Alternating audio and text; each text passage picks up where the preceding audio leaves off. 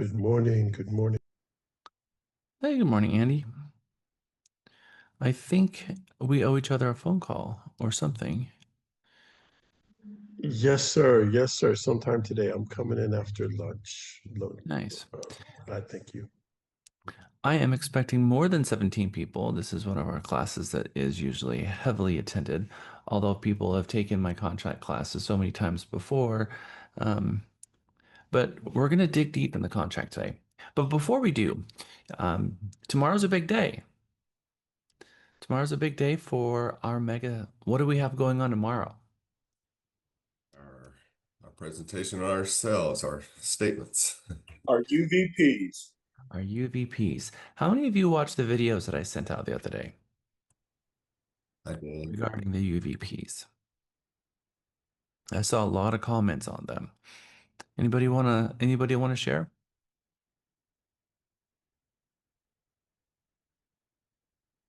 You guys had a lot to say in the mega chat in our teams. So I thought maybe we would start there.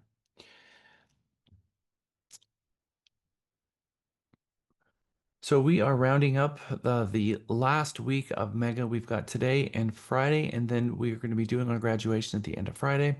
Monday's class was new construction. So what are some big takeaways from our Monday's class?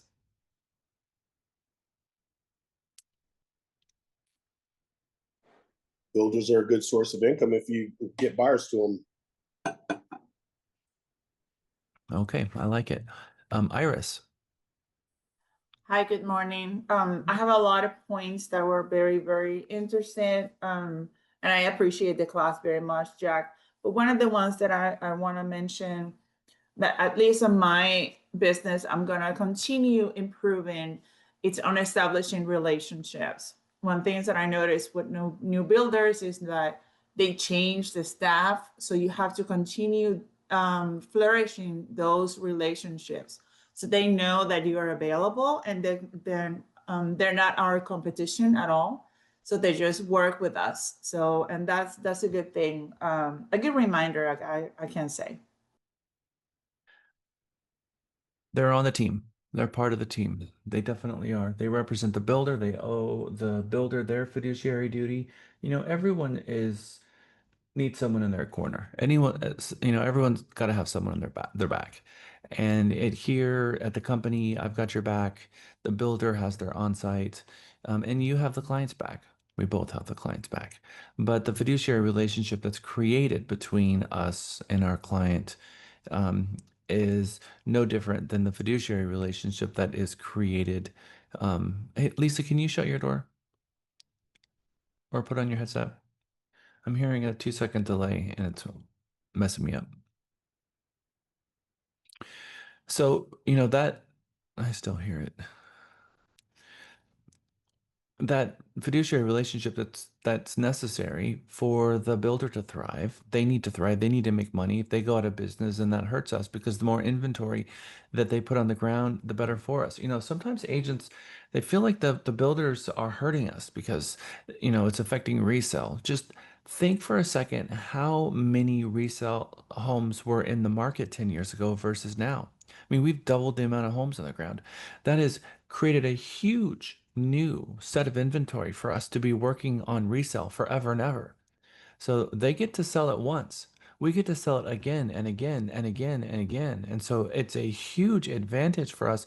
And if we're really thinking short-sighted about just the now transaction, then yeah, we'll get caught up in that. But for most of the markets that we're in, obviously we are in growing markets. We talked about that a little bit on Monday as well, that we're going to have steady growth to 2050. I mean, 2050 between 2050 and 20 now, between 2024 and 2050, we're going to be seeing a total of 35 million people in our marketplaces. Plus, that's huge staggering growth. That's going to make Texas the most populous state in the nation. And obviously, we need roofs to put them in. So builders are the method to get that done. They only get to get profit on it once. They get one opportunity to walk away with money in their pocket, and that's at the sale. So we need to make sure that they're making money because we need them to continue building out our communities, because that's the only way that we're going to have a healthy market is if they continue to put homes on the ground. And the beautiful thing is that they do compensate us. They do look at us as an extended workforce. They want us to bring our buyers. And our buyers are building a brand new home that are not haggling over repairs. And right now, they're giving us a better deal than resale. We are getting a better interest rate. And, like I mentioned when I was talking to Cindy Thompson in front of all of you, the last transaction one of my clients purchased in Cielo was a $175,000 property that my clients bought, that they ended up purchasing that home and they were paying less in mortgage than they were in rent, which is awesome. And they had a newer, nicer home to boot. And you layer on top of that my client had literally $17 cash to close. I mean, it's mind-boggling. It would have been more expensive for them to find a lease because they would have had deposit, pet deposit, first month's rent, and the application fees. It would have cost them more to lease a property for a year, and that year they would have gained no equity, and had no stability of mortgage payment for the next 30 years. So hopefully we learned a lot about Monday's class and it's changed our philosophy. Maybe less apprehension, maybe a little less fear in working with the builders. And that hopefully we're going to spend a little bit more time talking with our clients about new construction in that first meeting to find out what their interest is and go out and show them some of those. Okay, I know we have lots of hands, so let's get with those. Iris, you had your hand up. I don't know if you had anything else. And then Andy and someone else had their hand up, and someone was before Andy, and I don't remember who it was, but they put their hand down. So Andy and then Wells. Yes, thank you, Jack. The most salient point for me was how incredibly affordable these new homes are. I mean, this is going to be a niche that I'd like to develop very much. In the 200s, like they said, and then the plus the points. That and then the other thing that stood out is that finally someone's catching up with the shortage. The builders are catching up. Those are two things my takeaways, sir. Thank you. Well, Andy, if you can just tweak what you said on Monday, or I guess it was Friday, which is you're going to focus on expireds and take that and put that energy into new construction and chase the new construction, you're going to have a lot more fun in real estate. I can promise you that. Exactly right. I found that after you did the analysis, and then actually the other quick question I had for that is, so as far as expireds, they don't have phone numbers, so I got to go to the doors. That's gonna really change my mind very rapidly. That's If I have right. to, yeah, if I can't call them, that's no good.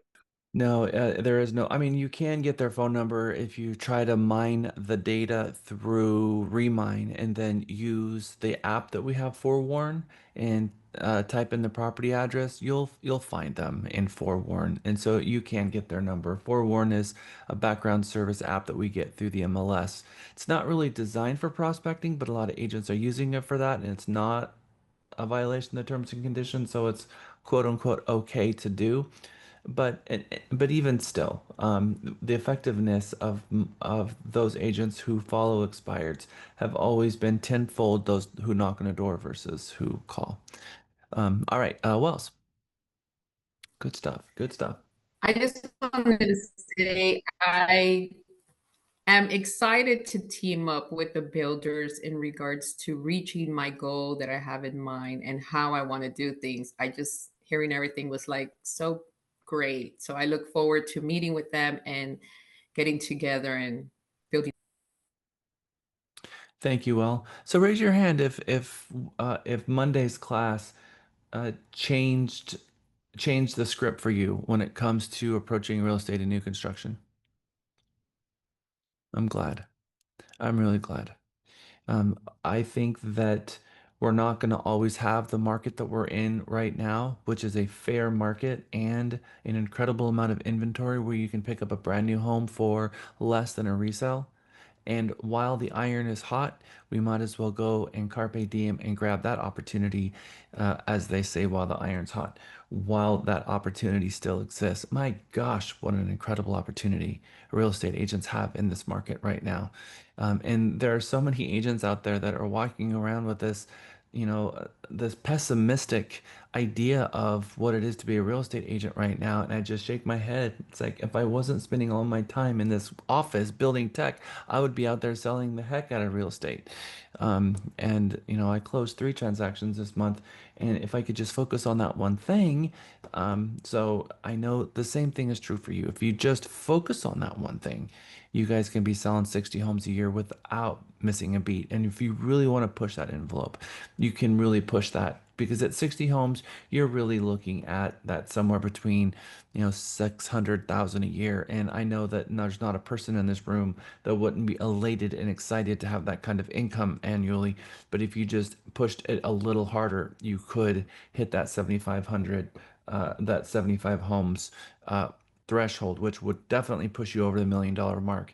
And that is some pretty fantastic bragging rights to have an income that's over the 1 million mark annually.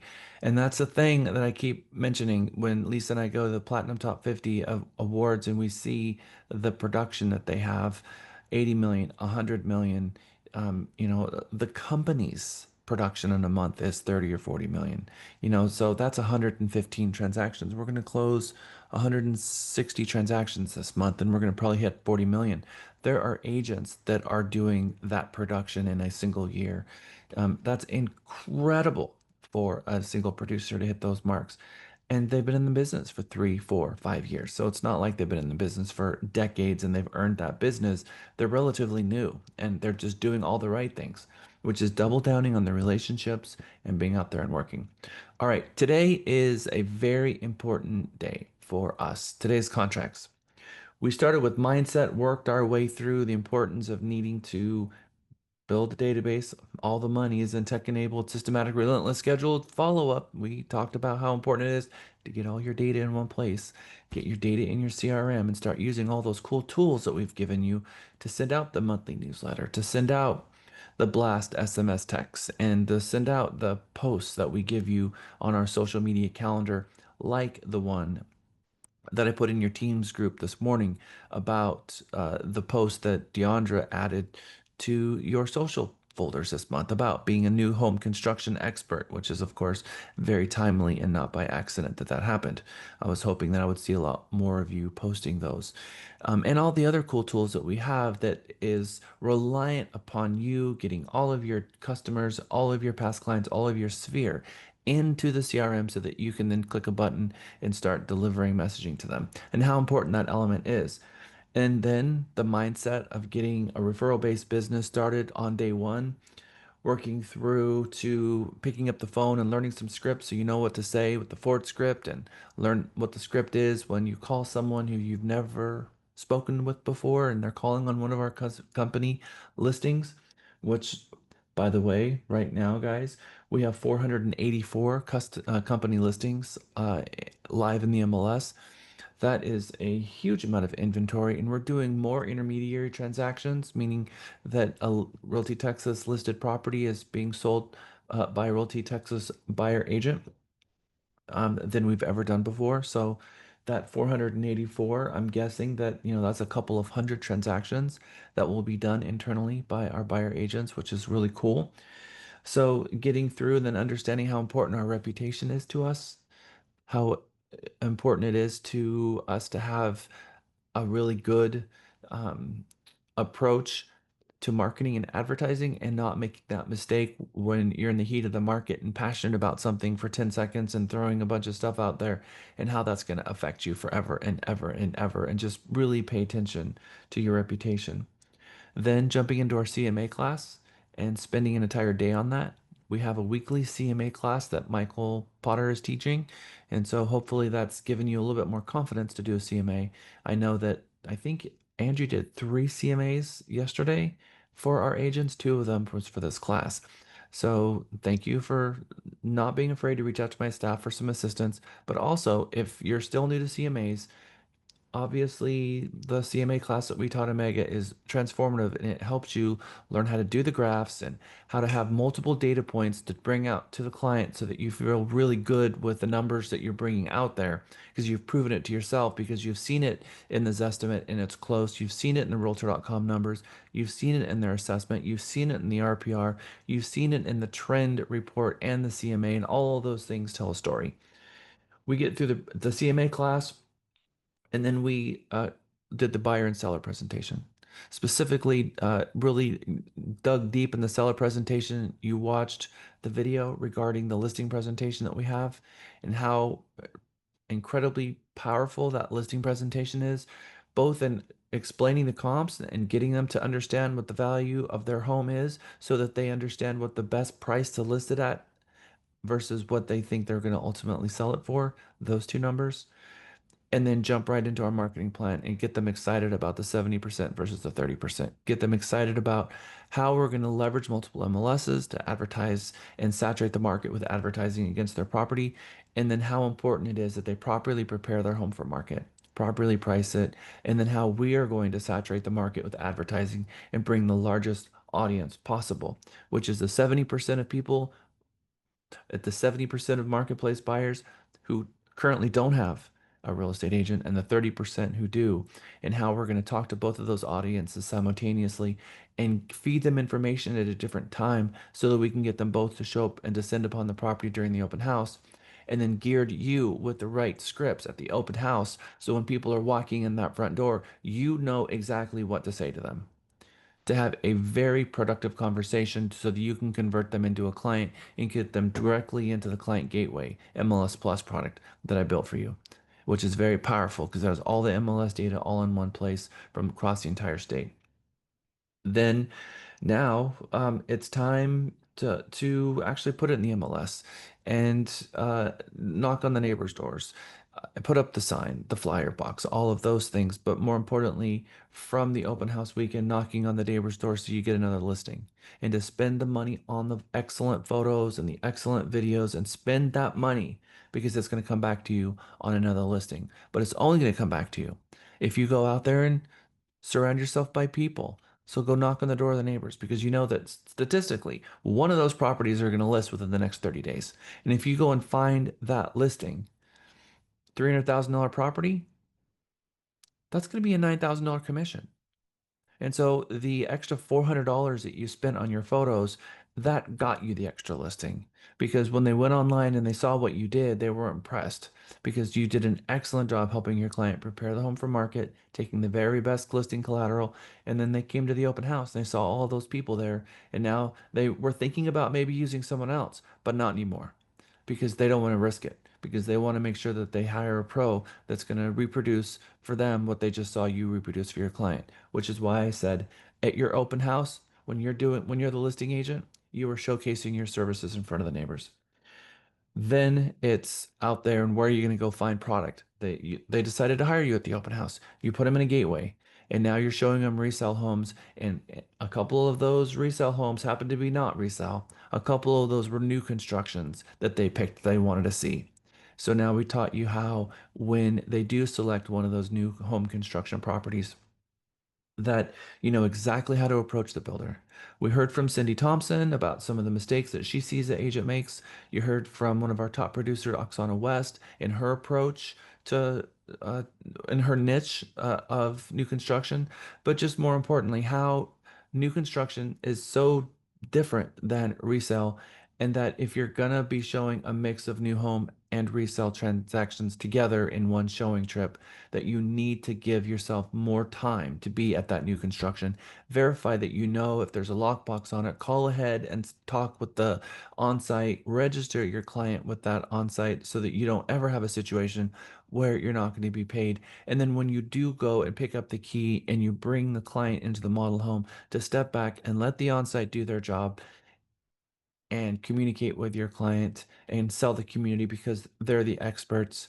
And if they do want to put in an offer, you know exactly what important contractual questions to ask so that you know that your client walks away with knowing when is the earnest money refundable, when is the closing costs, or what is the closing date going to be? What is substantially complete, so that I know when you're going to, surprise my client by telling them they have to close today. And then the inspection process and how that differs in resale as well. What's considered an upgrade versus what is something a standard feature, and making sure that if the client is buying a home and they're inside of a model home, you ask the onsite, what is different about this home about the one that they're going to build, so that we can understand what actually is going to be built, so there's no surprises when they do their first builder walk. And then that leads us to today's class. Which is they want to put in an offer. And now it's time to take them through the contract. We know that when they go through the builder contract, the builder rep is going to walk them through it. You had a one sheet of all of the questions that you should ask the builder, that you should ask the builder for your client, to make sure that they understand and the builder can explain those provisions of the contract, substitutions, cost clause, all those things.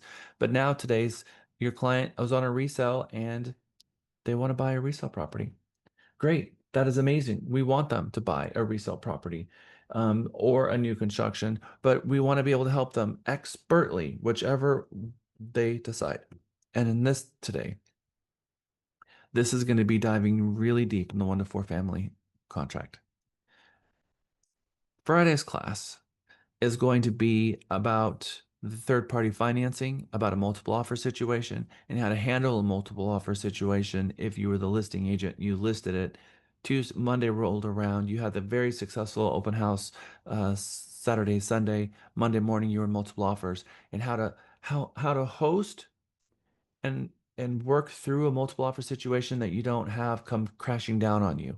One that is transparent, one that is open, one that makes people trust you more, not one that is littered with suspect. Because a lot of buyers, when they find out they're in a multiple offer situation, they ask their buyer's agent the very big question: how do I know I'm in a multiple offer situation? And the buyer agent has to say, I'm sorry, but we just have to go on faith. And they don't like that.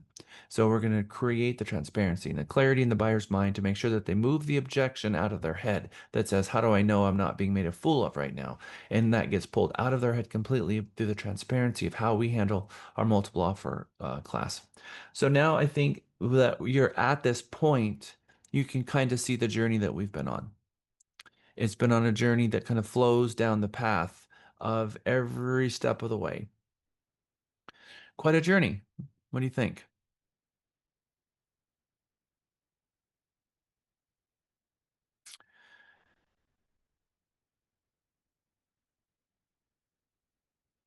We're going to jump into points a little bit later. I know that you're probably all thinking about tomorrow. I'm hoping that you had enough time to let in your DNA of your value proposition and how important that is. You've watched the videos, you've probably sat with family and gone through your value proposition pitch. It doesn't have to be long. You're in a safe place. Everybody in this class wants each other to win. So I don't want you guys to feel like you're going to be put in a highly charged situation where you're going to feel objectified and you're going to be nervous. I understand getting in front of people can be a little bit nerve-wracking. One of the things that makes it nerve-wracking is perception. And one of the things that changes your perception is perspective. And interesting that the perspective of being on that side of Zoom versus when you come in class, you're not going to be sitting at your desk talking about your value proposition. And that's the perspective that you've had so far as a student, has been, talking as a student in class. How many of you feel nervous asking a question in class, or asking me a question in class? Most of you don't feel nervous because the perspective that we've had lots of questions and lots of dialogue. But if you were to stand up at your desk in front of the class and ask a question, it changes your vantage point and it changes the perspective and the perception, and it changes it. It makes you feel different, makes you more nervous.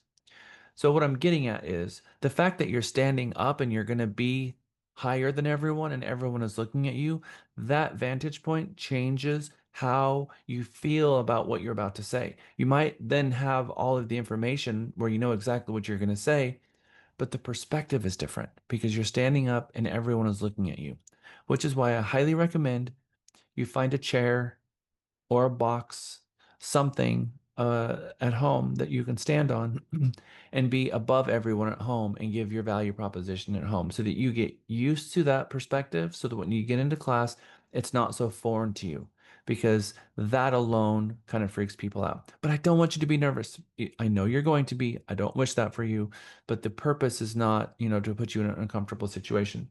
The purpose of this is so that when you do something hard, that it is going to be as hard as it's going to get, then moving forward, that's as going to be hard as it's ever going to be. It's going to be easier from that point forward.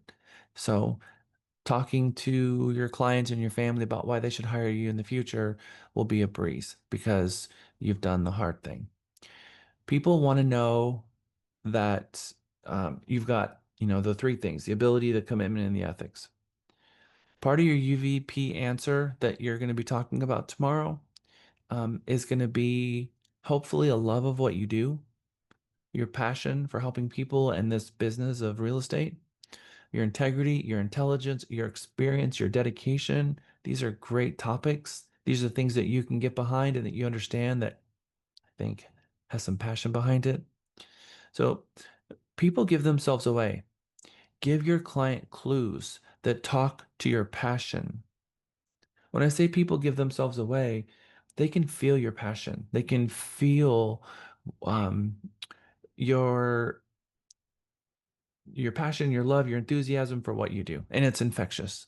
And if you're in it for the wrong reasons, you're not going to have the passion behind it, and you're not going to get them excited. So find your love for this profession and share that with the world, because that is how you're going to really make it.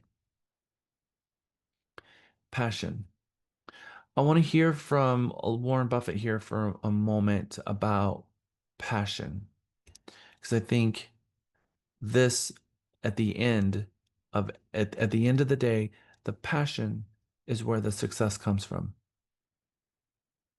You obviously have filters that you apply on selecting people as you do on stocks. Can you tell us a little bit about what those filters are? That is a key question, because when we buy businesses, we don't have managers to put in them. I mean, we're not buying them that way. We don't have a lot of MBAs around the office that we're... Thank God. Yeah.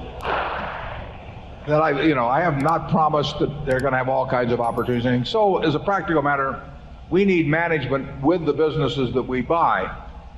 And 3 times out of 4 or thereabouts, the manager is the owner and is receiving tens of millions, maybe hundreds of millions of dollars. So they don't have to work. And we have to decide in that time when we meet them whether they love the business or love money. And we're not making a moral judgment. Charlie may, but I'm not making a moral judgment about whether it's better to love the business or love money, but it's very important for me to know which of the two is the primary motivator with them. And we have had extremely good luck in identifying people who love their business.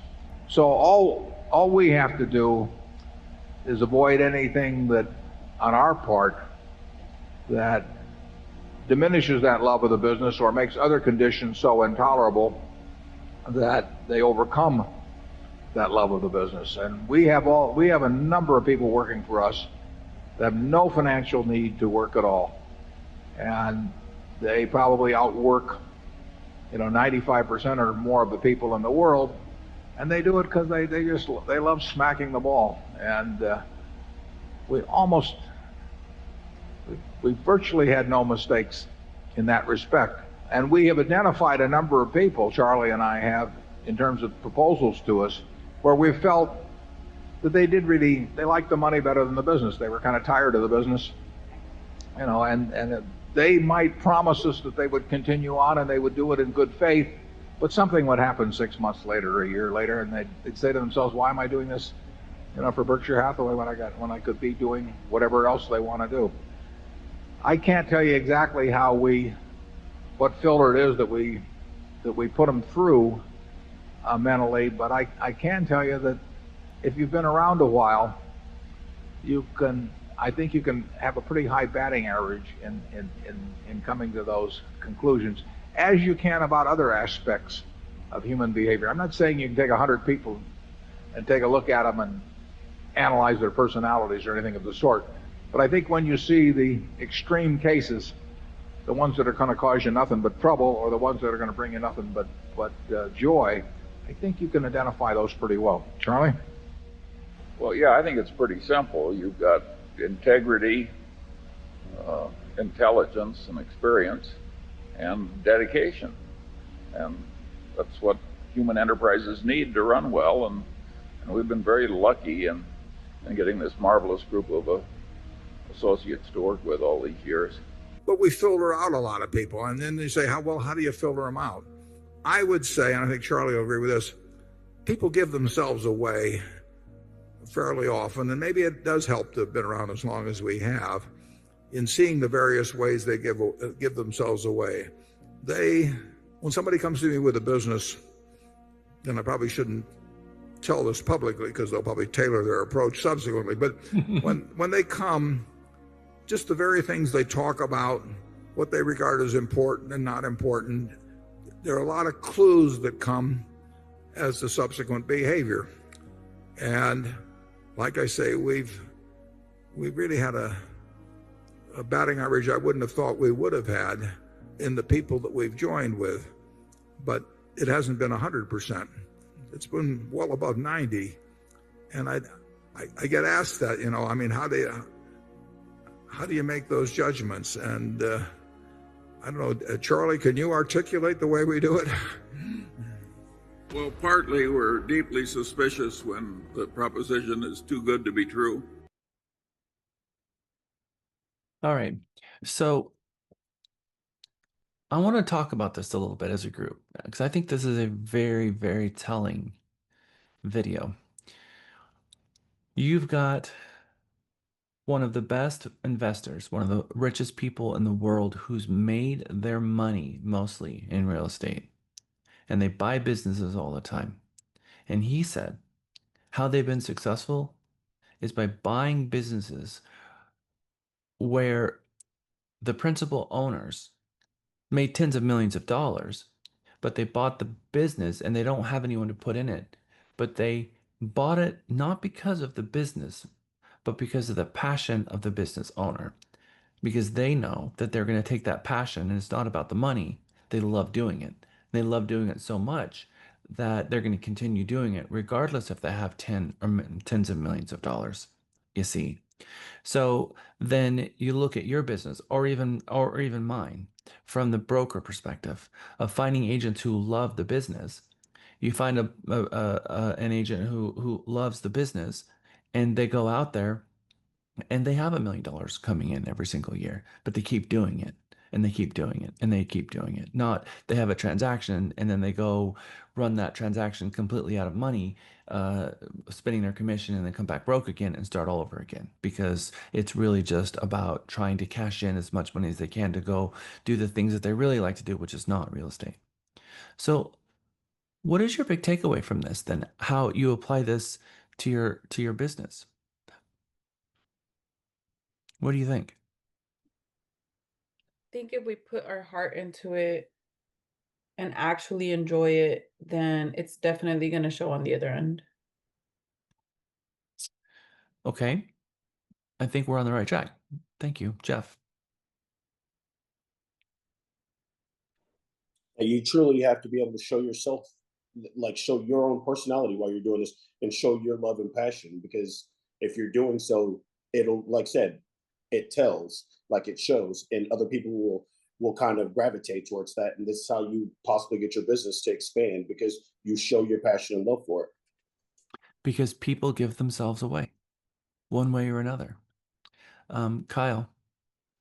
Yeah, one thing you mentioned, and I believe in too, you don't fake it till you make it. You have to, anything you do in any business job, you need to be passionate about genuinely, and you have to want it and subsequently go after it. If you do not, it won't work. You're teaching us some mechanics and principles that are very important structurally to do it, but you have to come in it with your true passion and like this, the cadence, everything. If you don't, it won't work out. I've learned that over my career in managing people. Thank you, Kyle. Brandon, hello. I agree with Jeff, and I mean anybody that spoke. I think if you're passionate about what you do and you actually love what you do, it shows, including for our clients. Our clients will see that we are passionate, we're competent about our business, and then even other realtors or even vendors or contractors, they'll see how we are and they want to take that extra mile because they know we'll do the same thing. So it's just going to grow inevitably, and our clients are going to see that and see everybody that's surrounded. Around us because we are passionate. So Passion is a kindling that keeps the fire going. 1000%, Brandon. All right, Iris and then Andy. Thank you, Brandon. Yes, echoing what everybody's saying, but also one thing that comes to mind after watching this video and other videos that we've been watching through the courses, you have to become a real estate agent. And that needs to be your life, your passion, your conversation, everything. Because we provide services. We don't sell houses or anything like that. So we don't have an inventory. So we just need to master this conversation that we have. And for me personally, that I'm changing my profession. I've done many things in my life and I'm grateful for it. But I'm super excited for this because I've been an investor in real estate for more than 20 years, and I love doing this. So now that I have a different perspective, my clients are going to see that and in the details and how you present yourself, how you solve problems. And it's just super exciting, but you have to leave it. You have to eat it, smell it. You have to use all your senses because if not, it's just not going to work. Ooh, sounds a little bit like Kobe Bryant. Thank you, Iris. Exactly right. Andy. Yes, to reinforce what everybody else has said, absolutely, Jack. And also, the thought that if you're really not into it passionately, when you okay, hold on, start all over. When you're passionate about something, it doesn't feel like because you're enjoying it so much. Number one, and number two, if you're not passionate about it, you may suffer burnout, and even if you're making a lot of money. So that's it. That's my contribution. Thank you. One of the takeaways I hope that you get from this class is that there are so many different silos in real estate. There are so many: inspection, negotiation, marketing, advertising, the relationship side of things where you're connecting with people. Find the thing that you love about this profession the most and then center your business around that. Whether it could be like what Oksana has found what she loves about real estate. And if you listened to her, it was community, it was about aesthetics. And so she's built her business around that. She's not picking up the phone and calling leads. That's not the business that she's looking to create for herself. If you don't have the love of the aesthetic as she does, you're not going to be as successful as she is at what it is she does. If you love construction and you love, the detail of building out a home, then your niche should be helping people with truly custom built homes and the 18 months that it takes to get there and the passion that you will have for that. If that's something that, you don't like, you really like the negotiation side. So following what Warren Buffett said is that he buys businesses. What he values most is not the profitability of the business. It's the trust and faith and the passion of the business owner to drive that business to profitability because they absolutely love it. So the litmus test of whether they're going to pull out their checkbook is more about the passion behind the business owner because that's what's going to drive your success. So find the niche in this profession that you absolutely love the most and focus on that because people give themselves away. And like Iris said, you got to live it, breathe it, smell the dirt, all the things. You've got to immerse yourself in it. And if you're going to immerse yourself into something that you're not passionate about, then you're not going to be authentically in love with what you do. And the passion's not going to be there. And it's going to be a transaction. It's going to feel like a transaction. And that's going to get you exactly nowhere. The passion that drives people, that gets people excited about working with you and your business is the passion that you bring to the conversations that you're having with them, and they can feel it, and they want other people to experience that same passion, and they will refer you out. That's where the referrals come from, the passion that you have about your business. So most of you are at a place in your career where you're trying to figure out right now what your niche is going to be. And I'm going to say, follow the passion, because that will drive you success. Brandon, by the way, your video's off, Brandon. You may not know that. Thanks, Jack. So I had the pleasure of speaking with one of the top 3 producing real estate agents here in Austin, and everything that you have told us about is everything that they spoke to me about. The difference was they were passionate to share with me, and you could tell they were passionate about the business, and they're making millions of dollars, and they were so eager and so happy just to share. And I think that's exactly what you're talking about here. So just wanted to share that. Thank you, Brandon. I mean, when you love something, you want to give back. You want to make it better. You want to share and just, I mean, it comes out in a simple question. If someone loves something and you just, you know, trigger a question that starts creating that dopamine, serotonin in their brain and starts, hitting those passion centers within someone, they want to share that. And you'll feel that come right back like, whoa, this person is really excited about this. And that's cool. That's a good energy. It's a positive energy. And we want to be around people like that. It's a gravitational pull. We talked about, the uh, intended focus that you need to put at the referral-based business, which becomes an anchor, and it has that gravitational pull. When that gravitational pull is also rooted in something that you truly are authentically excited about, you can't fake it. And that is going to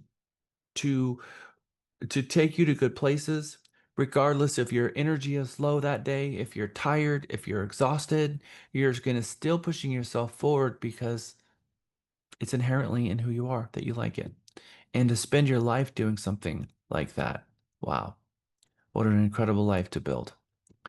Okay, contract is your most important tool. We can argue a lot about what tools are. Maybe it's a phone, what maybe it's a computer, whether it's, your CRM, but maybe it's also the contract. So we're going to talk today about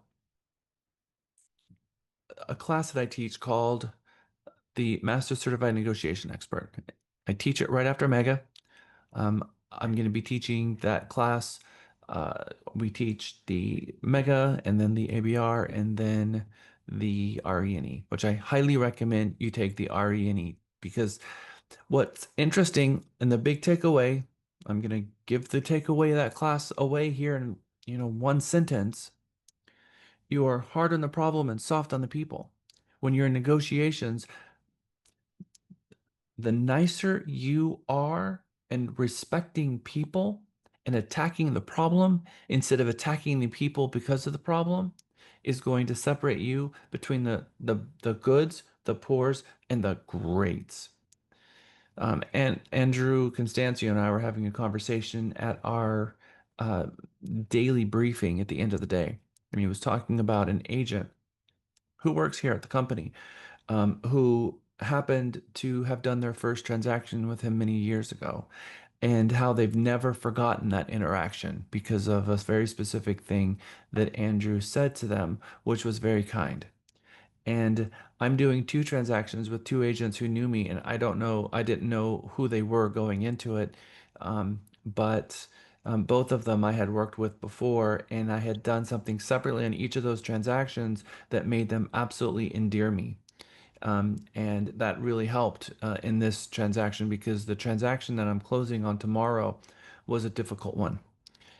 It turned out that the siding was rotted out and the shingles were toast and the foundation, it had foundation repair, but there's subsequent movement on foundation that is going to require additional foundation. And you're talking about, a $385,000 house. But these clients, these buyers fell in love with this home and they've been wanting this kind of floor plan exactly in this subdivision. And they were willing to move forward if I could get the seller to give them a credit to fix the foundation, have the seller replace all of the siding around the entire house, replace the shingles, and some other things. And I was able to negotiate all of that. And there's no way I would have been able to negotiate all of that had I not had the relationship with the agent to hear me out. Because it's not about me communicating with the agent as much as it's me communicating with the agent and their buy-in to what I'm saying so that they'll properly sell it to their client. And that's the part that you're always trying to figure out. And that's what we're going to talk about a lot about on Friday, is that you are going to communicate with the agent, but they're going to either be a positive or a negative filter to your message. Because you need to sell them on your message so that they understand it. They completely get it inside and out so that they can sell that message to their client, because you don't get the opportunity to talk to the client. So in everything we do with that other agent, including emails, it's always talking to the client. The contract, how you negotiate the contract, how you approach it. You guys talked about problem solving skills a minute ago. Those who know the contract best always win in negotiations. There's just no question about it. I've proven it a million times over. Who knows the contract best always wins. How do I get my agents interested in the contract? How can I get my 350 real estate agents to care as much about the contract as they do their commission check? How do I do that? Well, the first thing is to express to them the beauty of the contract, and that everything in the contract, everything between buyer and sellers in the contract, and there are no agreements outside the contract. So no matter what disagreement they have, the contract tells us what happens in that situation 100% of the time. And having you memorize all 23 paragraphs. Having you memorize the contract paragraphs allows you to start taking ownership of it. You start asking yourself, wait, why is casualty loss in the contract? Why is prorations in here? What does it say about prorations? That's interesting, because most agents have never read the contract. So once you've memorized the 23 contract paragraphs, I'm hoping it sucks you in so that you start finding a curiosity for the contract and start reading it, because you need to know every provision of the contract, not just every fill in the blank. And there's a lot more to the contract than just the fill in the blanks. And most of the time, all of the training that you've had in the contract has been related to what value you put in where, but the rest of the contract, we just kind of skip over that like it doesn't exist. But the most important parts of the contract have nothing to do with the fill in the blank. It tells you what happens when conflict arises, because the whole contract is all about holding each other accountable for your bad behavior. Because you don't need a contract as if everyone is behaving. I've seen contracts that weren't even on the right form, that weren't even properly signed, that was the biggest hot mess I've ever seen, closed because the title company doesn't care if you write a sales contract on a napkin. By sheer will of the parties, they can close anything. But the moment someone stops behaving in a contract, that's why we have the contract. And you have to know what it says so you know what the remedies are, so that everyone can have a productive conversation. And if you and the other agent don't know what the contract says, I've seen terminations happen that should never have happened. I've seen the other agents say, okay, you guys are in default, and the agent sign a termination. Contracts don't kill themselves. Avis Wukash, dear friend of ours, says, you're not Jesus. You don't come back to life. Your contract, once it is terminated, it can't come back to life, and it doesn't terminate itself. Someone has to kill it. Contract does not have an auto termination anywhere in it. not even the close date. You blow past the close date and the contract's still alive. Somebody has to terminate a contract either by termination or by closing it, one of the two. And oftentimes, one party is having a problem with the lending situation and they weren't able to make the close date, and the other agent saying, yeah, no, we're not going to extend. So you're in default. So, we're done. We have gotten those to the closing table by forcing the seller to give us the appropriate amount of time because it's on or before, but you don't go into default if you don't meet the close date if it's not something that the party breached. So we're going to look at every provision of the contract today, from paragraph 1 to paragraph 23, and we're going to immerse ourselves in the contract. But before we immerse ourselves in the contract, we must understand some fundamentals about what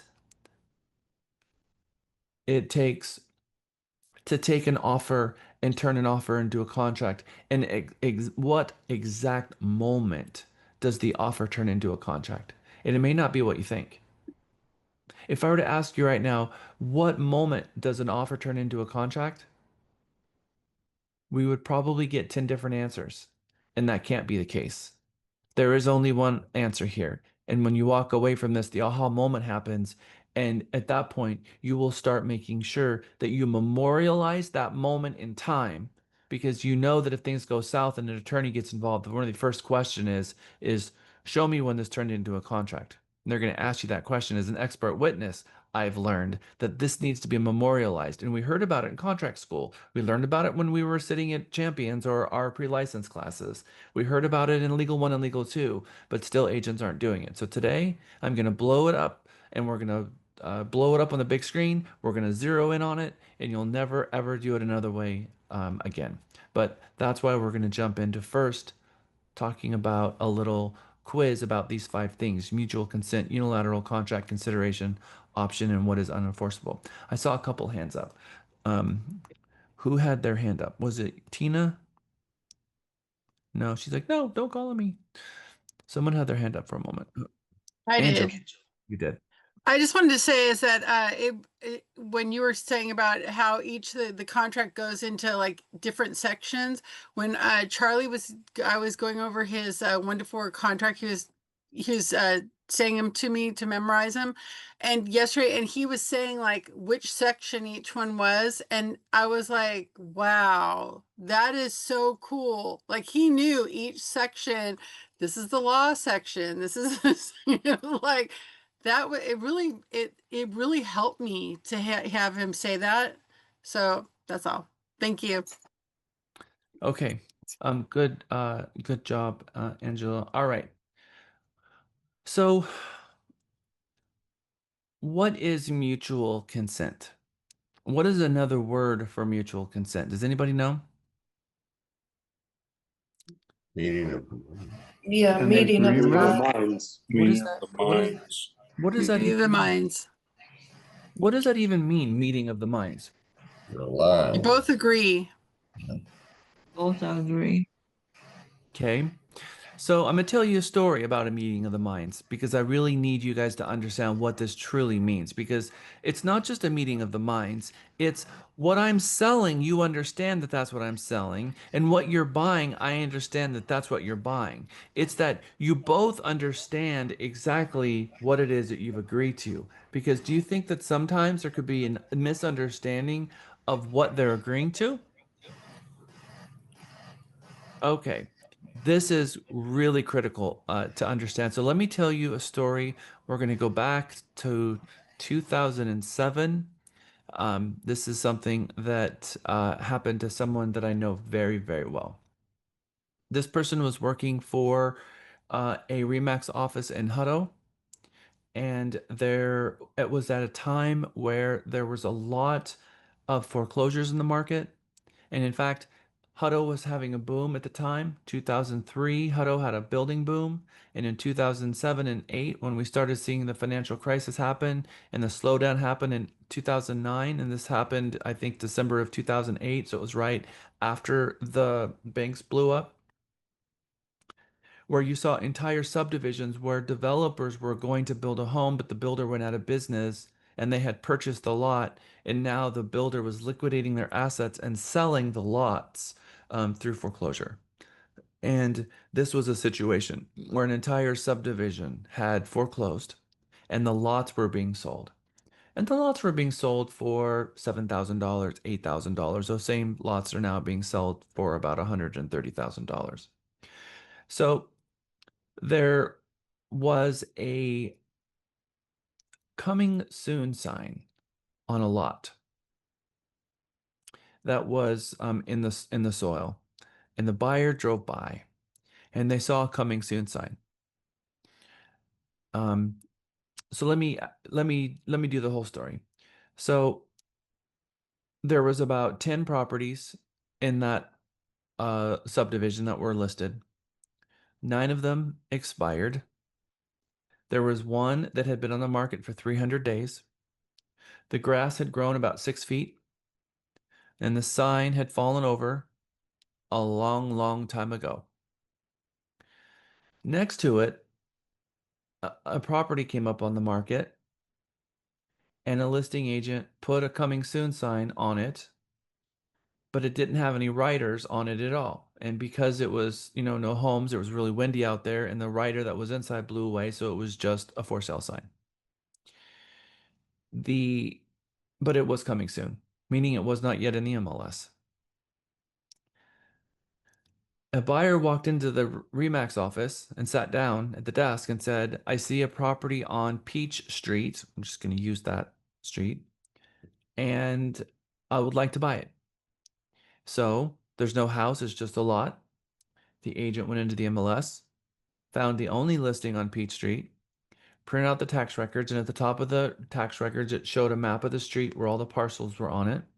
The agent circled the map and circled the property that was on it, that had the little star on it, and said, all right, so this is it. And the buyer says yes, and say, okay, let's put in an offer.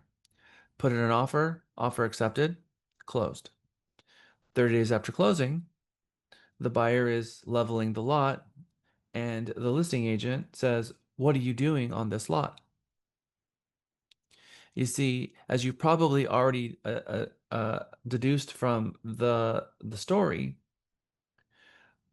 the buyer saw the sign for the coming soon. The coming soon wasn't in the MLS, but what was in the MLS was 2 lots down, a very irregular shaped lot with it had some, it was on a steep hill. That sign had fallen over, but that one was in the MLS. But the other one with the coming soon sign was not in the MLS. So the seller and the buyer, they never had a meeting of the minds, because the buyer was buying one lot and the seller was selling another, but they transacted with each other and they closed. Then when the buyer sued the brokerage, RE/MAX, and the buyer sued the agent, the entire transaction was unwound. It was unwound because they never had a meeting of the minds. They had a valid contract in signature. There was no technical defects with the contract, but contractually, they never had a meeting of the minds. So the contract was void because it never took place in the first place. So it had to be completely unwound. It's the very best example that I could come to bring you on a mutual consent situation where the seller and the buyer were on completely different stratospheres, all having a common conversation that ended up in complete failure. Now, what could have been done? Very little. Did the agent do anything actually wrong? Probably not. Probably not. There's no ethical consideration here, because even if the agent had gone down there and saw the sign, they probably still would have not realized what had happened, because they didn't have numbers on any of these lots, and it's impossible to see where one lot started and another began. It was very difficult. Had the agent looked at the sign, they would have seen a different number on it, and that would have confused them. But that was very common back then as well. This is less about how could we have stopped this from happening versus more about the situation and how it happened, and then the transaction was unwound. Okay, so in this situation, which one is mutual consent? Is it A, B, C, D, or E? B. A meeting of the minds. Okay, B. All right, what is a unilateral contract? One way. One where the where only E. one side has to perform. D. Choice C. No, E. A So, contract with only one party obligated to perform. yes, it is E, a contract in which only one party is obligated to perform. A contract can be in different states. So, what paragraph in our 1 to 4 family home would put the contract in a state where only one party is obligated to perform? Is it 12 settlements and other expenses?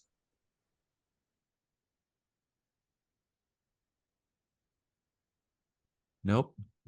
What was the question again?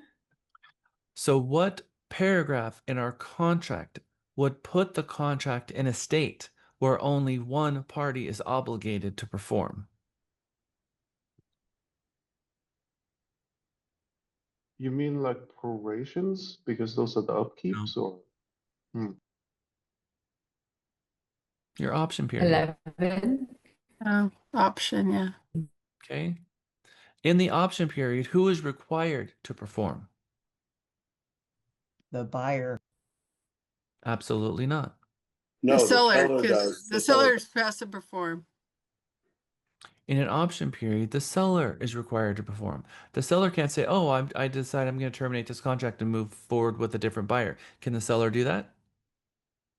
Absolutely not. There's only one situation in which a seller can walk away from the transaction, and if they're in the option, that has already long passed. So in the situation of a buyer, the buyer has the unilateral right to terminate the contract for which the option fee was paid. So they have a unilateral contract.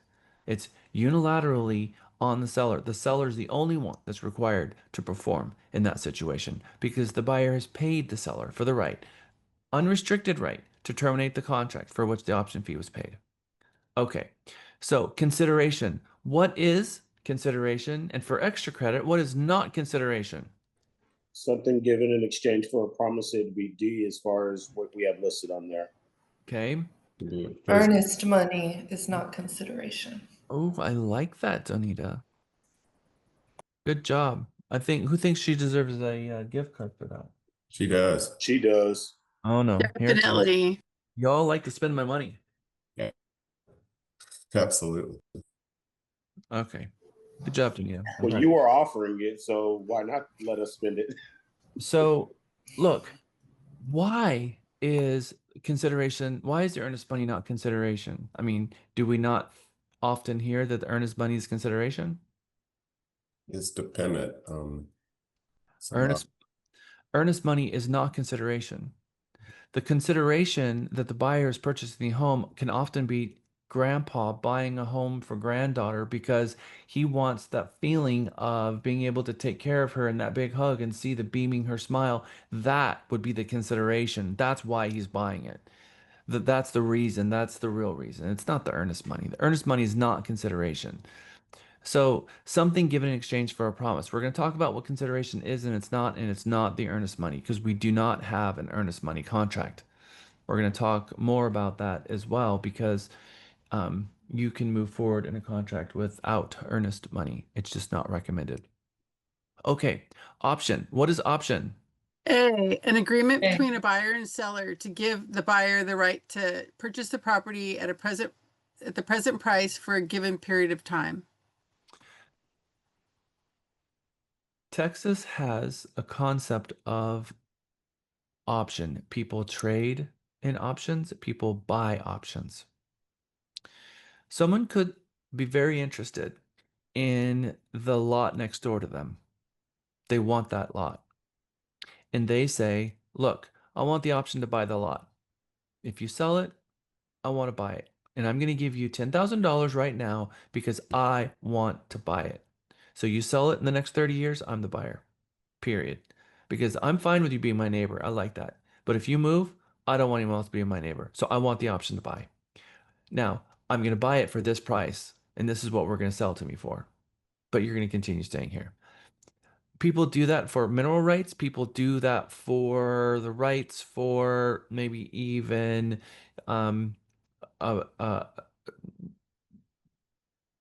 water rights, land rights, all kinds of rights, air rights. There's also an option built into our contract. That same option that people deal in outside of real estate, they took that and pulled it into our contract. You see, option isn't just a thing that was invented for our contract. It's an area of law outside of our contract, which is very, very rooted in you have to pay for the option or you don't get the option. Options are paid for. You have to pay for the option. And if you're going to extend an option, you have to pay to extend, which is why you can't have an option for $0 and you can't extend an option for $0. Period. So the option period says that the buyer is agreeing to purchase the price for a preset price for this amount of money. I am agreeing to purchase the property for $250,000 and I'm buying this for 10 days. And in those 10 days I'm going to decide whether or not I want to move forward. When you understand what the option actually is, you understand it better and you can live inside that world a little bit better and negotiate better because you realize the buyer has the unrestricted right to terminate the contract, that they have made no such agreement to move forward.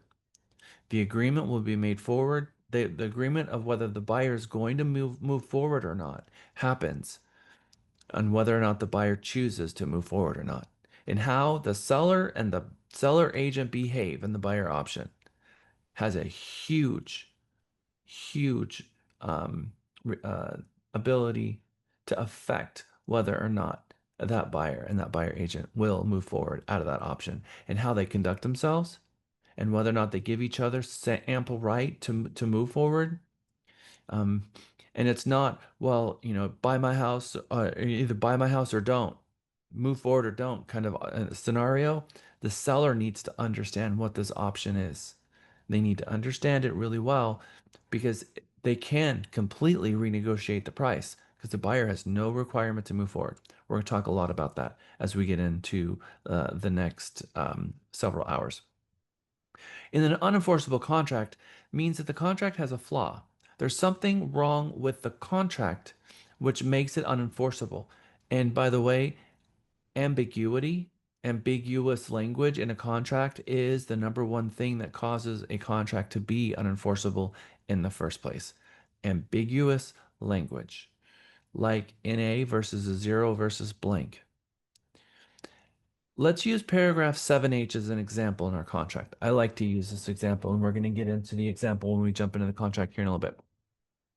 First of all, out the gate, what is paragraph 7H of our contract? Property condition. But what under property condition I'm missing? Yeah, property condition. What is paragraph 7H? Not what is paragraph 7. What is 7H? Residential service contracts. Okay, there you go, Kelly. So thank you. So residential service contract. And yes, you're not wrong when you said property condition, but I was specifically looking for the residential service contract. The residential service contract has a blank in it. And that blank is the amount that the seller has agreed to reimburse the buyer for a residential service contract if the parties agree on that. What happens if the parties leave it blank?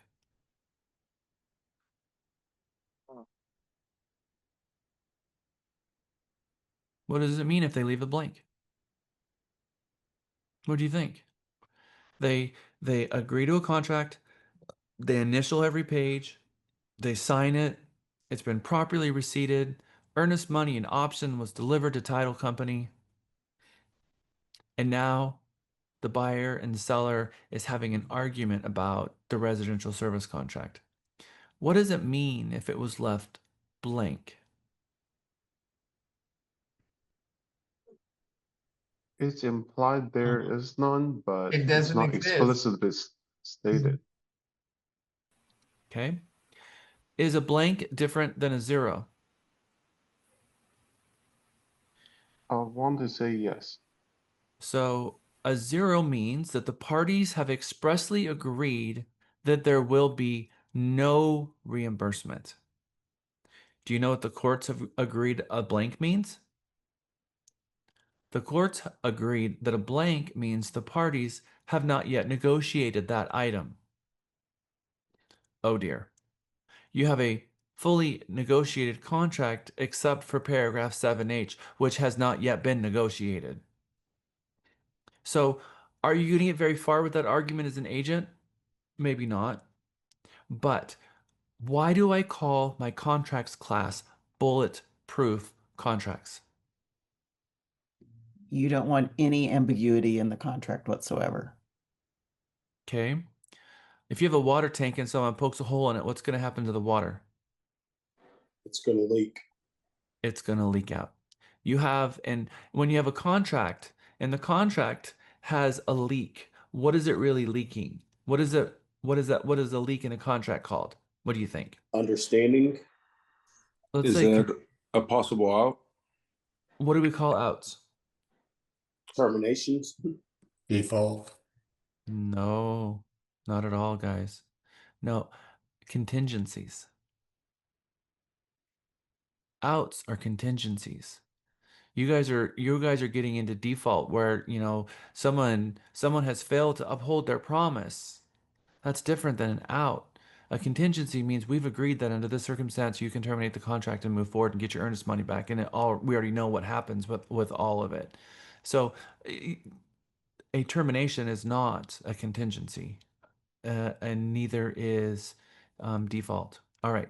So I bring all of this up because we are building a bulletproof contract that is not going to leave room for an argument.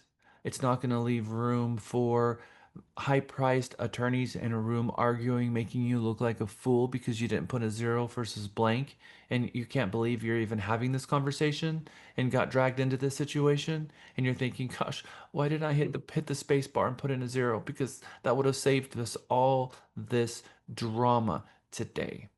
Because you had training. You were required to take training by the Texas Real Estate Commission to understand how to properly fill contracts in. Did they agree to it? Why did you leave it blank? Why did you leave it blank? Why did you not put zero in there? Well, I guess I didn't know. So you're incompetent. I don't want you guys to find yourself in that scenario. So we create the bulletproof contracts to make sure that you're dotting your I's, crossing your T's, and adding your zeros. Some contracts will have blanks because the entire provision of the contract is a checkbox, which means you invoke that paragraph, and then there's blanks inside there, and you're going to fill out those blanks. If that type of paragraph exists, where you have to invoke it by turning it on, then by not turning it on, those blanks are okay because that was not invoked and that paragraph is not part of the contract. But does paragraph 7H have an invocation? Does it have a checkbox turning it on or off? It does not. It is always part of the contract. So you don't leave blanks for part of a contract that is always invoked. So paragraph 7 requires a value, even if that value is 0. I'm going to recommend when you fill out a contract that after you fill it out and you download it to your desktop as a PDF, you review it thoroughly in a PDF form and look at every single field to make sure that the zeros and the NAs didn't vanish, because zip forms and a lot of the other programs will sometimes make your zeros disappear. So just double check after you filled it out as a double check before you send it off for digital signature to make sure that you don't have a defect in your contract. Okay, so I owe you a break. We're going to take a break. We're going to jump back And we're going to spend about another 30 minutes talking about some of these fundamentals before we jump into page 1 of the contract and start talking about paragraph 1 parties. It is 10:12. Let's come back at 10:22. Welcome back. Who'd have thought they need Jack here where we need Jack here where we need. Welcome back. Welcome back. Welcome back. Welcome back. Okay, it is 10:22. We have a lot to do, so we're going to power forward. Words matter. We are licensed professionals. Words matter. The difference between breach of contract and default matters. The difference between a form, a contract, and an agreement, those also matter. If you go to TREC's website and you download a blank form, is that a contract? Well, everyone seems to a lot of agents seem to think so. What makes a form or a contract form, what makes it an actual contract? Signature. Yeah, the signatures. See, we could have this conversation for the next 5 hours. We're not going to, but no, it's not signatures. Agreement of parties. Agreement, yeah. And then after agreement of parties, it even goes further than that, but I like what you said because that was probably the closest to a complete answer that we could have. It is Executed. no, it's not executed. That is not it at all. You have a valid contract whether or not someone filled in an effective date. And if an effective date, and if you're talking about executed meaning it having an effective date, a true executed contract means it closed. And now it's fully executed and dead, no longer a contract at all. So nope, you can close a contract that has no effective date. In fact, titles companies tell us that 30% of contracts show up at their front door without any effective date at all. No, it's acknowledgement. It's the acknowledgement that says, I acknowledge that you accepted the terms. You see, that's interesting. That's what made a contract. The signatures didn't make a contract. The signatures go to prove that the parties agreed in a contract, but the actual contract was formed based on what was going on in their brains. I gave you an offer, you accepted the offer, and acknowledged, and the offer was acknowledged. That is what creates a contract. Now, then what happens in that, whether it's unilateral, bilateral, whether all that comes later. But the contract was formed the moment someone acknowledged that you're accepting their offer. That is when the contract was invoked. That moment, by the way, is when the effective date gets put into the contract. So an enforceable agreement is a contract that is fully signed. Enforceable agreement is a contract that is fully signed and legally binding agreement between two or more parties. Does a contract need an effective date to be legally binding? Absolutely not. It absolutely does not. But it causes all kinds of confusion of what date does all the timelines move forward from?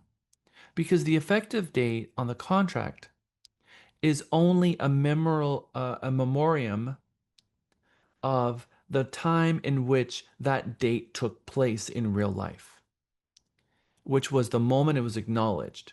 So if the effective date on the contract could be wrong because the parties go back and the agents and parties go back and look like, we put in the wrong date. The date that it should have been was this date because this was it is an acknowledgement of the memoriam of the moment that it was acknowledged. It has nothing to do with it being valid contract because the effective date says this is the time and date that this offer became a contract.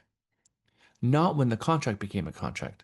The contract became a contract on its own without the effective date. You put the effective date on the contract to tell everyone when the offer turned into a contract. So I know when that date occurred. Does that make sense?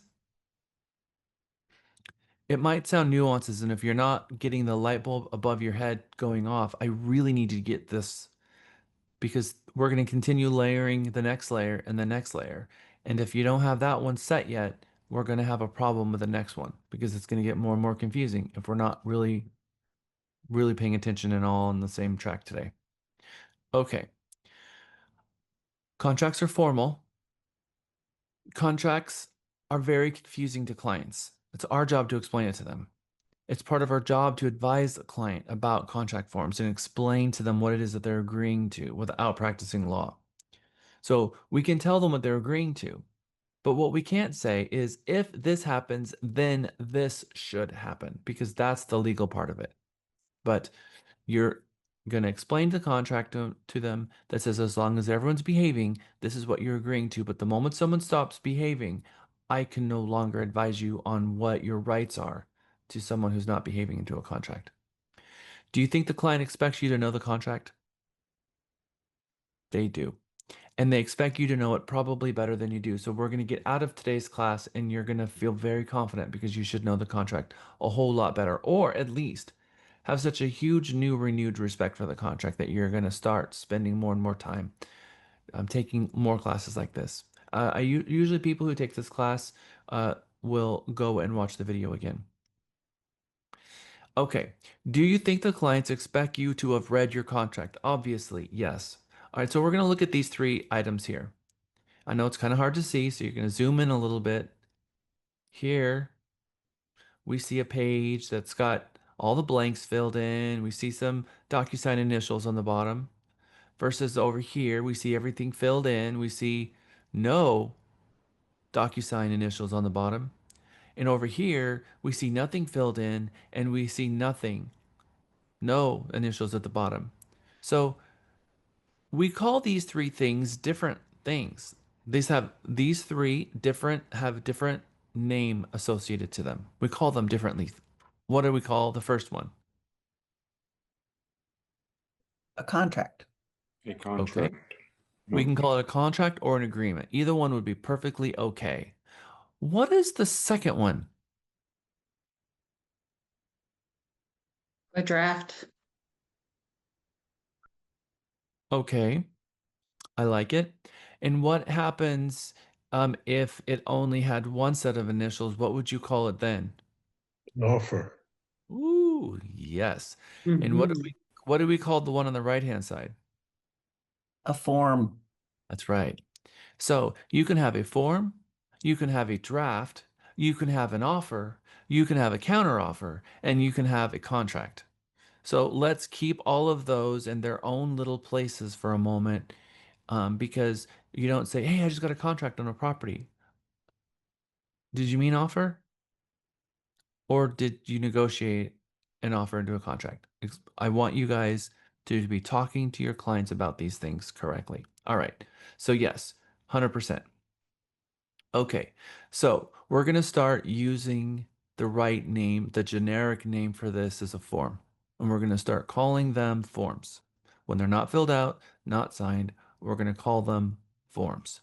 It's going to help stop misunderstandings and make us approach to the words matter, because when we're explaining these things to our clients, words matter. So we're going to start focusing more on the words. A contract can come into 4 places. A contract can be in 4 states. It can be a valid contract. Valid means enforceable. Enforceable means, what does enforceable mean? Someone bring that to the class.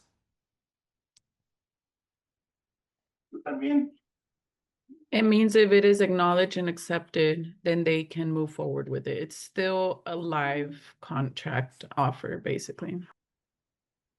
That means legal action can be taken behind it because it will be enforced. Thank you, Jeff. All right. Isa, you were talking a lot of good stuff there, but an enforceable contract means that I can take this to court and I can force the misbehaving other client to behave. I can force them to what they agree to. Now, if I have a contract that's unenforceable, can an unenforceable contract close? All day long. Of course it can. An unenforceable contract can close all day long by the sheer will of the parties. The parties want this thing to close, but there's all kinds of technical issues with it all the way through. But they're like, well, we just really want the house. I don't care that the seller says, an example, you know what? I really want to sell this home, And I'm very upset that the buyer didn't deliver earnest money in option. I'm mad that they didn't do that. But what do we do? Because we want to sell the house to them. Well, I guess you can just kind of lend a blind eye and just keep moving forward. But I can't enforce this contract. If they decide later that they don't want to buy the property, we have no recourse. I don't care. I want to sell it. I want to get this thing sold. I want to ignore the fact that they didn't do that. That's an extreme case, and we've actually had that scenario happen at the office before, where a seller wanted to move forward and the buyer did not do what they said that they were going to do, and they just moved forward and it made it to the closing table. So, yes, an unenforceable contract can close, but can you force a party to close on a property with a contract that's unenforceable?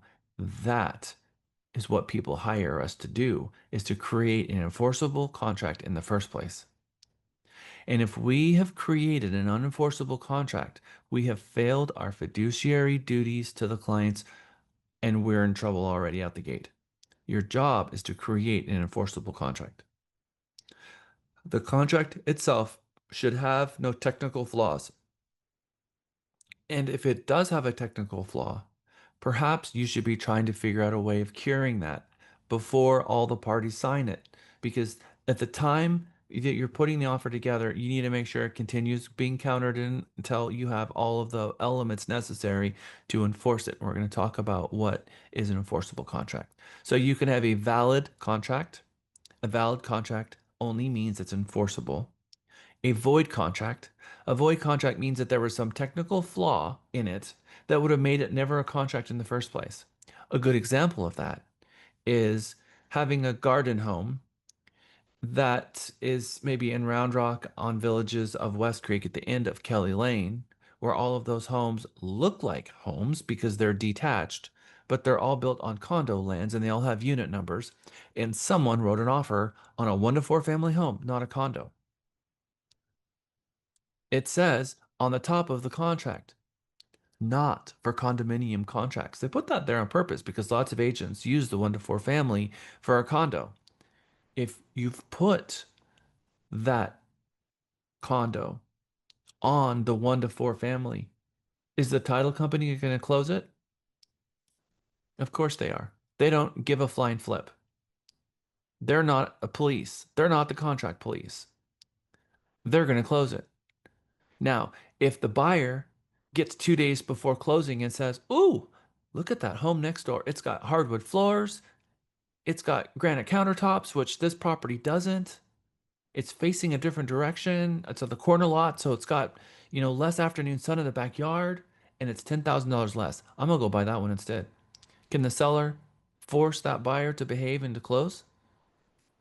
No, because the contract was void, and if the parties don't behave, you have absolutely no recourse. So the agents failed in their job to create an enforceable agreement, because your job as a real estate agent is to create an enforceable agreement. Voidable. What is voidable? Able to be voided. How is that possible? Give me an example. If you have a minor signing a contract without adult consent. Okay. One of my favorite ones that I use in my example. Yes. So remember, can a minor purchase a home? Of course they can. Yes. Of course they can. The question isn't, can they buy a home? It's, is the seller going to want to have an incompetent person on the other side of a transaction who can never be forced to move forward under any circumstance? Because it's unilateral all the way through, because you can't enforce the contract against the minor. You can't enforce anything. And if they get to the closing table and have a tantrum because they want their kitchen table and refuse to sell, they have more leverage than anyone else because they can just refuse to buy and no one can enforce it against them.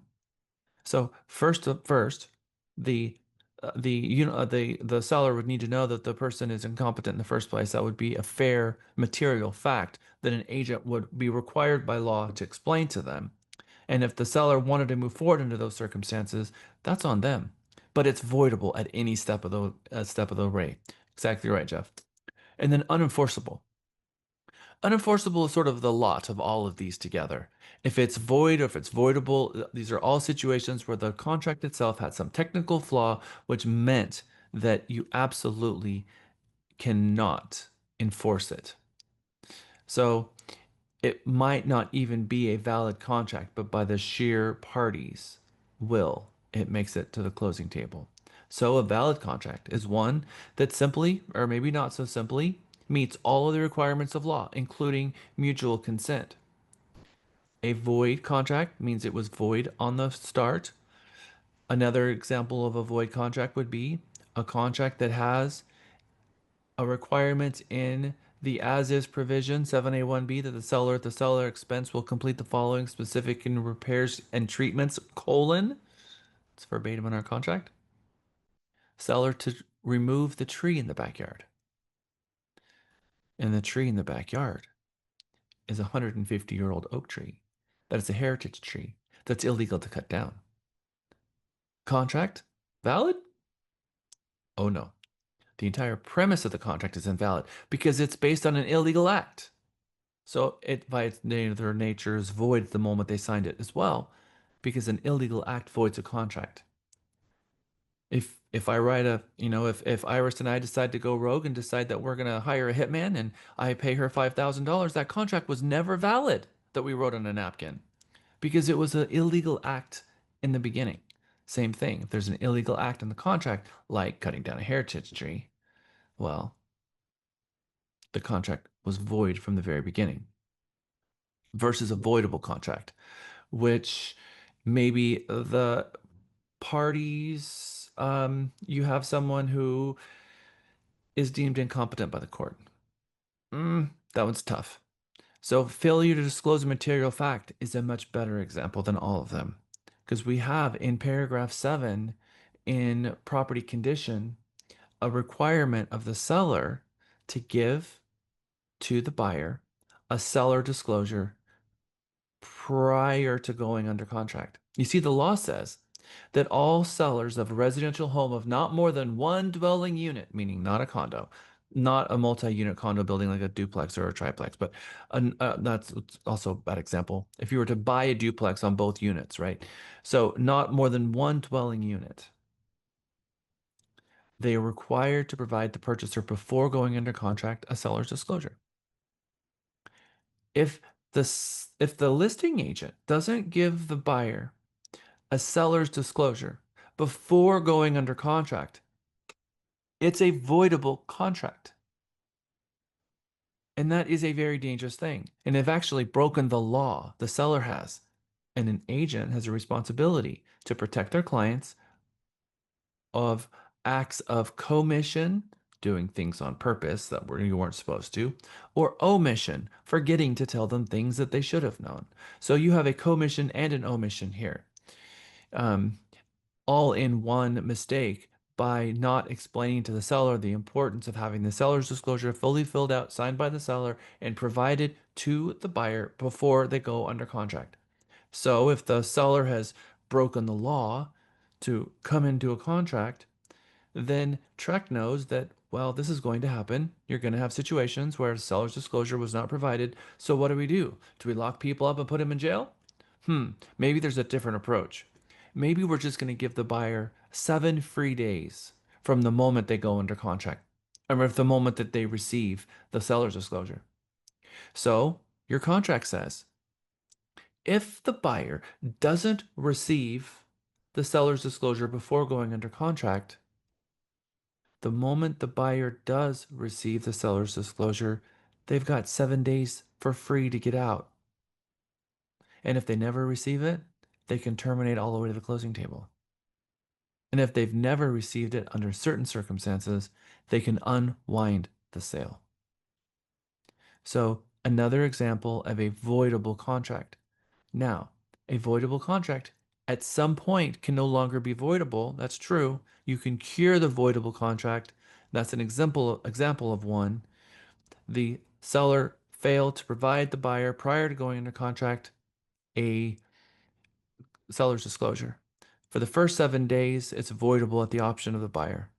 They decided to move forward past the 7 days, and it's no longer voidable at that point because they received the seller's disclosure, and then 7 days went by and they waived their right for a voidable contract at that point.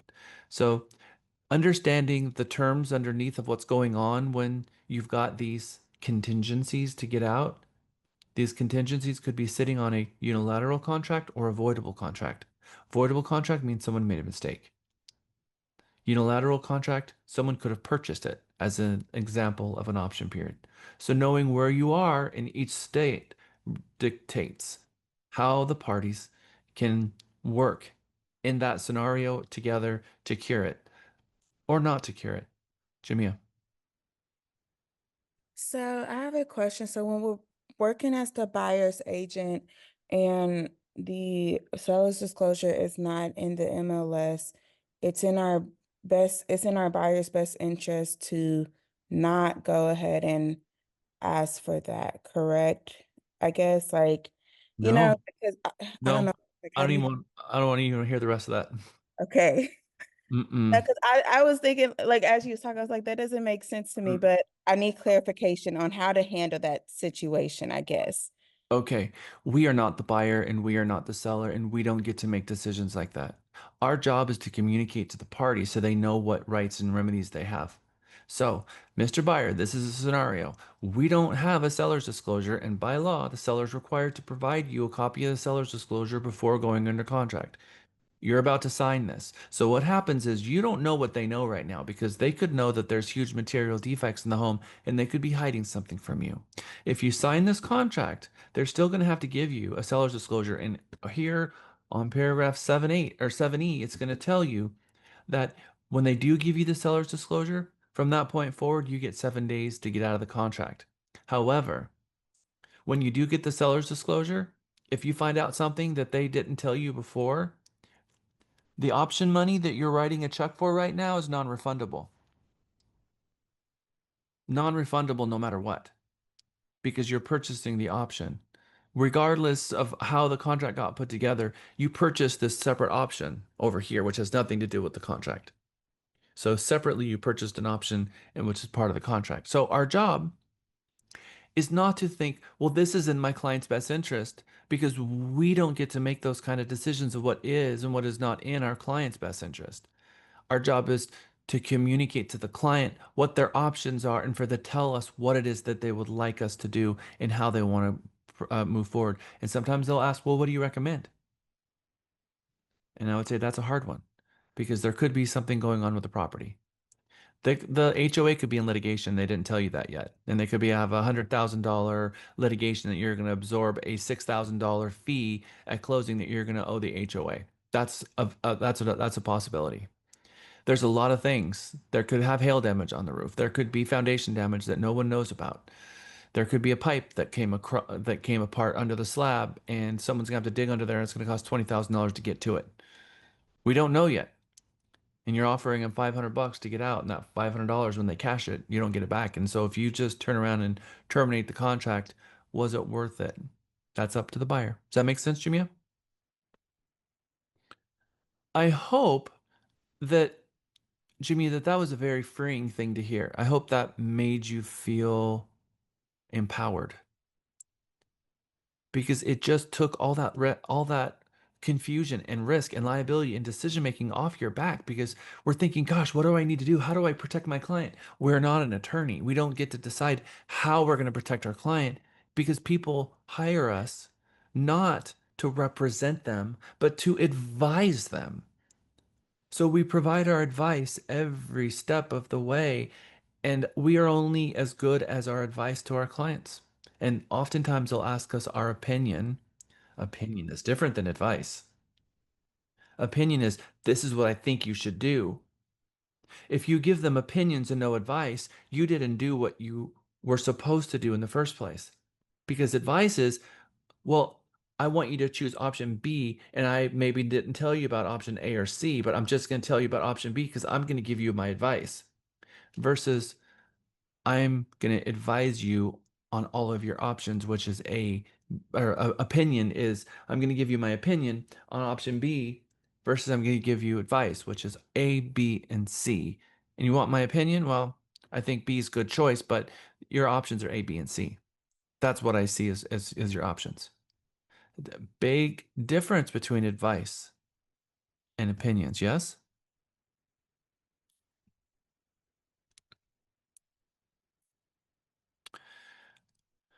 Unenforceable contract is one that can't be enforced due to some flaw, and that's usually ambiguous terms, leaving a blank in a term, didn't fill something out, something that's a defect.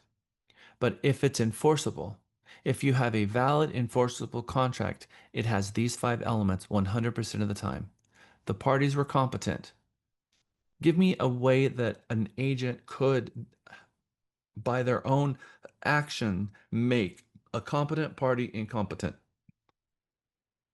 Very specific scenario. Tina? If they're drinking? Yay! Exactly. Okay, we're going to go out and see homes today. Woo, this is exciting. All right, so we're going to go see the first 2, and then we're going to go to lunch, and we're going to go to Chewy's, and we're going to have 6 margaritas, and then we're going to see the last 2, and then go write a contract. Maybe stopping by Chewy's and having a bunch of drinks and taking a competent party even 1 drink. If later that party says, you know what, you took me out, you bought me a margarita, and I was super excited and I was all happy. And then the next morning when I woke up, I realized, what the heck did I just do? And they could be angry about that. And so as a professional, there is no drinking. 0 drinking. If you guys want to go and celebrate after closing, fine. That's between you and God. But during showings, that's between you and me. And that's not happening.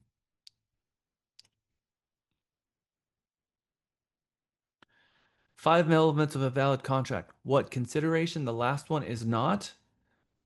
It's not earnest money.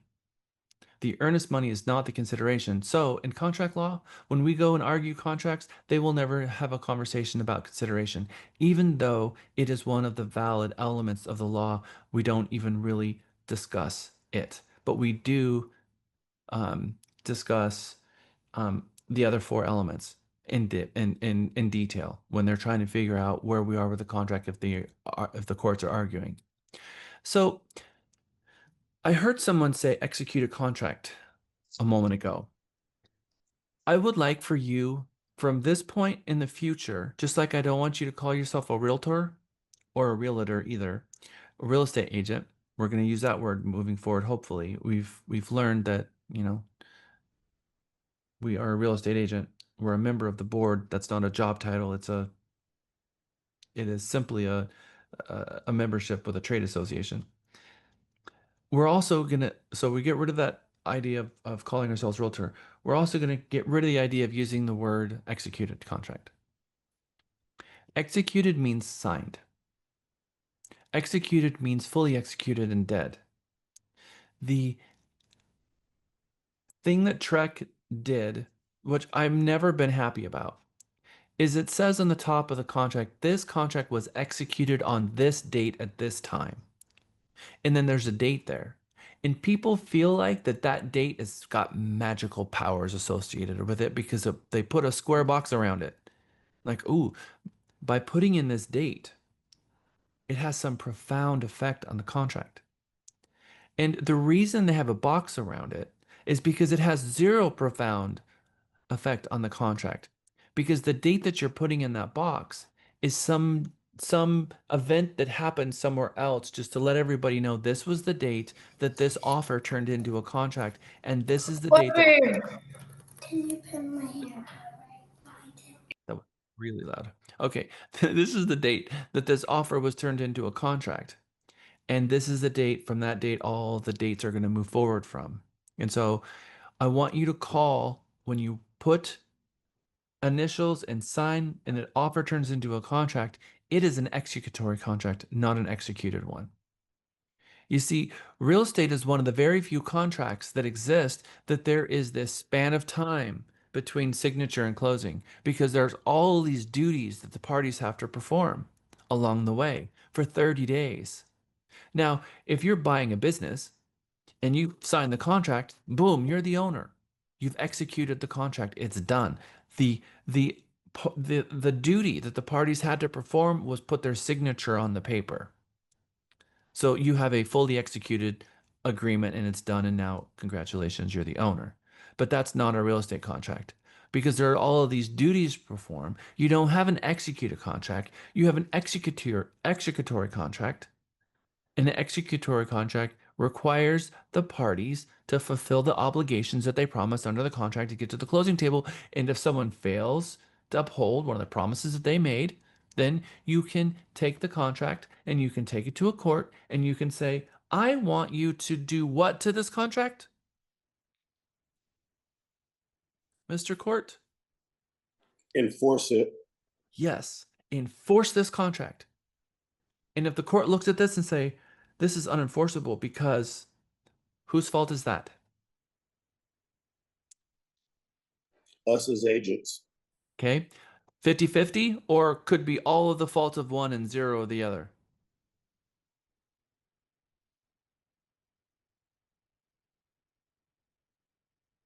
Thoughts? Both of us, both agents, I'm sorry, both agents in the contract. 100%. It's both of their responsibility to create an enforceable agreement. And if they haven't done that, it is both of their faults because they both played a hand in that. Okay, excellent. All right. So we talked a little bit about options already. We're going to get through that. We're going to talk now about evaluation of offers, this whole idea of what you can and what you can't. Oh, we're going to go back one. This idea of reasons for termination.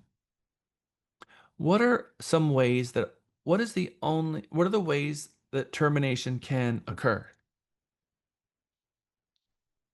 Option period is one of them. And when you counter offer is another one. Contingency. I think, Isa, what you just said was there is an ability to terminate inside the option period, but that wasn't the method. So how do we, in very technical terms, how is a contract terminated? Mutual rescission. Okay, so both parties agree. So if they both agree to terminate a contract, does it matter what the contract said? No. No.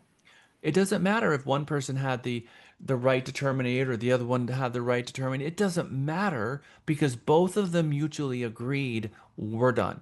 You could have a scenario 5 days ahead of the closing and the buyer has absolutely zero out and the seller has absolutely zero out and the seller has a enforceable agreement against the buyer that's a cash transaction that there's no reason they don't buy, and they can take it into court, throw it down on the table and sue the buyer into oblivion and sue him to buy the home. They have all of those rights. There's no ambiguity in the contract, 100% enforceable, and the parties agree to let each other out. Because the seller's like, oh, do I really want to move? And the buyer's like, do I really want to buy this home? And they've agreed to let each other out. 100% doesn't matter what the contract said. It was mutual consent, mutual agreement. Now, I do like what Easy said about an option period, but a buyer might have the right.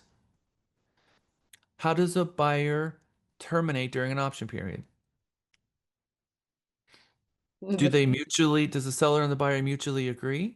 No, they just get out if they want to. Just got to disclose that with the other party. And what do we call that? Providing notice. Notice. Yes. Because they already pre-agreed that the buyer has the right. So they already negotiated a contingency for the buyer to get out. Now it's up to the buyer to issue notice to the seller of their intent to terminate and actual issue notice. Do you have a form for that? Yes. Is that promulgated by TREC or Texas Realtors? By TREC. Yes. So if there's a form for something, ought we use it? Yes. So what happens if it's 4:51 p.m. on the last day and you've got how many minutes before remaining left of the option period? 9 minutes. 9 minutes. And the buyer's like, I just don't know what I want to do. What do you do in a situation like that?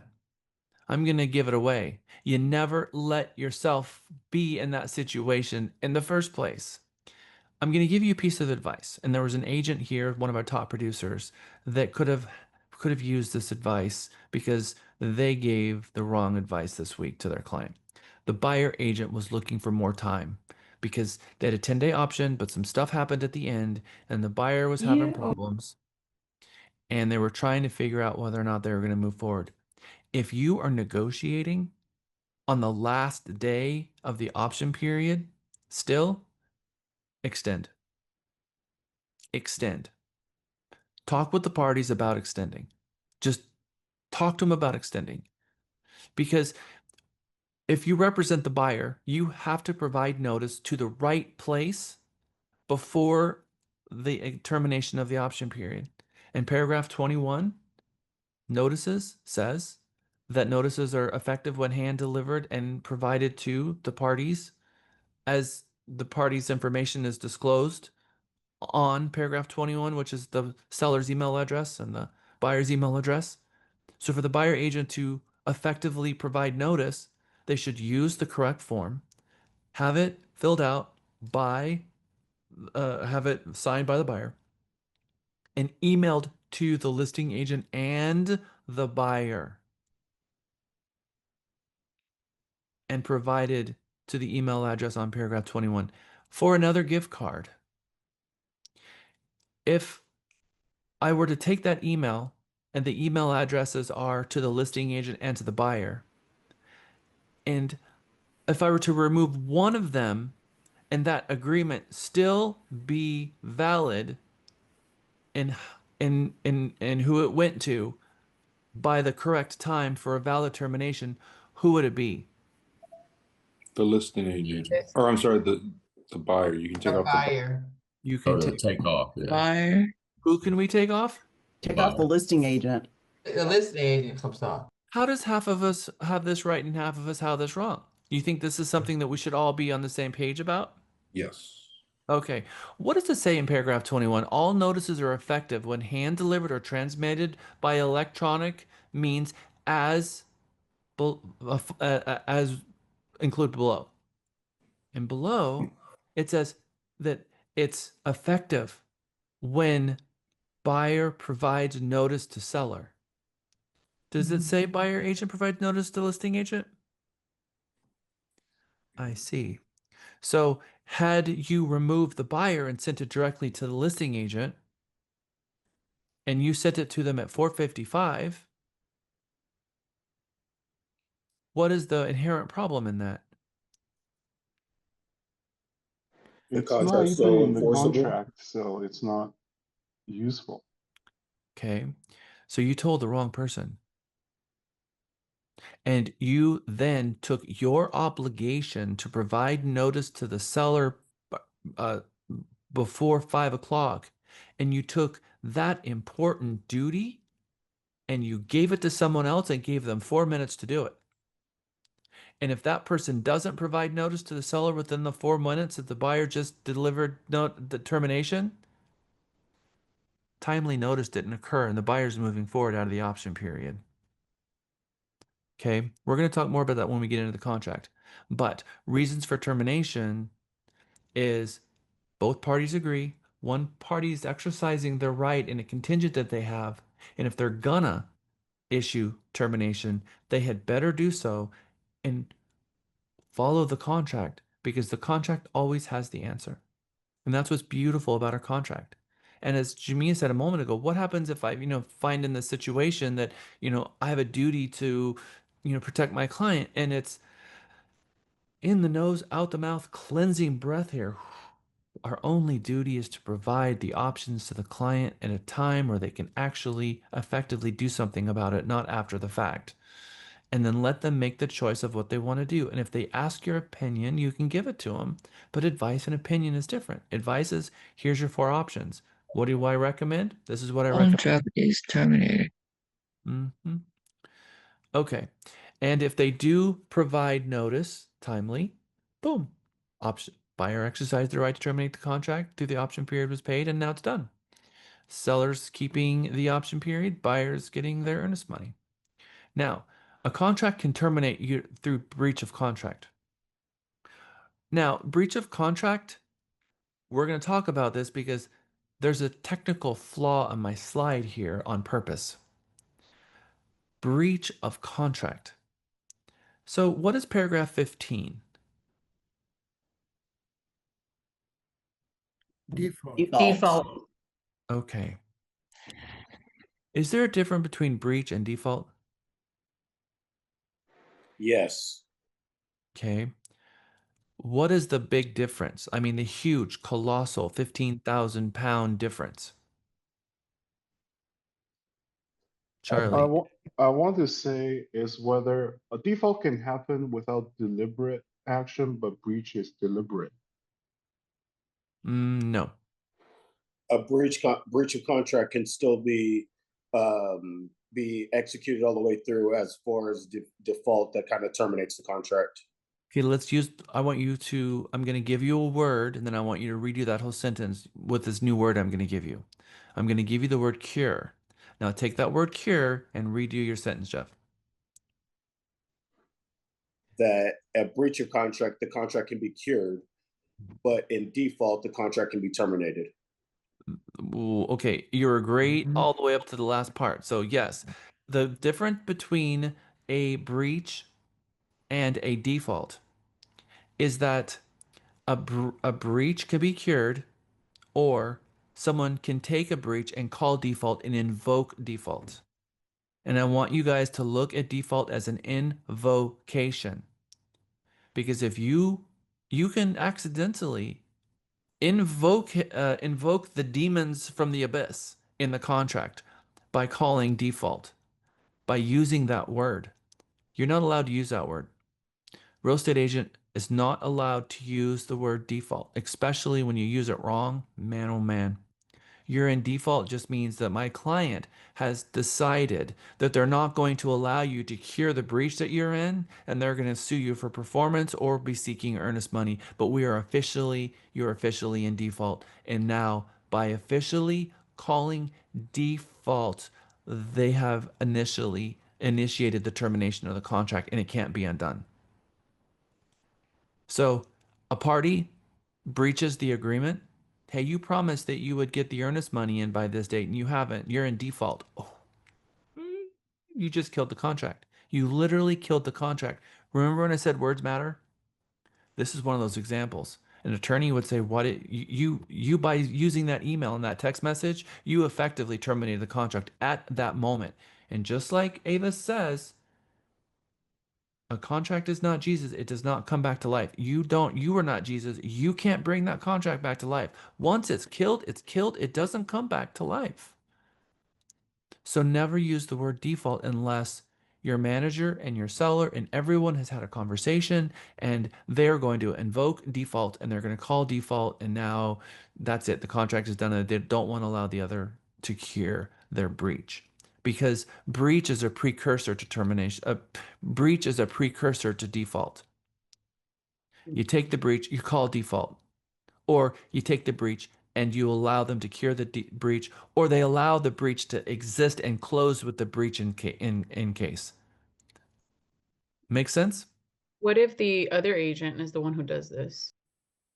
An agent can't breach a party. And if the other agent called breach or called default, I will let them know. So you're telling me that the buyer has called default and you're terminating the contract. And they stop dead in their tracks. And say, you know what, that word default actually means something. You're invoking, I believe what you're trying to tell me is that the parties are in breach. Is that what you're saying? Because default is invocated, and they will never use that word again. I do that all the time. If the other party is using that word default, I will ask them, and I will give them the space to retract their words, even though that's not a thing. But what I want is, we are in a world of a bulletproof contracts where we're trying to make sure that we do not do something that's going to adversely affect our client, knowing how important words matter, that I want you to care less about what's going on in the other side of the transaction and care a whole heck a lot more about what's happening on yours. And us focus on us getting it right. Knowing that they're going to mess up, well, we can create some space for that, but we don't want to do that ourselves because that's not expert representation And it might end up in a situation where we go to court and we are pummeled by the attorneys trying to use us as a scapegoat and making us look horrible in front of the whole system, trying to make it our fault. So what we're going to try to do is in every contract, make sure that our contract is so clean that it's enforceable. And then if we get dragged into a court, that there's no way an attorney can make this our fault. Raise your hand if you're an amen to that. Okay, that is where we are headed with this. All right. Evaluation of offers. Offers. So offers, that word again, this is not a contract yet because you have submitted an offer.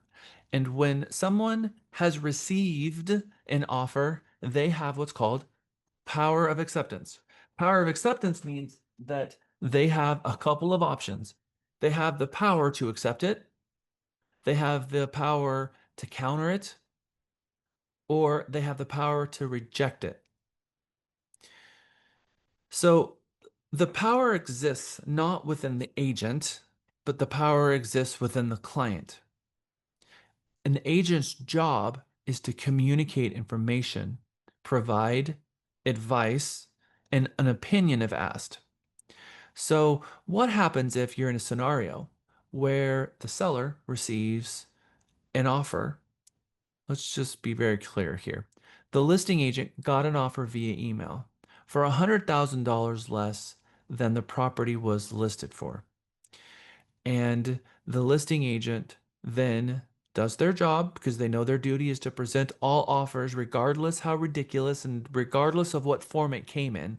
It could be on a a napkin on the back of a church hymnal. I don't care what it's on, but if it's an offer in any form, you're required by law to provide that to your client. And you walk in with the offer to the client, and the client says, "This is offensive. This is 100% offensive. I don't want you to respond to this. In fact, don't respond to it at all. It's not even worth a response." Don't we have 48 hours to respond? Okay, this is the thing. You have 2 business days to respond as a deadline. That is true. But you don't have the right to not respond at all. What you do have the right in saying is, "Hello, Mr. Buyer Agent. Hi, this is Jack Stapleton, Realty, Texas. Thank you so much for your offer. I spoke to the client. The client said that we're too far off to respond." That is completely fair game and allowed. Perfectly okay, no issues, 100% up and up. What you can't do is, "Oh, they've called me 5 times. I want to tell these people, but my seller said I can't. I can't talk to these people, so I'm just going to go dark and not respond to them at all." That is not allowed, and that can put your license on the line because TREC says that you must respond within 2 business days. Iris. So what do you recommend in a situation like this? To do a written communication, correct, instead of a call? Yeah, I mean, 1,000,000%. And so we're going to talk about exactly the walkthrough here, but I would meet my client. I would forward the email to the client, and then the client says, "I don't want to respond." And I would say, "Would you hit reply to that email and just put that in writing for me so I have that for my records? And by the way, I'm forbidden by law to just go dark. I have to tell them." And so I think the best approach here would be for me to respond to the offer and just let them know that we're too far off to respond. And then the seller says, "Fine, do what you have to do." Got it. I've communicated to my client so they understand that I have a duty to perform via TREC, and this is how we're going to respond. And then I send an email to the buyer agent, or I send him a text message, but I'm going to put it in writing that we've received it. I've acknowledged receipt of the offer, and the seller is not going to counter it. They're not going to respond. We're too far off. Do lowball offers ever turn into anything? Most of the time. Counter offers. Yeah. And sometimes a lowball offer isn't what we think it is either. Sometimes a lowball offer is the right price, but it just wasn't the right price at that time. So let's just also as agents, be professional, and let's not posture, and let's not be, condescending or rude, or, you can, what you can do with that low ball offer, or even call it a low ball offer, but be super, super professional. And I presented the offer, and the seller has said that this is just too far off from what they need to respond to it. But we would be happy to receive another offer if you guys would like to submit one, something like that. And it's okay for the seller to choose not to respond. They don't have to counter. They have the option to do nothing, reject it, accept it, or counter. Those are the options that they have.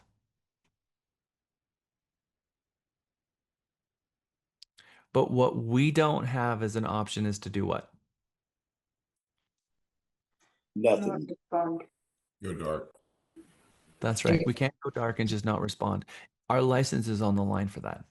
Okay, excellent. Very important. All right. And then obviously in the acceptance portion of it, it means that it's unequivocal. Your offer, counter offer can go on for a whole bunch of times. There's no limit to how many times an offer can be counter offered and go in a circle back and forth and back and forth. But once someone does the accepting, it's unequivocal. So what does unequivocal mean? That you're not changing anything in the contract? Mm-hmm. And give me an example. Questioning, without a doubt. I always, in this class, use this word, the word but. There is no but. There's, oh, my client's accepting your offer, but there is no but. Because you'll hear this from listing agents. My client's accepting, congratulations, my client's accepting your offer, but they want to change the title company and they'd like to move the closing date to the 13th.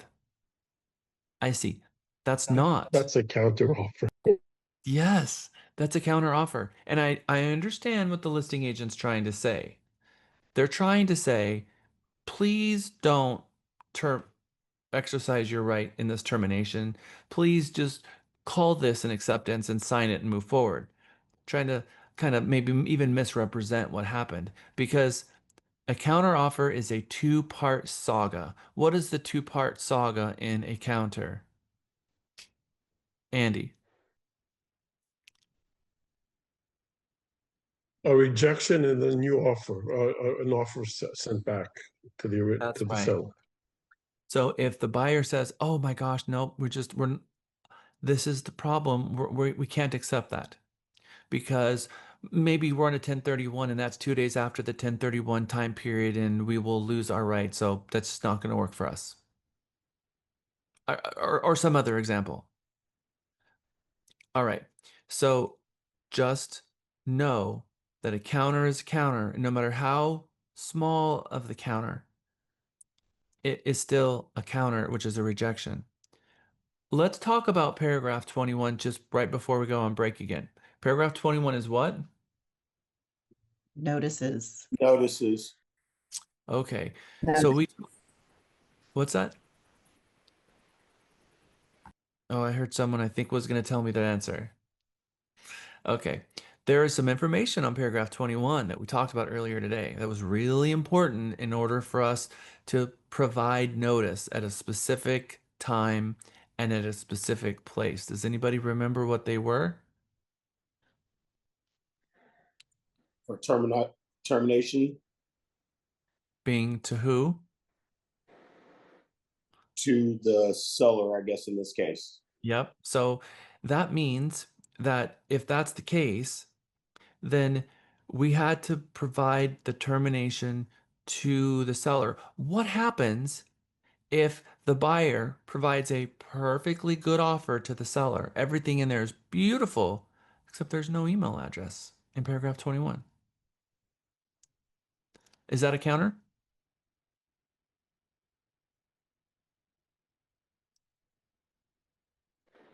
I guess it would be a counter because there's changes made to the contract. And for all of you who watched the 3 videos that I sent you for the legal briefs from Texas Realtors, one of those videos was on that very topic that talked about the importance of the paragraph 21 is what they call, quote unquote, substantive, which means it's a matter of data that is part of the contract that's substantive enough that it's part of the whole and it would be considered a counter because it's such an important one. And oftentimes the buyer doesn't have the seller's email address to know where they need to put the termination to on the contract, because the listing agent maybe didn't put offer instructions in the MLS with that information on there, like maybe they should have, or, and by the way, if you're going to have offer instructions that has the client's information and you withdraw or expire it, maybe you should delete or remove those offer instructions from the MLS before it's there forever and ever and ever. But that's nor here nor there. The offer instructions is substantive. So it should, or the email address on paragraph 21 or all the information in paragraph 21 is substantive. So providing the buyer the information that they need to be able to fill out the contract is important. That should be there. So what I'm saying is maybe the agent should have already had it. The buyer agent pick up the phone, call the listing agent. Hey, filling out the contract, I need the information. And they say, don't worry about it. I'll fill it in. If they fill it in, does the buyer then have to sign it again? That's right. That means that the buyer then doesn't have an agreement until they get that back from them and initial it. So I just want you guys to know that, because I get that question all of the time, more often than not. Okay. So I'm going to go through these next 3 slides, and then we are going to... Yep. All right. We're going to get the next 3 slides, and then we're going to go on a break. Underneath paragraph 1, can someone read the sentence that starts with seller agrees?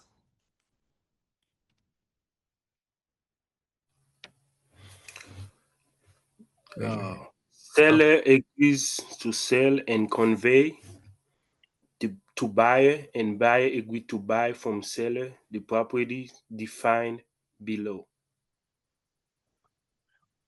Seller agrees to sell and convey to the buyer, and the buyer agrees to buy from the seller the property defined below. Have you ever read that sentence? Yes. This is the true agreement that's being made here. That is the agreement that when they go to court that they will be enforcing. The buyer agreed to buy and the seller agreed to sell. So when later the seller says, I don't want to sell my home, they already made that agreement. So when the seller comes back to you and says, I don't want to sell anymore, and they've already signed an agreement, Mr. Seller, I need you to go back to paragraph 1 and maybe even have a conversation with them. By signing this contract, you have no out to the contract, and you've effectively sold your home when you sign this contract, because you have no out. I'm going to explain one small little tiny out that the seller will have in one very specific conversation later as we get into page 1 of the contract. But I want you guys to look at this because that's important. That they've agreed. That's what their agreed upon thing was. Now, in our contracts, we have all these contingencies. And contingencies must be met for a contract to move forward. Either they're going to be met or the buyer's not going to exercise their right to exit the contract for a contingency. And there's a lot of contingencies. There have actually been books written about contingencies. In this book here by Reba Saxon, I've known Reba a long time. I served with her on the board of directors of Williamson County years ago.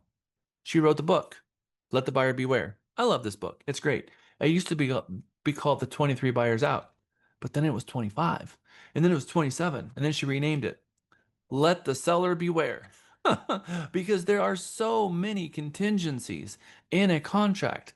And this book is about all the ways a buyer can get out of a contract.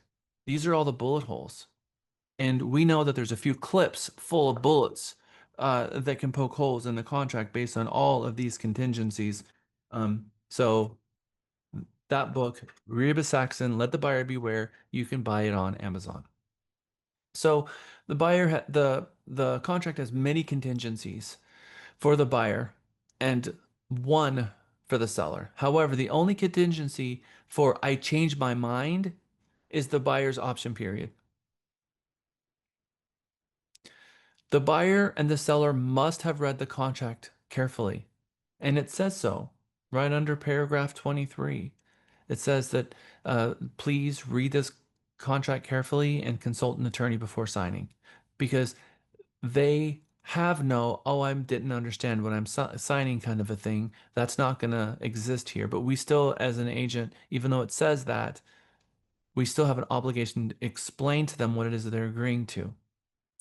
The buyer and seller must have read the contract carefully, because the base contract says they must move forward no matter what. They must move forward unless the buyer is going to exercise their right through a contingency. So added onto the base are buyer and seller contingencies, aka outs. So they must move forward. The buyer must sell. No, the seller must sell and the buyer must buy. And that's the base. And absent contingencies, they have to perform, or they can sue each other to perform.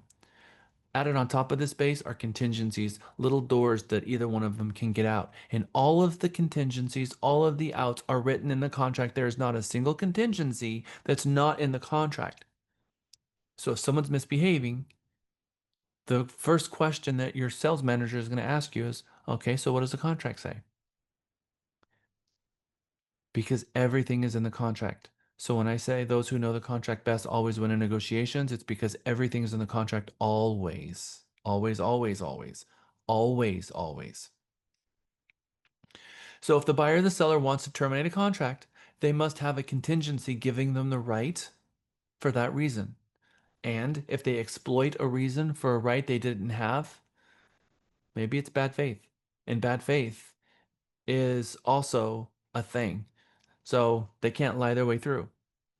May be difficult to improve. But if a buyer agrees to buy a property and the seller agrees to sell, and the buyer changes their mind, if the buyer does not have a valid contingency in the contract, the seller can enforce the buyer to make good on that broken promise. The time to decide if the buyer, quote unquote, wants the property before the buyer agrees to buy it, that's back then. They should have decided they want to buy the property before they enter an agreement, and then get an option period and decide if, after doing their due diligence now by learning additional information about the property, if they still want to move forward. So that's why we don't write 2 offers on the same 2 different properties and then go under contract on both and do an inspection on both and to decide which one you're going to buy. That's not a thing unless the buyer intended to buy 2 properties. Because the time to decide whether they're going to move forward with that property is before they signed the contract. And then if they learn something additional about the property, then they can decide not to move forward. But that's not what they agreed to in the contract. So they could move forward in a contract through bad faith. So contingencies are in place so that the seller understands the risk in going under contract with the buyer. And the seller gets to decide whether or not they're willing to allow the buyer to have all these contingencies, because the seller has to agree to all of these contingencies. Now, there's some contingencies built into the contract, like an option period. The seller can say, no, I don't want the buyer to have an option period. Is the seller going to be successful in going into an agreement and selling a property under those situations? I mean, No. maybe. I'm not going to say no, Andy, because I've seen in these crazy multiple offer situations with 40 offers on the property that the seller picked one that the buyer said, I'm not going to have an option period. So I'm not going to say no, but I'm going to say unlikely, because they're under only very certain circumstances would a buyer agree to move forward under those types of conditions. But a seller can say, no, I'm only going to sign a contract with these particular contingencies in place. And the more addenda that you use is usually another right for a buyer to get out. Third-party financing, HOA. These are addendas that are adding additional contingencies for the buyer to move and get out of the contract unscathed, meaning they're getting their earnest money back under if certain conditions apply. Real estate's messy. A lot of things will be uncovered through the purchase process that was simply unknown at the beginning. And so the buyer and the seller has to go through the motions. They got to pull title. They got to do an inspection. Then all of these things have to be uncovered to determine, do I truly have a sellable property? And it could be that you find out later that there are liens on the property and there are things in place that makes it impossible to sell. That's possible. In fact, Cindy Bell and I had a situation recently that one of our agents had a property that had a situation that made it impossible to sell. And the buyer was being very patient, but the seller just couldn't get it together, and it wasn't their fault. Andy. When I was buying, we always called those informally weasel clauses. Possibly. I mean, the thing is that we can call them weasel clauses, but the buyer is granted the right to get out of the contract because if they're not approved for their loan, or they find out something that they're a plumber and they have a big, huge truck that they drive every day, F-350, and in it, it's got their, company logo on the side, and no one told them that they can't park that car in the driveway, and it won't fit in the garage because it's 1 foot longer than the garage. And the HOA says, no, you can't have a branded work truck parked overnight in the driveway. And that's a very real HOA rule that exists. And if no one told that buyer, these are the types of things that the buyer's like, whoa, no. I'm not going to go pay to park my truck somewhere and drive a different car home. I'm not going to do that. Okay. Agents trying to help a buyer get out of a contract because the buyer changed their mind, that's not being a fiduciary. That's bad faith and unfair dealings. So if the buyer wants help with that kind of stuff, you need to get with your sales manager, not perpetrate a fraud against everyone because you think that you have a fiduciary duty to help your client. But if your client wants out of the contract, you need to deliver the notices. You can't fail to deliver them. But you also are not going to be complicit into someone having bad faith. These are the situations where we need to get our sales manager involved. There are easily things that will come and end up being over our head where we need to get assistance of a manager. The License Act says that agents will not be unfair to the other party. Buyer decides not to buy a home because they change their mind, that harms the seller and the property, and that's not what it's about. Now, granted that the buyer has the unrestricted right to terminate the contract during the option period, and the seller agreed to that. So the buyer can choose to terminate for any reason they want. That's true. But once that's passed, that's gone. So the buyer should have made their decision to buy or not to buy before they went under contract. Use the option period to learn as much about the property as they can so that they can have a full understanding of what it is that they're buying. And if new information changes it in their mind that they don't want to buy the property for whatever reason, issue termination timely. And after that, it's very specific of how and why they can terminate. 531-2 TREC rule says the primary duty of the license holder is to represent the interest of the client, and the license holder's position in that respect should be clear to all parties concerned in a real estate transaction. That, however, the license holder in performing duties to the client shall treat other parties to a transaction fairly. And lying is not being fair. All right. I like to bring up the notice of termination of contract because it has 8 items on it. And what are the 8 items that you see here? And by the way, let's look at the date of this notice of buyer's termination. What do we see the date in the top right-hand corner? February 10th. It's this year. Of this year.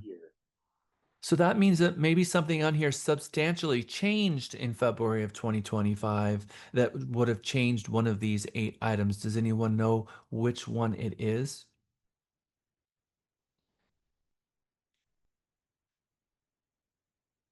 It's item 2. So they've changed this a little bit. And anyway, these are the 8 ways that a buyer, the 7 ways that are most common that is a door for the buyer to get out. Number 1, obviously being the biggest one, the option period. Huge door, unrestricted. As long as it is before 5 p.m., this form should be used and delivered before 5 o'clock on the last day to the seller. Now, would it be wise for us to include the listing agent? Yes, it is very wise for us to include the listing agent. But if we are going to exclude someone, it's not the seller because it's not a valid, we have not terminated. We've not issued termination properly. No, let's just say we've not issued termination. If it went to the wrong place, termination is not valid. So the buyer did not exercise their right to terminate the contract. And if the agent did it incorrectly, that's a huge failure that they just, that's a massive failure that they just did on behalf of their client. Now, is there a whole slew of other ways the buyer can get out? Yes, there are. But are those other ways bad faith? Well, kind of are. So could there be an argument from that point forward all the way to the closing table of the seller just absolutely holding the buyer to the fire and calling bad faith every step of the way and getting attorneys involved, pushing this buyer to buy the home? Yes. Yes. And we've had a situation like that recently where a seller held the buyer to the flame all the way to the closing table and they got burned all the way and it was their agent's fault. So we have very clear evidence that a buyer can be held to perform. Number two, a financing issue. Number three, financing issue. Number four, HOA issue. Number five is seller's disclosure. That the seller did not provide the buyer the seller's disclosure before going under contract, and the buyer had 7 free days. And in this case, if they click off that box, they have issued termination because they were in those 7 days. And then 6 is right to terminate due to lender's appraisal, which is a form 49-3, which has a full out, it's a waiver form that waives the buyer's right to terminate. As a full waiver is option A, a partial waiver is option B, or an additional right to terminate. A lot of people think that the buyer's right to terminate due to lender's appraisal is only if the buyer wants to waive their right, promising the seller that, hey, we're submitting an over asking offer and we promise if it doesn't appraise, we'll move forward. But that form has a more important use. And it's on a conventional loan. The buyer wants a right to terminate if it doesn't appraise. And that's what this option here is for, option 6. And then option 7 is paragraph 6D of the contract, which is objections. We're going to spend most of our day on paragraph 6D today. Most of our time. We're going to spend more than 1 hour on paragraph 6D all by itself, maybe even an hour and a half. And then paragraph 8 are some other items. So I always like to talk about the termination of contract before we get into this. And what do you think the seller's termination of contract looks like? Do you think it's got a long Significantly less because there's only one other section where they can have an out. That's right. It's exactly right, Jeff. The seller's it says notice of seller's termination of option. There's one little option there. One item. There's only one point. One option that a seller gets. We're going to show you what that is. And it's very, very, very seldom used. Okay. So we talked about this already, the distinctions between breach of contract and default. I put that in the slides because I want to put in red that avoid using this word default. And then there are Texas Realtors came up with a type of breach example and what impact it has, but we're not going to get into that. Nor are we going to take our pop quiz. We're going to do the pop quiz later. What we are going to do, though, is jump into the contract. I owe you a break, so it's 11:33. We're out of here in 15 minutes or 20 minutes. What to do? Wanna just going, Jack? continue and then go to lunch 10 minutes early and come back at 1 still? Yeah, I was going to say too. I was going to say that too. All right, so let's do that. So we're gonna take lunch at 11:50 and come back at 12:50. Everyone good with that? Okay. TREC 20-19, effective November of 2024. Feels like it was more recent than that because we had some significant changes in our paragraph 12. So I'm bringing up the PDF here.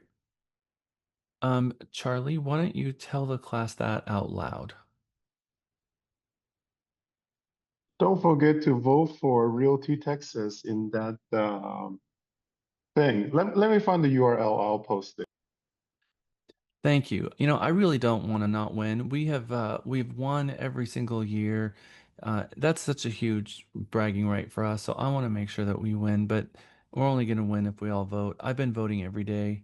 I know Miguel's been voting every day. We're depending on all of you to vote to make this happen for us. So please, please, please vote. What in the world? World is not cooperating. Okay, cool. And now this happens. All right, everyone can see our 1 to 4 family contract, yes? Okay, the fun is about to begin. Are you ready? All right, what we've been waiting for all day. We've talked about ways of terminating, we've talked about contingencies, we've talked about a lot of things. Now we're going to actually read every paragraph.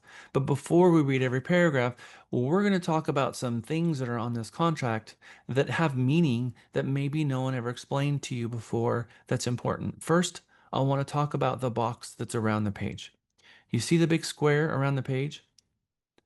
Does anybody know what that square actually represents and what it means and why it's there? You think TREC put a big box around the contract for no reason?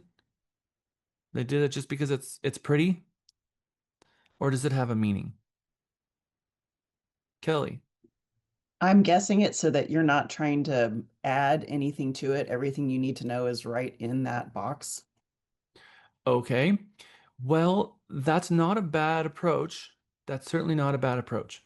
It has more to do with the information and how a real estate contract is transacted. Contract forms that have multiple provisions will always contain a box around them because each item is negotiated separately. And because each item is negotiated separately, each item can be countered separately. So when you submit an offer, they're going to fill out all the blanks. And let's say someone fills out the blank 3C and they put in 250 and the property is 300,000. And the seller is going to cross out the 250 and they're going to put in, they're really stuck on that number and they put in 300,000. Where are you supposed to write that 300 and where are you supposed to affix the party's initials? Is there a rule of thumb or a hard rule for this? Inside the box. That's right. Do you remember all of us when we were in 3rd grade, you had to color inside the lines, not outside the lines? Well, we're right back to that again. Welcome to 3rd grade. We have to color inside the lines. It's important because you see, if you put an initial on the outside, whether it's the bottom or the side or the top, you're actually agreeing to the entire page. So that's why you have initials at the bottom, because when you put initial in the bottom, you're agreeing to the entire page. So if someone changes something inside the page, you're supposed to cross it out inside the page and put the initial next to that item over the text. And sometimes agents think, wow, is that somehow damaging the contract? Is that how am I allowed to do that? What is the rule here? The rule is you're not supposed to put it outside the line. You're supposed to put that inside the line and counter it right here and they can put the signatures, and even if the signatures cover the text, it's okay. Why would it be okay to cover the text? Because you're going to write an addenda for it to change it anyways. Well, the reason is because everyone knows what it says. There's 1,000 of these agreements out there that it was a promulgated form. There's no secret about what was under it. And by covering it, you're not hiding what the language was because you have access to the forms on a public website to know what it said. So there's no question of covering something. Now, if this was the only agreement like it, then that would be a very different thing and they would build the forms differently. So we are in each agreement would probably be on its own page. Everything would be signed differently and it would be a completely different thing. So in a form like this, where they're trying to condense it, all of the counter has to happen on the inside of the form. So remember, a counter of an item happens inside the lines. Acceptance of the entire page happens outside the lines. Okay. Now at the top of it, you will see that it has a word, this notice underneath the title 1 to 4 family contract. What does the notice say? Not for condominium transactions. Yes. There are a lot of condos that look exactly like a 1 to 4 family. Fee simple. It's lot, block, section, tract underneath the ground. They own the land. They don't own a percentage of the whole. In a condo, it's all how you develop the land. They're going to develop the land. Everyone owns a percentage of the land, and has right of possession of their unit. Versus 1 to 4 family, they own the land and they own possession of a right and access to possession of the property. So it's different, very different. There's a completely different form, different contract form that's used for a condo transaction versus a resale transaction. What is the big difference, by the way, between a condo form and the 1 to 4 family form? What is the big difference between the forms? Anyone know? Is it the lot and block on it? Well, I'll agree that Land. paragraph 2 is a little bit different. Yes. Paragraph 2 is a little different. What else is different though? What is included in the condo form that we don't have here? And what do we have here that's not on the condo form? The whole thing about what a condo is that you own stuff in common and you're responsible to get it maintained, and the Okay. thing that defines a condo is in the So we have an HOA addendum for our contract, don't we? But that's an addendum to the contract because it may or may not be in an HOA. Whereas that HOA addendum for the condo is built into the contract. So the condo contract is an HOA addendum built into it. And this contract has something that the other one doesn't. So the other one has something we don't, which is the HOA built into the contract. What do we have in this contract that the HOA doesn't have any mention of? Property survey. You don't have a survey for a condo. It only exists here. You might have a plat map where you see the big plat map of the entire condo, 50 acres with all of the properties on it, but you won't have a survey for one particular property because they're not surveyed. Okay, so that is the first step of all of this. What the box is about, that we've got some language up here that would make this void. Now you can write, I have done it. I've done it. I've closed a transaction that was in the Villages of West Creek, on a 1 to 4 family transaction that was a condo with an HOA addendum, and it closed. And the title company was fine with it. That either one of the parties could have bailed at any time. And it was a very unique situation where it was a short sale, and for reasons that I will never understand, Citibank required the 1 to 4 family contract, and they refused to allow us to use a condo. I don't know why. I don't know why. But we had to follow their instructions. Buyer had the right all the way out to the very end, but they required this use. In any event, all right, let's jump in. Paragraph 1, parties. I'm going to give you some advice here in how we fill it out. Remember how we're sort of just this communication engine between the clients, and we're giving them advice and giving them an opinion if they ask. The advice here, but who fills out the offer usually? Who fills it out? Which one of us, Kelly? Buyer's agent. The buyer's agent. Now, there have been times where on the listing agent side, I myself have had an offer that came in so bad that I wrote the offer. There have been rewrote the offer on a form and provided it to them and said, "Is this what you meant?" In a very way, very friendly way. I've also had situations where an unrepresented buyer come in and the buyer wanted to buy the home and they don't have access to the forms, and I didn't say, "Oh, you're unrepresented. Well, you can go find the forms yourself and download them then." No, that's not in my client's best interest. A lot of agents will say that, by the way. I got with my seller and said, look, we got a buyer who doesn't want an agent and they want to submit an offer. Do you mind if I download the forms and put the offer together for them and send it to them? They've told us what their terms are. And by the way, Mr. Seller, because I'm filling this out, you can now fill this out. How do you want me to fill it out? Because you don't represent them, you represent your client. And you can put it to form and use the right forms and start that moving forward. Perfectly acceptable all day long. Okay. But typically the buyer agent is the one that's going to fill it out. So do you think the buyer agent, let me ask you this. Raise your hand if you've ever filled out one of these forms for a set of buyers where you had more than one buyer. Okay. Raise your hand if you have filled out an offer and you had two buyers on the offer. Well, Michelle, I know you've had that situation, and there's been lots of you who have filled out an offer. I know it. I know it. All right. So raise your hand if you've ever looked the buyers in the eyes and said, do you have a preference in the order in which your names appear in the offer? How many of you have asked the clients that? Thank you, Jennifer. And thank you, Angela. So why would you think, so should we follow the norm customs that we're going to put the man first and the woman second? Are we going to follow that norm? No, we're not going to follow that norm. But why do you think, more importantly than just, following a custom, why do you think I'm asking them, why do you think there might be a scenario where you do have a married couple where maybe if you put the husband first, the wife might just be thinking, that kind of sucks.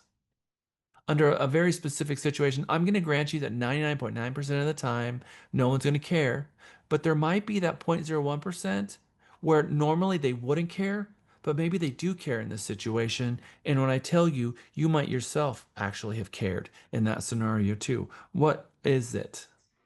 In a divorce situation? No. No. I mean, maybe, but no. When the documents get received and who has to sign it, or no? Like in the order of it, or do they get it at the same time? They get it at the same time. Okay. Michelle.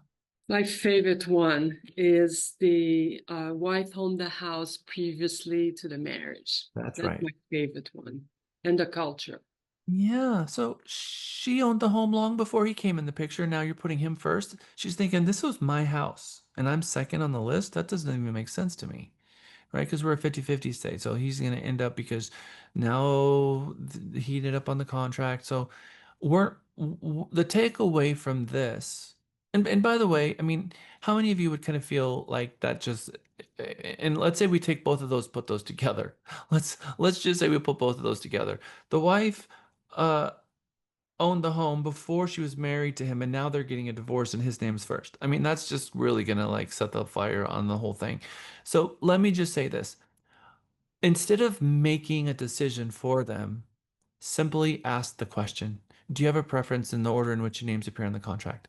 And that's a script, by the way. I've said it that way every single time. It's a very professional way to ask the question. Do you have a preference in the order in which your names appear in the offer?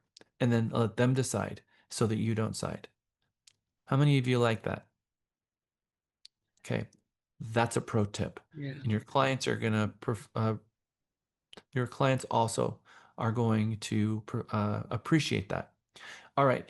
So we already read the sentence under paragraph 1. Seller agrees to sell and convey to the buyer, and the buyer agrees to buy from the seller the property defined below. This was the agreement. They promised that they were going to do this.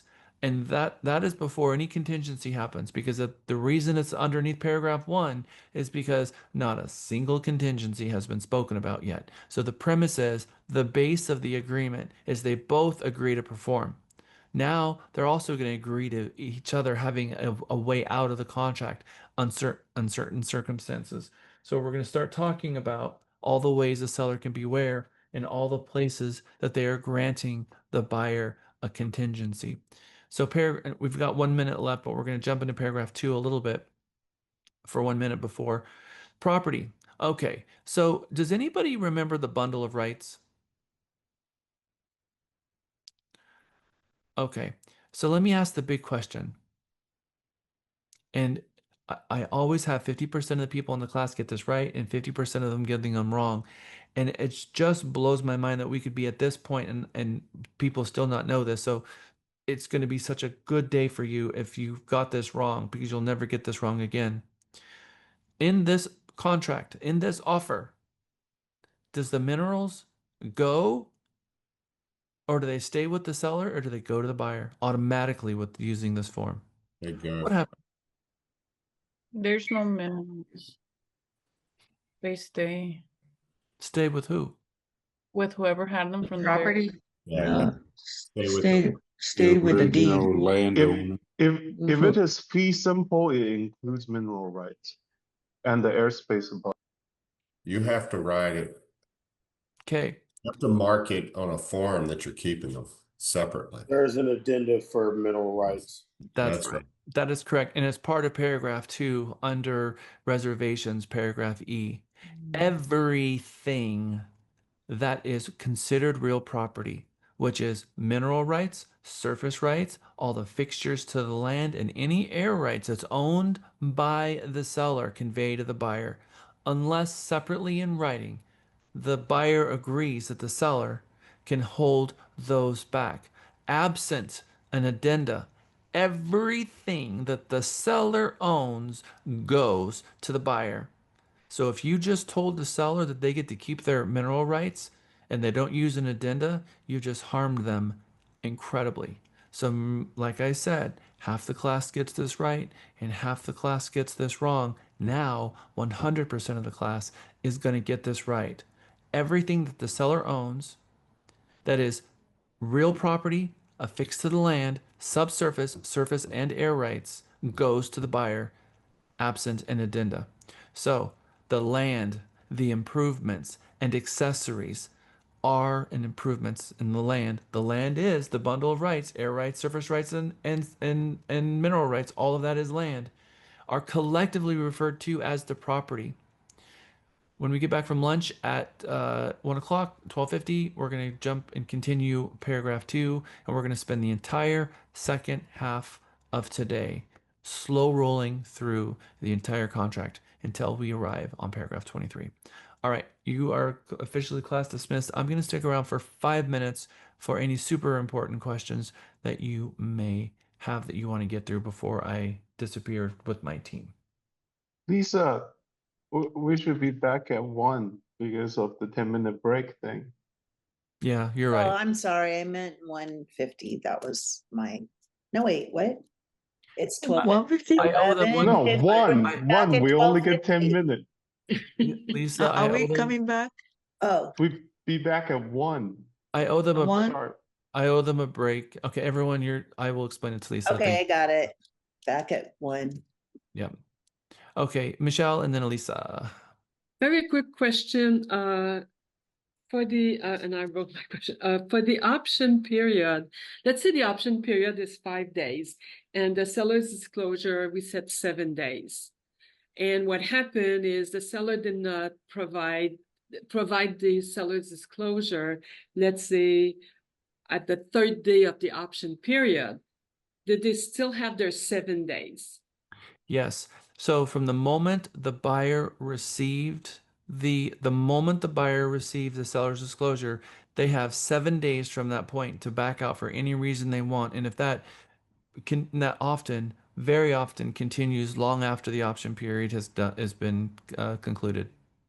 Okay, thank you. Yep. Alicia. Jack, so I have a It was very good to meet you. I know we haven't had an option to speak since you came to the car show, but thank you for driving all the way up here. And it was really great to meet you and your family. And I look forward to us coming down there next month and having lunch with you guys. Oh, wonderful, Jack. Can't wait to see you guys out here. I do have a question though. So if I have a seller who owned a property prior to getting married, do both names now go on the contract or just the individual?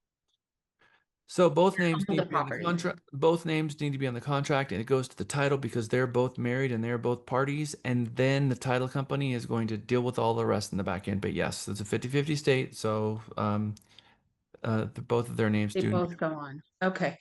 Thank you. Yep. Good question. Anybody else?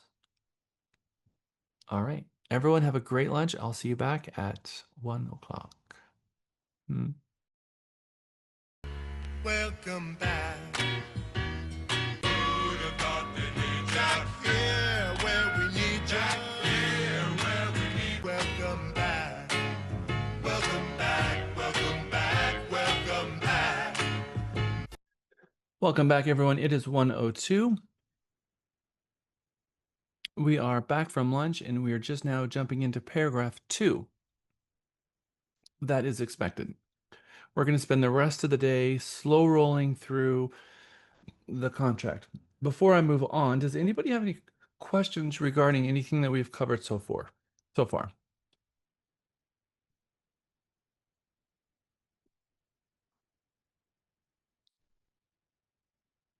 Brandon, where are you, Brandon? There you are. Yep, we can see you. Okay, we have no questions through paragraph 1. All right, good.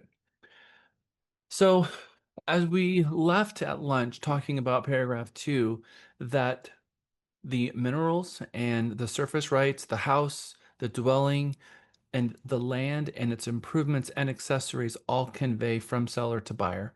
If the seller wishes to keep some or all of the improvements, then we have the reservation form, which is the seller's right to hold back some of the reservations. So it says here, seller reserves all of the mineral owned by the seller, or seller reserves an undivided, maybe 50% of interest in the mineral estate owned by the seller. And then whether or not the seller does or does not waive the rights for access to the property to get access to whatever these minerals are that they're going to want to be able to get. So that's a new form that you'll see that this was added in 2022.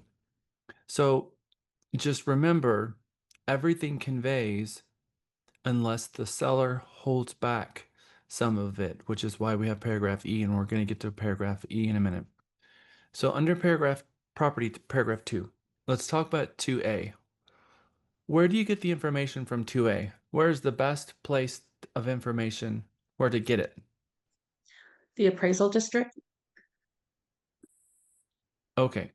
The survey. So we probably are not going to have access to the survey, may or may not, at the point where we are drafting an offer. Maybe. Cool if we are. So I agree that that's probably going to be one of the very best places. But let's step aside away a moment from saying where is the very best place. And let's talk about where are some good places. All right, so here we are in the MLS. This is where most agents are going to go and try to get the legal description. And I'm going to caution you against this because this legal description is not a field that is being displayed from a legal description that exists somewhere else. This was an empty field, and someone used their thumbs and index fingers probably to type this in. And who knows whether or not this is correct. I'm going to ask an interesting question. Let's see what kind of answers we get. If someone in the contract enters the address 123 Main Street, which is what we call the 911 address because that's in the 911 system. It's actually a vanity number, the display address here in the contract, and that is at 123 Main Street. And they enter the lot, block, section, and county. What happens if the 911 address, the vanity address, is wrong? Does that affect the contract more than if the legal description is wrong? Or which one is the contract based on? Which one, if it entered wrong, will cause a significant problem and which one maybe doesn't. The lot block. The legal description. Legal description. That's right. If the legal description is entered incorrectly, the buyer has bought the wrong property. Period. And that's happened before, where they typed in the wrong information, it made its way to the deed, it was recorded, and now they have a recorded deed as buying a property that they have no such ownership of, and that's a huge issue.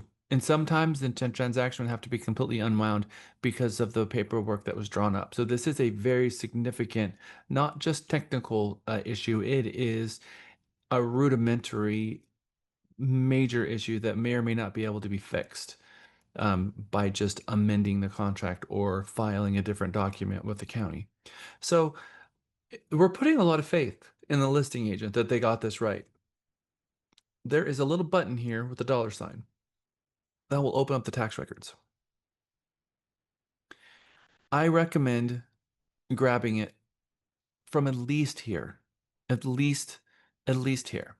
And then you'll see the legal description, the subdivision here, and then the legal description down here.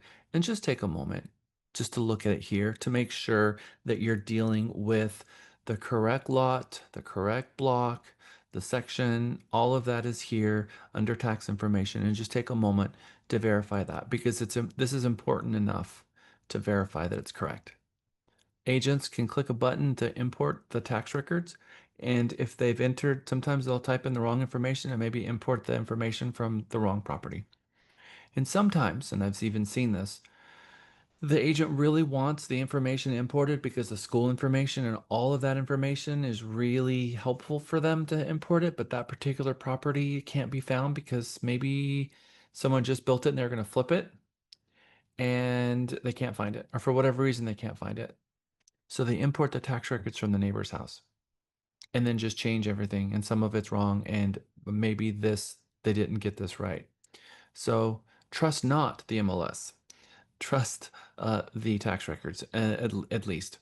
Now, as a listing agent, another great reason to use offer instructions, that not only are you going to have the paragraph 21 information, which is the email address and the phone number and the client's name, which is substantive. This information should be filled out all of the way. And this is where I said all notices from one party to the other must be in writing, not agent to agent, but party to party, must be in writing and effective only when mailed to, hand delivered, or transmitted to the information that's on this page. That's the only place authorized.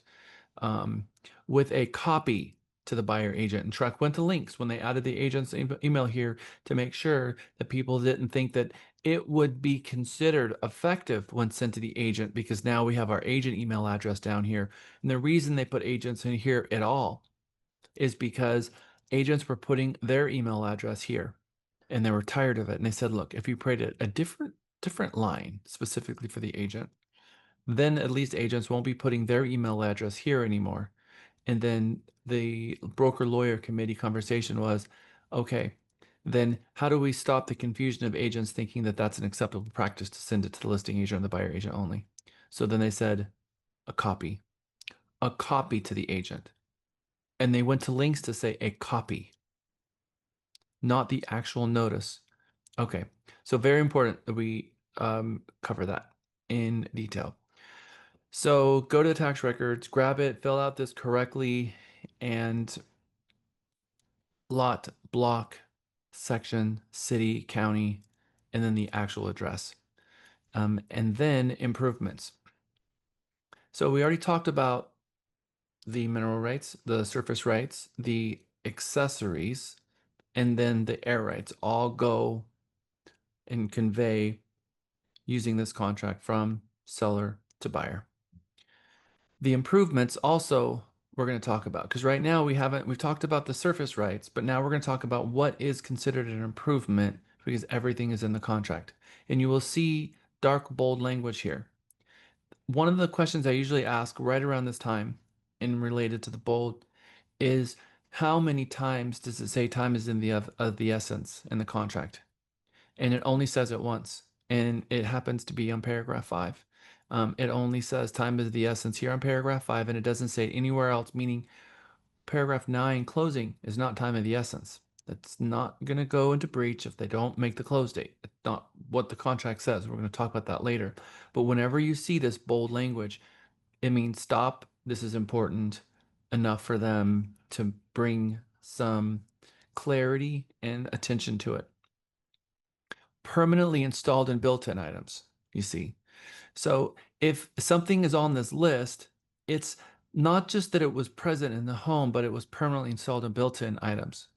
What could be in the property that would be listed on here that would change it, whether if it was built in or not? Because some of these items possibly could be built in or not built in. What about the dwelling itself? How could the dwelling itself not be built in?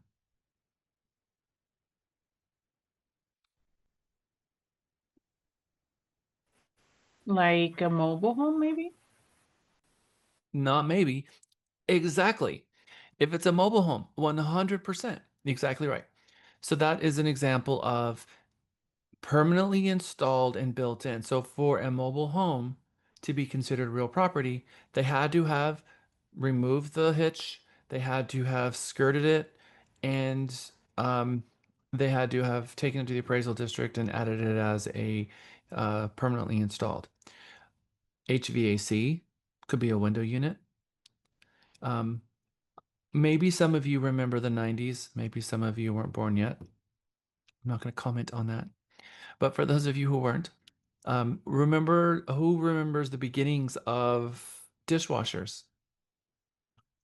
When all of a sudden dishwashers, were they always built into the cabinets? Were they always near the sink? Where did they used to be? Somewhere in the middle of the kitchen and hoses ran to it? That's where they used to be. So dishwashers used to not be real property. They went from personal property to real property the moment they started screwing it to the bottom of the countertops and building it into the kitchen. That day, they went from personal property to real property. What's the difference between a washing machine and a dishwasher? The difference is it's not screwed in anyway. That's the only difference. So this permanently installed and built-in items is the most important part of this paragraph. The house, the garage, and all other fixtures and improvements attached to the above described real property, including without limitation. The following permanently installed and built-in items. It says including without limitation. So without limitation, the following permanently installed and built-in items. So what it's saying is all of these following things are permanently installed and built in are going to be considered real property, but so is everything else that's not listed here that is permanently installed and built in. And it says, if any, equipment, appliances, valances, screens, shutters, awnings, wall-to-wall carpeting, mirrors, ceiling fans, attic fans, mailboxes, television antennas, mounts and brackets for television and speakers, heating air conditioning units, security and fire detection equipment, wiring, plumbing and lighting fixtures, chandeliers, water softener system, kitchen equipment, garage door openers, cleaning equipment, shrubbery, landscaping, outdoor cooking equipment, and all other property attached to the above described real property. All right, let me give you a really fun example, and let's see what you think. You walk into the property during the showing, and you look up at the ceiling, and there is 2 wires sticking out of the dining room. And you go into the garage, and there's a brand new box, and in that box is a chandelier. Is that chandelier real property or is it personal property? Personal property. The chandelier's personal property. It's not Personal property. But the house doesn't have a chandelier. Doesn't it supposed to have one? No, Yes. it's not up. It It's doesn't not matter. up. It doesn't matter. So as an agent, if you happen to see a box in the garage and the box in the garage is a chandelier and you go into the dining room and you see that there isn't one and you notice that sticking out of the trash can is a chandelier that they've thrown away and you're extrapolating a story. Oh, it broke and now they're buying a new one. And that's a story you concocted in your head based on all the evidence in front of you. Okay, great CSI work, but how should we put this in the contract? Under D is an exclusion. Mm. A non-realty. Special dimensions. Do we as a buyer agent want to exclude the chandelier that's in the kit in the garage? Is that what we're trying to accomplish? No. Or are we trying to get that from there to up there? I think that's what we might be trying to accomplish. I'm going to show you exactly where, perhaps in the as-is condition, where it says the seller agrees to make the following repairs and treatments, and put it there, to install the chandelier from the garage, or whatever that you see, to make it real property, because you see, it's not that the chandelier is in the house, so it belongs to the house. It's once it's connected to the house, it belongs to the house. And by connecting it, you go from personal property to real property. All right. So you walk in and you see a refrigerator that's built into the cabinetry. It's got beautiful kitchen cabinets. You're like, wait, where's the refrigerator? I didn't even see it. I'm like, oh, look. And then they open up a pantry door, and voila, there's a kitchen and there's a refrigerator. And they're like, wow, that's the coolest thing I've ever seen. Is that personal property or real property? Real property. Real property. Real property, 100%. All right. You walk in the front door, and there is this gorgeous mirror that is vaulted ceiling. So you walk in, you can see the banister of the second story from the entryway, and you look to the left, and there is this mirror that goes all the way up to the second floor. And you're like, wow, that is a gorgeous mirror, and it just is amazing. Personal property or real property? Personal. Real property. It's attached. Well, you're both right. Or you could have, either one of you could have said, I'm not sure yet. And then there would be the right answer. It would depend how it's attached to the house. That's right. If it's hanging on a molly bolt, and let's just say it's got, the most sophisticated anchor in the world, where they've just sort of set it and it's fold down and it's set down and set down again, and it's very attached to the wall, but it would take some extremely strong people to lift up this 2,000-pound mirror up and over the hatch and take it outside. Would that be considered built in? It has a bolt. Yes. It would not be, Built in. because it is sitting and it's set down and down and down. And so, okay, the only thing that's holding that mirror in place is gravity, 100%, right? Versus somebody taking a mirror in the bathroom and they glued it to the wall. Personal Realty, property or that's real our property? channel. Yeah, realty. Real property. So, Real property. Although it depends on how well they're glued. Yeah. I'm gonna say that if you do damage to the property by ripping off that mirror, then you have proven that it was permanently built in. Property. Yeah. Okay, so if it's your typical property that's being built today has mirrors in the bathroom that are glued to the wall. Maybe they'll put a trim around it to put a little window box around it to make it look like it's actually a window, but most of them are, but not always. Especially you model home agents who want to live in an ecosystem of representing builders. You're the one that's going to get hurt by this the most, by the way, with bathroom mirrors. It actually even happened to me. And I just said, dang it, how could I get that wrong? Happened to me when I bought my house. I had contract. I walked into a model home one day, had no idea that was going to be my new home until I walked inside, and I told everyone I'm going to buy this home. And of course, this was 2015, and they used it as a model home until 2019. Sure enough, yes, I did. I bought that home. Thing was, it had been obviously immaculately staged, and I knew that the builder probably didn't own all that furniture, but they had some really cool mirrors in the bathroom, and I didn't even think about it, but they were hanging on a hook all day long, and those went right back, and so the didn't have any mirrors, so I had to go buy mirrors because it literally didn't have any mirrors in the bathroom. I'm like, come on, really?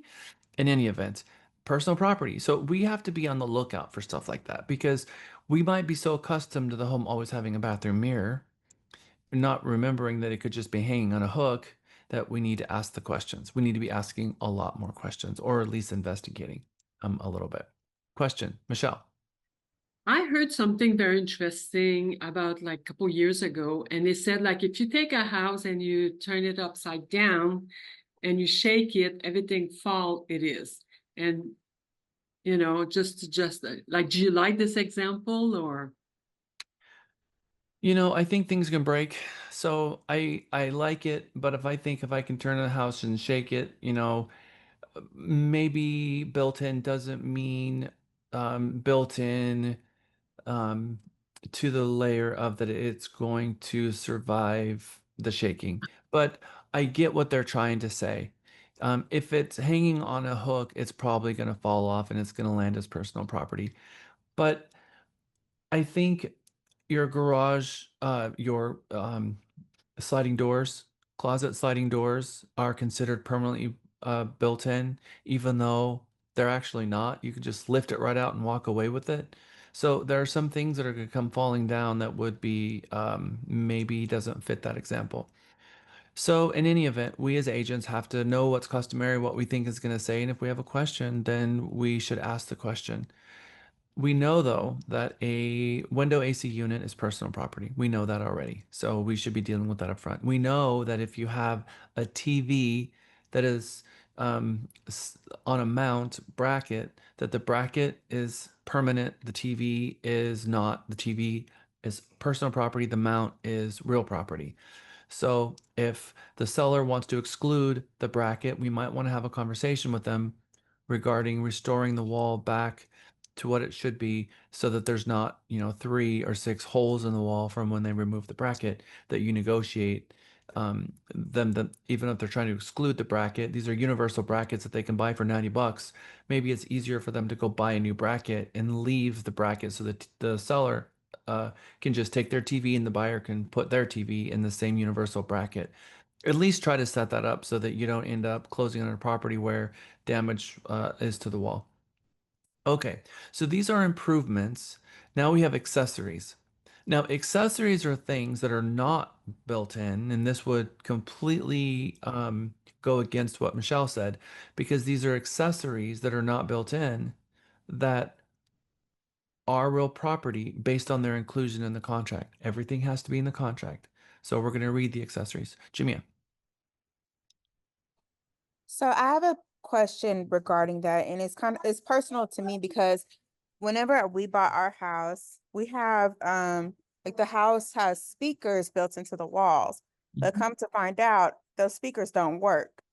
And so trying to find somebody to fix that is costly, or they're asking all these questions that I have no answers to. So now as an agent, I'm like, okay, if I come across this with somebody else's house, should we make sure that kind of stuff works, or where would that go? I guess it'll go in the as is, like upon this stuff is actually working. Does my question make sense? Because I got like 3 big speakers in my wall. I need you to go from thinking as a buyer as to thinking as a real estate agent for this particular topic. Because when you're thinking of yourself as a buyer, you think, I bought a home and the speakers don't work. How come they didn't tell me? A real estate agent would say, Mr. and Mrs. Buyer, it's very possible that the seller never hooked up these speakers and they have no idea if it's working, and they don't know. They have no idea that it might not be working. So Mr. Buyer, if you really want to know if and not the items are working, you need to have an inspector inspect them.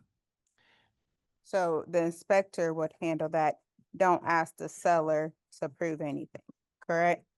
The seller, it's up to the buyer to find defects. If the seller has to tell the buyer everything that they know that's wrong. So if the seller is aware that the speakers don't work, then they would have an obligation to disclose that they don't work. But if the seller has speakers in the home and they've never bothered to hook them up and they have no idea, they're probably not even thinking about the speakers and probably forgotten that they're even there, but certainly they don't know if they're working or not because they've never plugged them in. So they're not aware of a defect. In their mind, they probably think, well, obviously they work. I just never used them, not knowing that they don't work in the first place. And maybe they do work. They're just not hooked up in a way that you think they should be yet. So we don't know. But it would be on the buyer to find latent defects. It would be up to the buyer not the seller to have a crystal ball and say, okay, well, according to, the ether, these are the 5 things that's wrong with my house. It's not about that. It's what does the seller know that's wrong with the house and disclose those items. And it's up to the buyer. Buyer beware. All homes are sold as is. It's up to the buyer to inspect the property and get all of those questions answered. Yes. Now, when it comes to those speakers, the speakers obviously convey because they're attached to the home. And it could be that there's a control panel somewhere and all you got to do is plug them in. It could also be that the inspector inspects it and says, hey, I have no way to inspect this. And if you want to inspect this, you're going to have to call a low voltage person out who has the equipment that they could plug it into that, because the inspector probably doesn't have a way to even inspect them even if they wanted to. That makes sense? Does that answer your question? Yeah. 100%. Okay, good. All right. So remember, Michelle's example here on turn the house upside down and shake it doesn't work for accessories, because accessories are things that are not permanently installed. The permanently installed section is only for improvements that are listed here. So now we're going to have a long list of things that are considered, are made real property based on them including it here in our 1 to 4 family. The following described related accessories, if any, that are not permanently installed and built in. Window air conditioning units stay, unless the seller excluded them. The stove, the fireplace screens. Now, you could have a decorative fireplace screen. You got 2 kind of fireplace screens, kind of the 1980s and forward little metal screen that's really hard to, pull across the front of the fireplace that's built in. That is not the kind of screen we're talking about here. We're talking about, although that is one of them, but that one is already permanently installed, so there's no question about it. The reason they're talking about this one is because you've got a fireplace screen that's free sitting in front of the fireplace, and that would be considered real property. So if it's a decorative screen and they plan on taking it with them because that was in grandma's house, it would be up to the agent to say, look, you want to exclude that in the contract because the contract specifically says that you're going to give that away. I think sometimes it's more important for the buyer and the seller to both have an understanding of what accessories are, more so than the improvements, because the accessories are a huge point of contention often. So fireplace screens, curtains and rods, blinds and window shades. I can tell you 3 situations where we've had very experienced Realty Texas agents get this wrong. One time they got it wrong just because they forgot. How often do you think you're sitting with the seller on January 1st, 2025, and next thing you know, you get an offer in August of 2025? Do you think that happens sometimes? Properties on the market for 6 months? You think that if you are a listing agent and you had a conversation with your seller about curtains in January, that you might forget about that conversation in August, September? Okay. We have a listing agreement, and the listing agreement, one of the beautiful things that we have in our listing agreement, exclusive right to sell.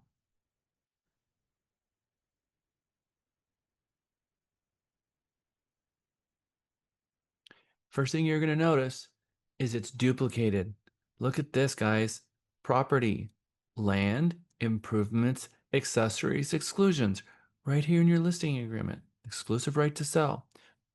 Austin Board of Realtors, as well as Texas Realtors, has the exact same setup. They've duplicated this exactly the same.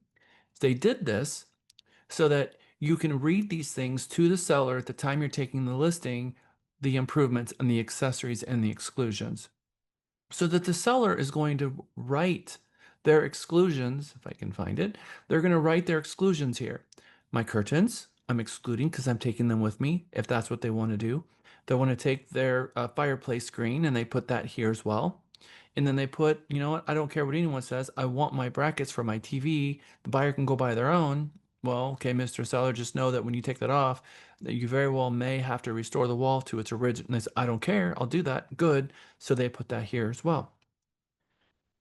My recommendation is that you include this exclusions paragraph in your offer instructions as in the MLS, and you review your own offer instructions, but then you also go back to your listing agreement at the time you get the offer and review it to make sure that you haven't missed anything. Because in this scenario, our listing agent, who is a very experienced agent here at the company, they forgot.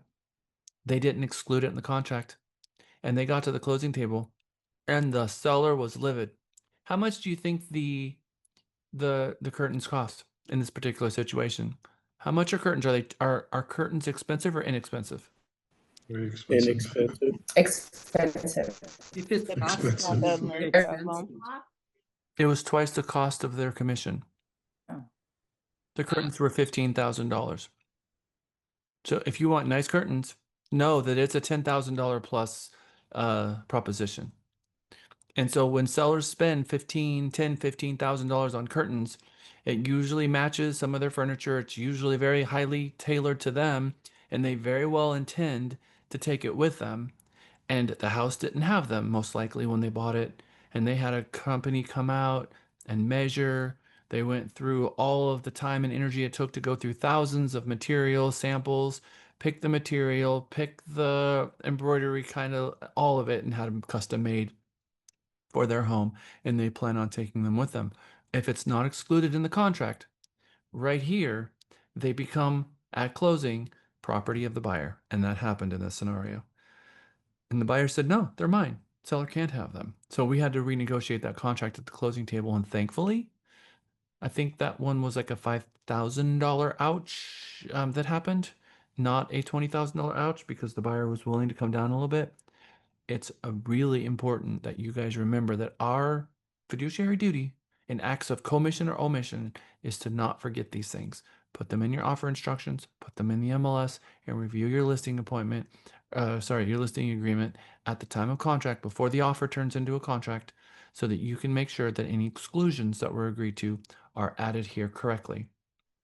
Continuing on, above ground pool, swimming pool equipment, maintenance accessories, garage door, entry gates, and the controls and the data for any of the, I don't know, Ring Central or Alexa, all of the things. So the hardware will stay. The Alexa open in the windows and the windows close. I try not to say that anymore because I know you're all at home and you may have one of those. But in any event, you can control the curtains going up and down from a device. That device should be wiped clean, and that we have an obligation. And in our listing agreement and in the buyer rep agreement, we talk to them about the controls and the data and how important it is that they reset it. So let's just say for a moment that you don't have an exclusion, you have an inclusion. What is the difference between an exclusion and an inclusion? Personal property that's included into the transaction. Yep. And what form do we have for that? Non-realty? Non-realty item. Non-realty addendum. So the non-realty addendum, which is, I guess there's a dash in it. In any event, what makes this one important, let's just put non. I need to refresh my screen. The non-realty addendum is an inclusion, which means it's personal property that's being conveyed from the seller to the buyer. Property owned by the seller that's not real property that the buyer is agreeing to either for free or for a fee conveying.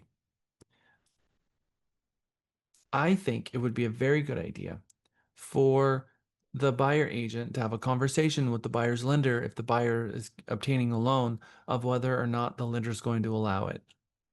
Did you know that there are circumstances where the lender will say no, the buyer can't have the items for free?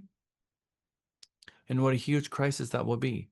And it's usually the people who need them the most who can't have them. Let me give you an example. A buyer is getting an FHA loan.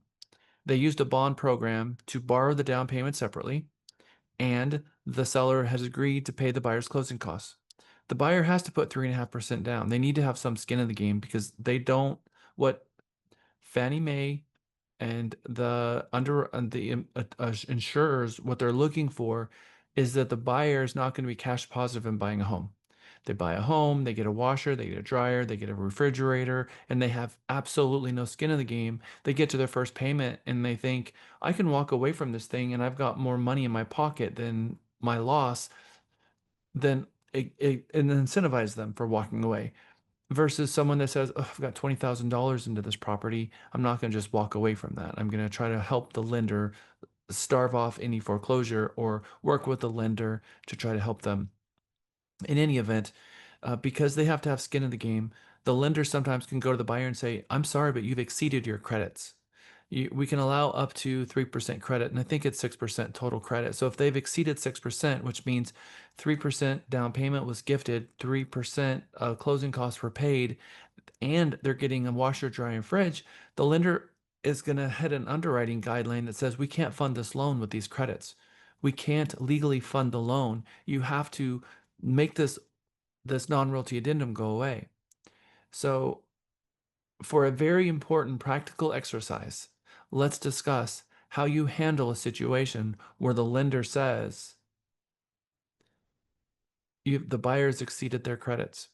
How do you handle that scenario with the non-realty addendum where it's already been agreed to that the seller will convey the washer, dryer, and fridge? Is that something that can be added to the closing costs? They already have closing costs. All of the closing costs were already paid, and the buyer only has 3% closing costs, and the closing costs were already paid for. So the lender has said, the buyer, you already have 3% closing costs being paid for by the seller. You're already getting the down payment gifted by a third party. There's your 6%. You've already exceeded it. You can't have any more credits, and the washer, dryer, and refrigerator is considered a credit, and the lender says you can't. So adding it to the closing cost is simply going to make it more than the 6%. Anyway, Kelly. Do you do a bill of sale? The non-realty addendum is a bill of sale, Kelly. So that's what it is before it, but they put $0 in there. They put $0 in there because the buyer doesn't have any money to buy. They're a first-time home buyer, and now they get a house and a washer, dryer, and fridge, and they needed all these things. They didn't have a down payment. They don't have closing costs. They don't have any of these things, but they're buying a home. They can Can you do it for a nominal fee, like $1? Yeah, you can pay for them, I assume, like maybe $50, $100. So do you think the lender is going to allow that? I'm guessing not. Are we going to make that decision and think, oh, well, we'll just put $50 in here because the lender will allow that? What was my first thing that I said out the gate? What do we need to do? Yes, Tina, say that out loud for everyone else to hear. Was it talk to the lender? I read your lips. My out the gate, I said talk to the lender because it is up to them to make sure that the lender has approved it because the lender said they can't have it. And when the lender says they can't have it, guys, it is not, oh, Mr. Buyer and seller, the lender said you can't have it. So I'm going to need the two of you to go outside and work this out between yourselves.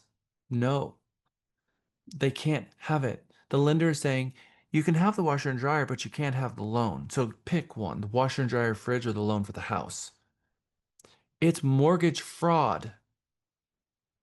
And when you go to the closing table and the buyer and the seller negotiate at the closing table, there's a big, huge FBI seal that's on page 1 of the closing documents. And by law, the seller is, the title closer is required by law to stop the closing proceedings and look at the buyer or the seller, whoever's in front of them at that moment, and says, is there any agreements between you and the other party that's not written down in this agreement? Yes or no? Okay, no. Put no and put your signature here on this FBI seal. If you've just lied, it's 30 years in prison and a $15,000 fine for mortgage fraud because you've just defrauded the federal government who is providing you a loan. And by the way, if the agent was complicit in this and knew about it, well, guess what? You're wrapped into that whole thing exactly the same. So Miguel threw in something in our chat from Carrie Jurek about our incredibly amazing Tina, who had a client just review her on our Realty Texas sites that said, dang it, she's really disappointed that she couldn't give Tina 6 stars instead of 5 because only 5 was available. Good job, Tina. That was a great shout out that you got. So congratulations. Thank you, Miguel, for sharing that. So when the lender comes back to us and says you can't have it, the answer is you can't have it. And this is very serious stuff. I know agents want to help. And how do agents get themselves in trouble? By being too helpful. I think most agents, especially the yellow personality, is going to want to help. They're going to want to placate. They're going to want to make sure that everyone walks away without creating this, this situation that's going to seem adversarial or conflict ridden, which is, Mr. and Mrs. Buyer, you can't have the washer and dryer. Who in the heck is the lender to tell me that I can't have a washer, dryer, and a fridge? Oh, you can have the washer, dryer, and fridge, but you get to pick one, the loan for the house or the washer, dryer, fridge. But that doesn't make any sense. Those are the rules, and we don't get to make the rules. We have to exist within them. And so the reality is that you can't have the washer and dryer fridge, and that's not something that I can speak on. I need you to talk to your lender about it, and the lender will explain why, because that's their job to enforce this. But HUD often does reviews after closings. In situations like this, they can actually come into your home and look. This is a really big deal. This is not a small one. And they're cracking down on that kind of stuff. Just like right now, they're doing site inspections across the entire country about investors who are buying properties saying that they're owner occupied, but they're using owner occupied loan for an investment property where they were supposed to put 20% down and foreclosing on those investors who purchased their properties illegally. Remember, investment loans, there's 20% down and a higher rate. So they're lying to the lenders and saying, oh yeah, I'm going to move in. Yeah. I'm going to owner occupy this property. And they had never intended on doing that at all. Okay, so we've talked about the improvements, the accessories, and then we've also talked about the exclusions. If they want to exclude the chandelier or exclude an item, we're not going to exclude the washer and dryer fridge because you only exclude things that are not fixtures or not accessories. So we're not going to exclude something that's personal property. So that if the buyer wants the washer, dryer, fridge, and the lender allows it, it's going to go in a non-realty addendum. Now, maybe the buyer really wants it and the seller's willing to sell it for $300 each. And the buyer goes to the lender and says, can I buy them for $300 each? And the lender will say, let me check with my underwriter. And the underwriter will come back and the underwriter is going to answer that question, and only they can answer that question. All we can do is ask the question, and they may say, we're not going to allow it at all, for or without a fee, and we're not going to muddy up the contract on it. So exclusions are things that the seller wants to keep. Just remember, if it's things like curtains and you're having this conversation with the seller at the listing agreement and it's written on the listing agreement, when you're writing your offer instructions, check your listing agreement to verify it. When you get an offer and you're negotiating the offer, just take a moment to go back and look at your listing agreement as practice, so that you always have that practice, so you never end up negotiating an offer forgetting about something and what a nightmare that is, because it's probably going to mean your commission. It will mean your commission if it's something substantial. Okay, and then reservations. We actually went and looked at the reservation form already. If the seller wants to keep some of the mineral rights, then they will use the reservation form. Most of the time, the seller doesn't even know if they have the rights in the first place. They just don't know. So how do they know? They have to call an oil and gas professional. It used to be called landman, but we have a new name for it. It's an oil and gas professional, and their job is to know the mineral rights in Texas. They are licensed by TREC. They have continuing education, just like we do. And we have 2 oil and gas professionals who are real estate agents here at Realty Texas. One of them is named Kelsey Howell, who's been an agent here for a really long time, and she has that competency. You can get with her if you have questions regarding it. But again, the title company is not going to be able to answer the question if the seller owns the minerals. They're going to need to have a professional go and research that to determine. And again, the reservation doesn't say that the buyer's gonna. The contract doesn't say that the buyer's going to get any minerals. All it says is that whatever minerals is owned by the seller will convey, if any. That's what the contract says. And then if the buyer wants to know, do I get minerals? Do they ask the title company? No. They're going to have to hire a landman, oil and gas professional to determine what is owned. And if it's a residential lot, you're wasting your time doing the research. If it's a 200-acre parcel of land, probably worth the time and trouble it is that someone's going to have to determine it. Because even if you have a deeded piece of paper, it could be wrong because someone else could have hijacked that later and sold them off. So they really do need to research that if you're talking about mineral rights. Okay, so we have successfully kind of dove into paragraph 2. Do you have any questions for paragraph 2? And do you feel a little bit more confident now with paragraph 2?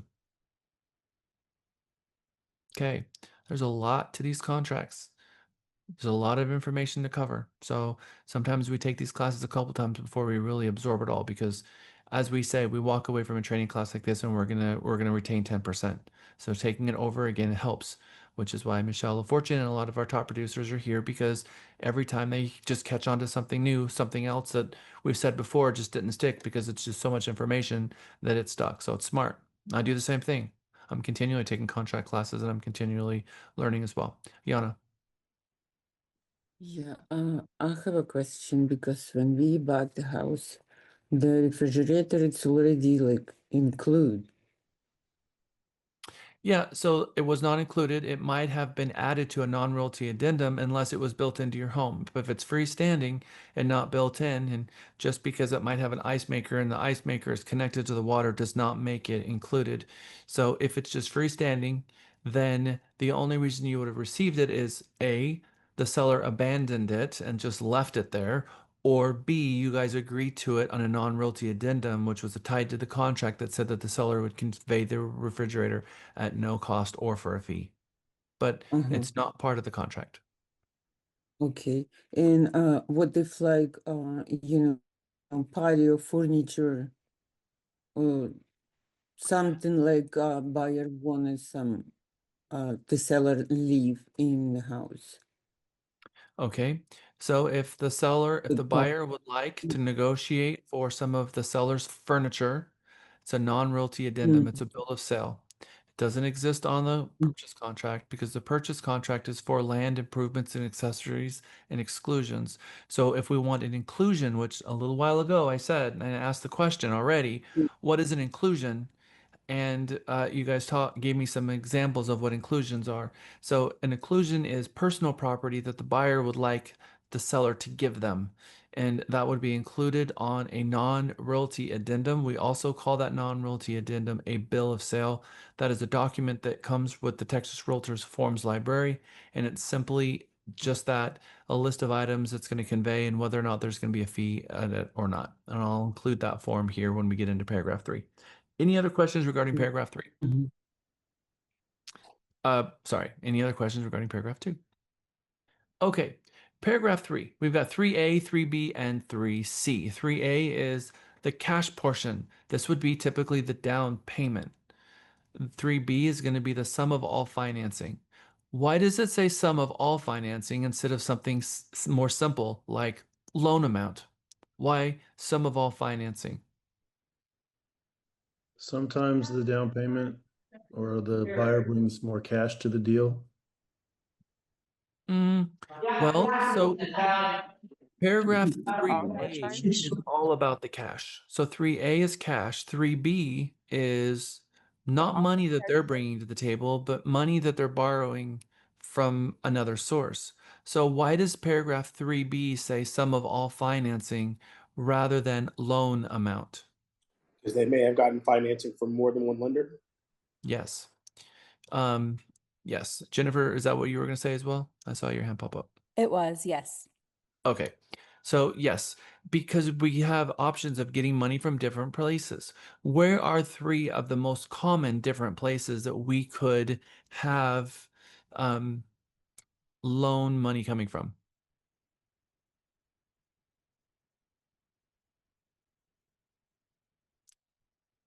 And it's not like they're right here on a checkbox right here on the screen. Rarely from the seller. Okay, so yep, we've got third party. Third party financing is open money from a lender, third party. That's going to be borrowing it from, Fannie, Freddie, underwritten, that kind of thing. Loan assumption. Loan assumption means that the seller's underlying mortgage is going to be conveyed along with the property to the buyer. Conventional loans are not assumable. not assumable. But FHA and VA are assumable. A VA loan is assumable by anyone, but if a non-VA borrower assumes a VA borrower's loan, the entitlement for the VA borrower seller is locked up and they can't use their entitlement ever again until it's paid off. That could be a hardship for them because those zero down loans are hard to come by. Versus a VA borrower were to assume the VA borrower's loan, then it would clear the entitlement and it would restore the seller's eligibility to obtain a new loan under the entitlement program that they have as related to their VA loan. So loan assumption. That means that the current loan on the property is going to go and be changed from the seller's information to the buyer's. And in most cases, it will have a release of liability from the prior seller and be fully the liability only of the new buyer. But that's part of what you're going to be looking for if you go down that road. How that works is your mortgage loan originator is going to have nothing to do with this. The seller is going to tell the buyer, hey, I have a loan and my loan servicer is with Chase. And if you'd like to assume this loan, the borrower slash buyer has to call Chase, ask for their loan, their origination department, and then let them know that they're interested in a assumption. Their origination department, a loan officer from Chase or whoever the loan servicer is going to qualify them just like they would any other buyer, and then start the process of transferring that loan and getting the buyer approved for it. So if they can qualify to approve any other loan, they'll be able to qualify for the assumption loan. But if they can't qualify for some other loan, they're not going to get qualified for this one either. But why would someone want to assume a loan in the first place? What would be an advantage of a buyer to assume a seller's loan? Low interest? Yeah, the interest rate. Low interest. If we look in the rearview mirror, are the rates higher at the further we go back or lower the further we go back? Lower. Sometimes as low as 1%. I've seen some 1.5% loans being assumed lately. So you go back 5 years ago, before sometime in 2023-ish, you'll start seeing 5, 4, 3, 2, 1, right? So that's obviously a huge deal. In Mega, we've done this multiple times. We've taken the field trip. We've gone over to bank rate. We've clicked on mortgages and clicked amortization calendar. We've looked at a $300,000 mortgage. And we say, what is the difference between a 1%? Let's just use something realistic, 2%. We see here is this 2% loan. And we see that the 300,000 on this 30-year mortgage at 2% is $1,000, $1,100 payment. It's $99,000 in total interest over 30 years for the total cost of $399,000. So they're paying $99,000 in interest. What do you think that number changes when I double it to 4? That $99,000 goes to $215,000. Okay. That is a $120,000 difference in interest. So by assuming that underwriting loan, they're saving themselves $400, $300 a month, or a couple $100,000 in interest. And right now, our rates, by the way, aren't 4, they're 6. And so if we've got $350,000, your actual interest is more than the principal plus $50,000. It's all just the interest portion. And if they're sitting here with a 2% loan, we're talking about stupid money now. $300,000 difference, $300,000 difference, $250,000 difference. That's crazy stupid numbers.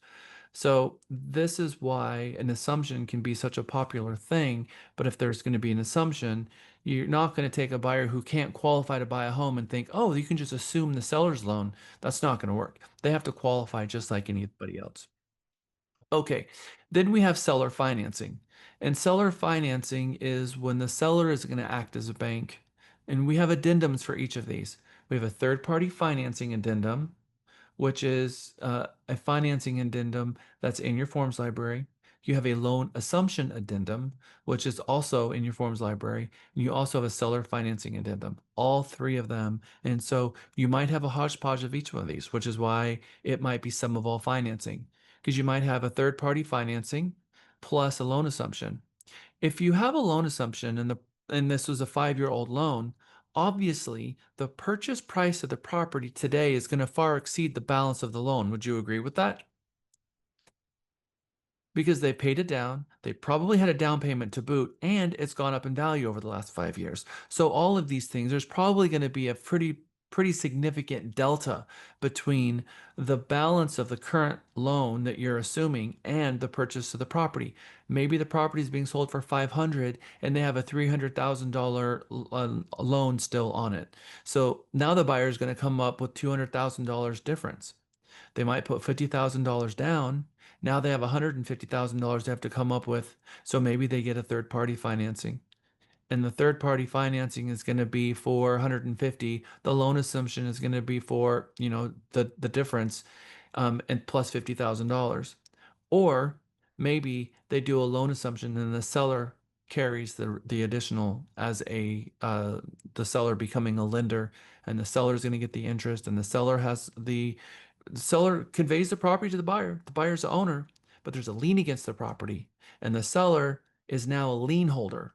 And if the buyer forecloses, the seller can take the property back through the foreclosure process like any other, rehab the property, and then sell it.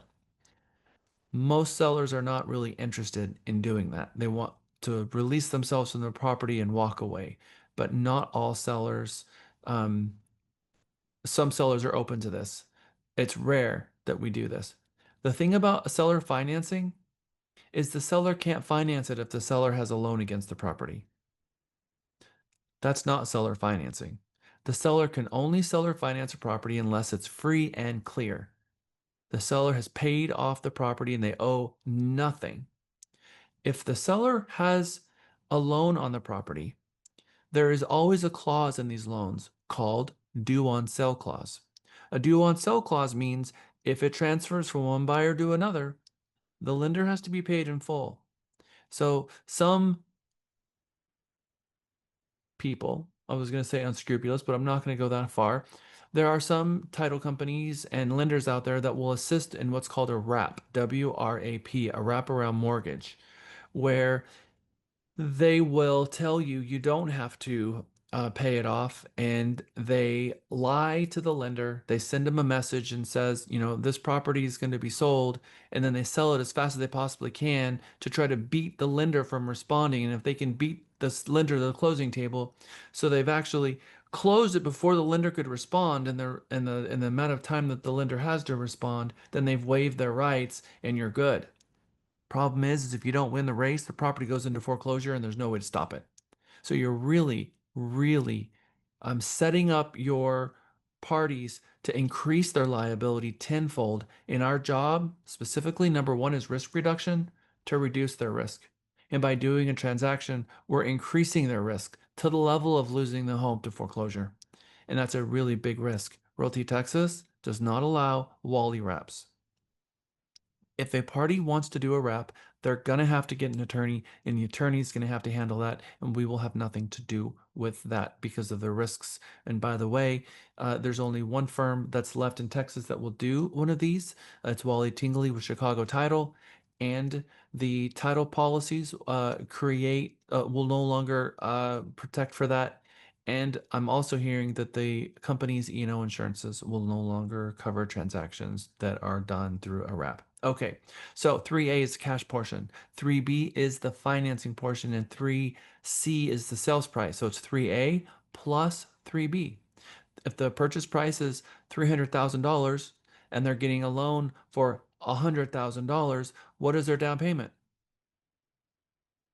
200,000. 200,000. Simple math. A plus B equals C. And it's going to always be like that.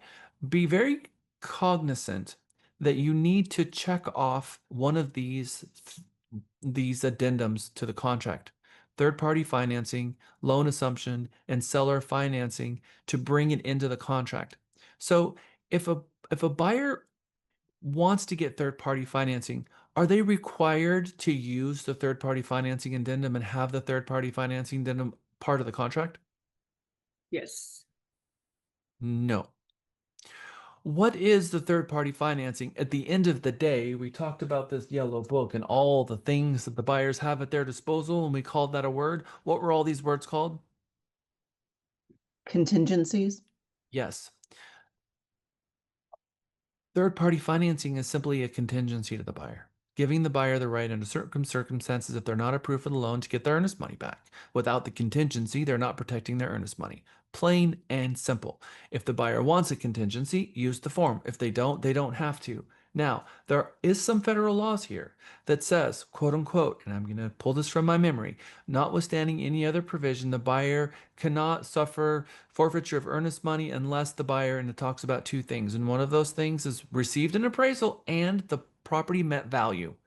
So if the buyer orders an appraisal and it doesn't appraise, the buyer can move out and they can exit that transaction with their earnest money through the federal law. And there's nothing that you can do to fix that or to cure it or to supersede that language in the contract, because it says that the buyers and seller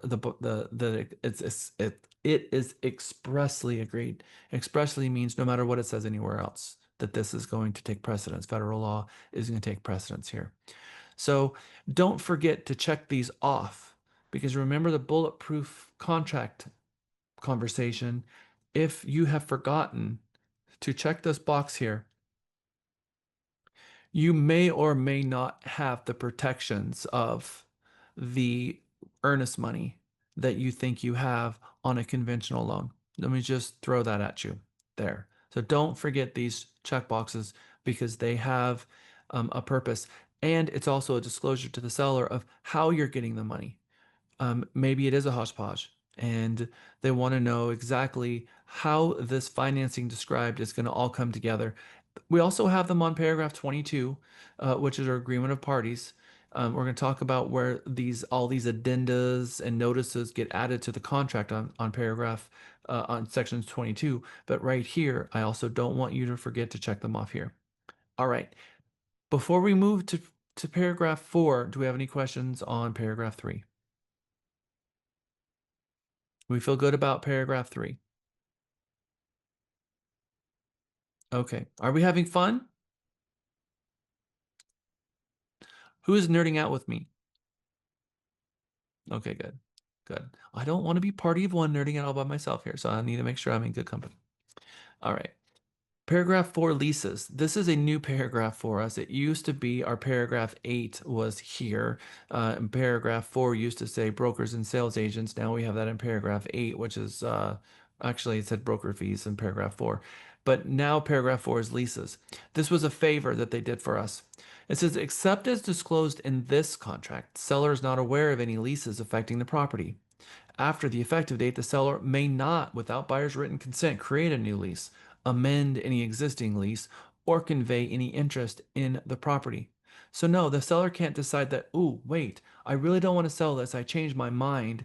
I'm just going to renew my lease with my tenant. That way, the buyer can't take possession and their owner-occupied loan will get truncated, and I have fixed my issue. The seller will be in breach. They didn't have authorization to sign that lease.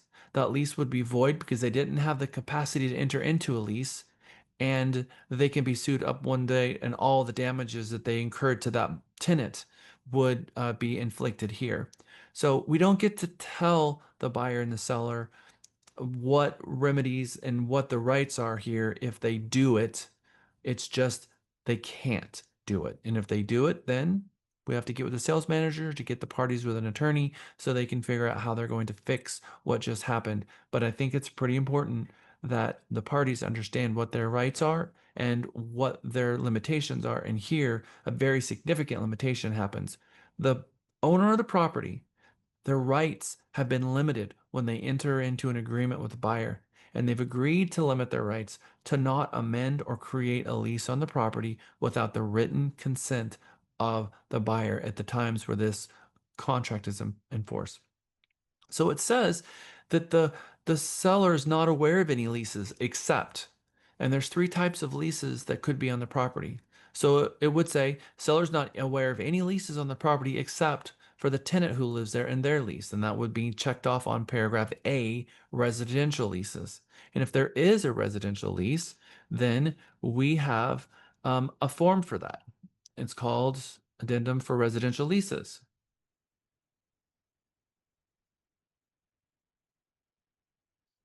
So we have the addendum regarding broker fee, fixture leases, and then the addendum regarding residential leases. We're going to talk about the other ones in a second, but we're just going to add this one here for a moment.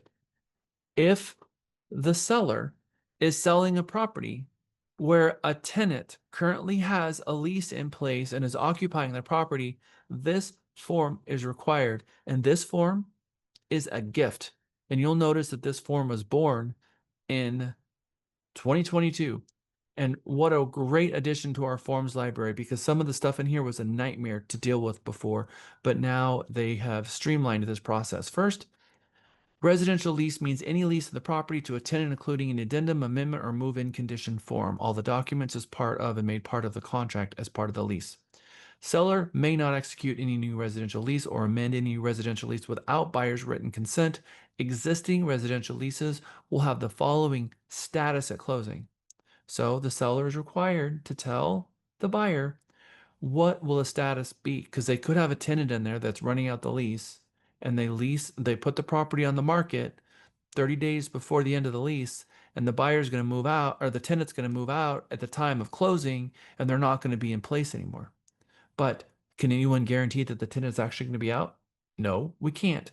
So we want to make sure that we dot our I's and cross our T's here to protect the buyer, because if the tenant refuses to leave and we close, now you have a tenant at sufferance. Now you have an eviction scenario. And if the buyer can't take possession within 30 days and they got their owner occupied loan, you got a nightmare situation going on.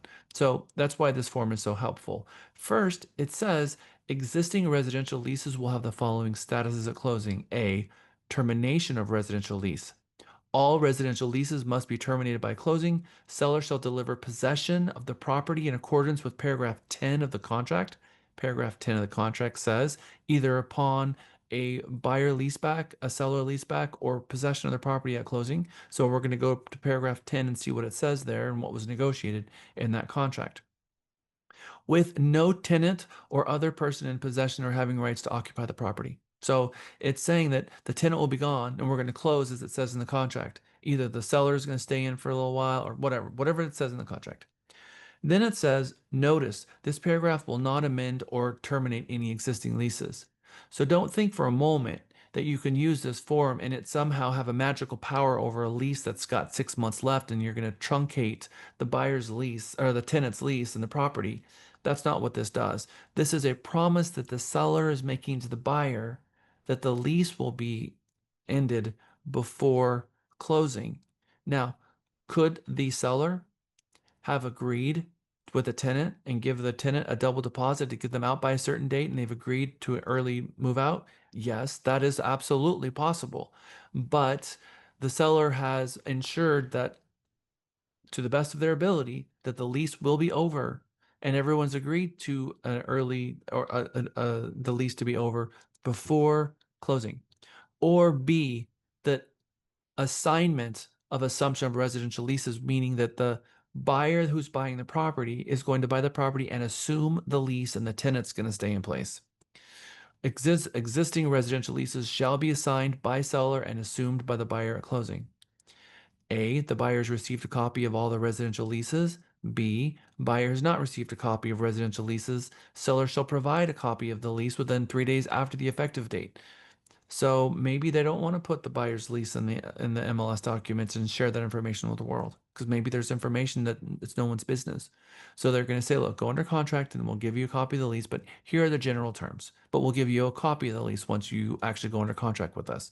And they give them 3 days to review it. That's what that would be for. Or C, seller provides buyer with notice of the following oral residential leases because there's a tenant in place, or who knows what. Okay, and then paragraph B2 says, at closing, seller shall transfer security deposits. This built into this, that the seller is going to give the buyer the security deposit. There was a time in which this wasn't built into our contract, And if you didn't deal with it correctly with, increasing the sales price or having them agree outside of closing to pay it, that the seller would keep the buyer's deposit money, and the new buyer would have to give money out of their pocket back to the tenant if they were to move out. So that's not the case anymore. That comes along, the security deposit comes along for the ride. So at closing, buyer shall deliver to the tenant a signed statement acknowledging that the buyer has acquired the property and is responsible for the return of the security deposit, and specifying the exact dollar amount of the security deposit. And it goes on to say that the residential lease is in full force, no tenant is in default, no tenant has prepaid any rent, no tenant is entitled to any offset against rent, there's no outstanding tenant claims against the seller involving the property, there are no pending disputes with the tenant or prior tenant, and there are no agreements, options, or rights outside the lease between the landlord and tenant. Like, if you mow the lawn on the 5 acres, you get to live there for free. And if there is, if one of these is not true, then they have to explain why it's not true. So everything has to be fully disclosed. This is a really good option for the buyer, the tenant, by the way, because if the tenant is living there and they've been asking for the stove to be replaced for a year and it hasn't because it's got 3 broken burners or who knows what, the tenant can raise a claim here and say, no, I want this fixed. So any claim between the tenant and the landlord would have to be cured before closing, unless the new owner would want to absorb that tenant with knowing that conflict is in place. So a lot of protections here if there is a tenant in place. If there is a tenant occupying the property at the time of offer, this form has to be used. And the question is not if there's a tenant in there, it's whether or not that tenant is going to be, whether that tenant lease agreement will be enforcing the tenant out or not. That's the question. And that's what has to be answered here as part of this agreement. And then it's added as part of the agreement here. Fixture leases. This could be anything from anything from a water softener system to a solar panels on the roof to a Tesla battery or a whole house generator. Something that the current owner of the property slash seller has put on their property and added to it as a fixture, but it's not paid off yet. And they're paying off a lease agreement.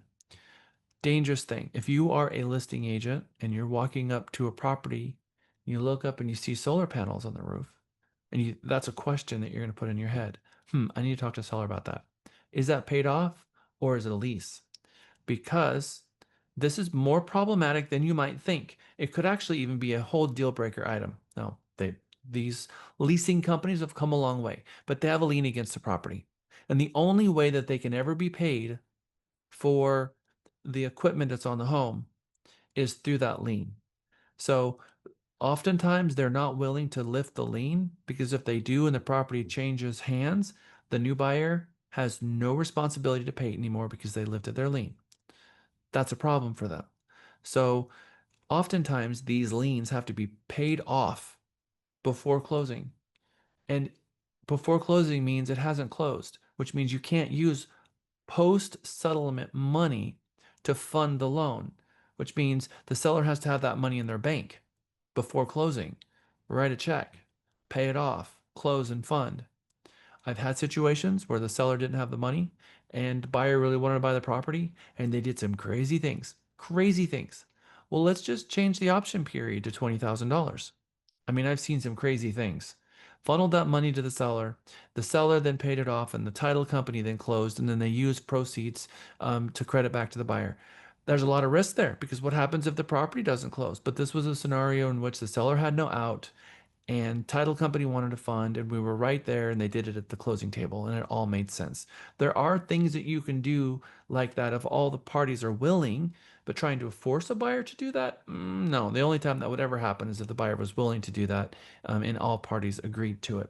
Most of the time it's going to be the parties are on the phone with the lien holder trying to figure out how they can get this solar panel company to agree to convey this to the buyer and a $30,000 balance, and it's a nightmare situation. So just know that as a listing agent, you should be dealing with this stuff and having conversations with these lien holders before the property goes in the MLS. So you have a copy of the contracts, you know exactly what it's going to take, and you have a plan for this long before you go under contract with a buyer and then try to figure it out at the closing table. That's not how to handle this situation. So if you find out that there is an improvement that's being leased, my recommendation is you get with your sales manager, Andrew, and have him walk you through that if it's the first time. And yes, there is a fixture lease that they're going to want you to attach to the contract. And then last but least, for the leasing paragraph, you'll see that there is an item 1 and 2. There is a fixture lease form here in our forms library, fixture lease. It looks very much like the other lease form. Only real difference here is that you're going to tell them what kind of fixture lease. It's a solar panel, property, propane tank, water softener, security system, or who knows what else. At closing, buyer shall assume and the seller shall assign to buyer the following fixture leases, what kind it is. Prior to closing, the seller will or not remove the fixtures. If there is a fixture, you have to put it here. And then it's really about, is the seller going to remove it or is the buyer going to assume it? And then has the buyer received a copy of the agreements? And all of this is here. So if there's a fixture, we've got a TREC addendum for it, and you should use that TREC addendum. All right, moving on to natural resources lease. There is no addendum. There is a natural resource addenda in our forms library, but that has nothing to do with the natural resource lease. If there is one, it's going to be a lease that's been created between parties. It could be anything from a geothermal, could be a windmill, could be an other natural resource lease. It could even be coastal Bermuda hay and someone has agreed to mow the property and there's a lease for the next 10 years of someone who is mowing the property and getting paid for that and selling the hay. Could be simple as that. So it says seller has delivered to the buyer a copy of the natural resource lease, because if there's a natural resource lease, that lease is going to continue on in perpetuity until the end of the lease. Unless the seller can agree for that third party to break that lease, it's going to continue on. So if someone has a right to, mow the property and they're making money from that, and the seller's making money from that, that lease will continue on. So in a situation like that, the seller has to give a copy of that lease to the buyer so the buyer can determine whether or not that's something that they want to move forward with. And if the seller hasn't given it to them, then they contractually will have a certain amount of days to get it, or the buyer can review it and determine if that's something that they want to move forward with. Okay, it is 2:16, so I owe you a break. We have gotten through paragraphs 1, 2, 3, and 4. We're going to spend a little bit of time here on paragraph 5. There's some really important stuff that we take away from paragraph 5. And then the most time we're going to spend on today, and it's going to feel like we're running out of time, we're going to spend an entire hour on paragraph 6. In paragraphs 7 through 23, take 30 minutes. So we're going to spend most of the rest of the time we have together on this paragraph 5 and 6, and then we're going to whiz through the rest of the paragraphs. It's 2:16. Let's come back at 2:26. It's a little bit too much information. I have a headache. Hang in there. You can do it.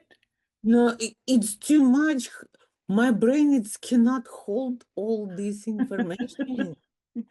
You're It's just not impossible. You're not alone. I'm just like that. So I just want to say I'm with you on this. No. I already have a headache, huge headache. My head is gonna blow up. Jeez. Oh. Well, it's all about practice, right? I mean, it's going to be clear the more you utilize your contracts, but this is the best class ever. Yeah. You can pop in every time and you can watch the videos over and over and over. When we start work, I think it's going to be much easier.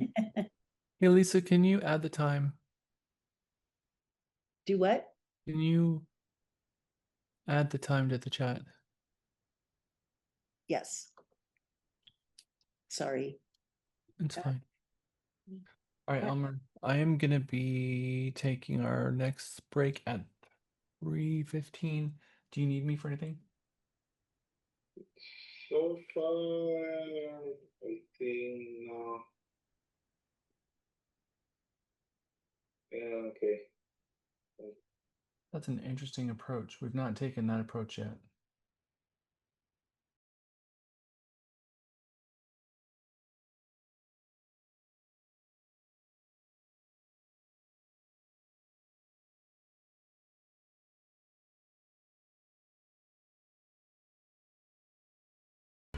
Welcome back. Who'd have thought they need Jack here where we need Jack here where we need. Welcome back. Welcome back. Welcome back. Welcome back. Okay, it's 2:28. Welcome back from our break. We are about to embark on paragraph 5, earnest money and termination option. Arguably one of the most important paragraphs in our 23 contract paragraphs. This is the only paragraph that has that language at the bottom that says time is of the essence. Strict compliance with the time for performance is required. This is very, very important. Very, very important stuff here. You could very easily, as an agent, aid the buyer in forfeiture of their option, or lots of bad things happen by not advising them here. I recommend, when representing a buyer, that you send them an email and let them know their critical timelines. We are in the process of creating an app for the buyers who will have their own critical timelines, where they will have a calendar and a copy of all their documents and a page about you and everything in the app, which is very cool. We're very excited about that, and it's in development right now, and I'm actually looking at a sort of a beta version of it on the screen right now as I'm here managing my team building these tools. That's coming. You also have it already in your app. If you go to your app and you open up your timelines, once you enter the effective date for the contract in your app, it will tell you the deadline of every single thing, and it has a calendar, and it puts it on your calendar of what the deadlines are for the option period, for the loan contingency, for paragraph 60, all the things built into the app, done, tested. I beta tested it myself in my last 3 transactions, and I found it very helpful and very useful, and I know that you will too. So Miguel and Katie are now teaching that in the Tech Tuesdays that they're doing. The timelines here are really critical, and one of the things that my assistant does for me is that every time a contract is put together, the offer turns into a contract, and we send the title company a copy of the agreement with the effective date filled out. We send our client an email with the critical timeline deadlines to let them know what their deadlines are. And we remind them ahead of time every step of the way. First and foremost, there is a date that we must deliver the earnest money and deliver the options for the buyer to not be in breach of their promise of delivering earnest money, and for the buyer to have the right to have the unrestricted right to terminate the contract if they're going to pay for one. If the buyer and seller agreed to an option period and the buyer doesn't pay for it in time, regardless of how many days it says they have, they forfeit the option period and they don't get one. They don't pay in time. They don't have the unrestricted right to terminate the contract, which means that for the most part, their earnest money is going to be at risk from day one. Very dangerous thing. Separately of that is the deadline that the buyer has to exercise their option to terminate if they choose to terminate the contract. If the buyer buys the termination option, they have a window of time to exercise the right to terminate by sending notice of termination to the seller and CC the listing agent. But they have to do it by 5 p.m. on the last day. And if they don't send that notice to the right place before the deadline, they automatically move forward. Period. So it's not that they have to do something to move forward. It's that if they choose not to move forward, they have to submit their termination before the deadline. And if they don't submit it to the right place at the right time before the deadline, they automatically move forward and they no longer have the unrestricted right to terminate the contract. So sending the right amount to the right place is just as important as anything else. So we're going to jump into this and we're going to read it word for word. I'm also going to open up the amendment to contract because I think it's also important that we look at this form 1903 and talking about item number 7, which is how to extend an option period if the buyer would like to have more time and the seller is willing to extend, giving the buyer a longer option period. Okay, and where is my little form?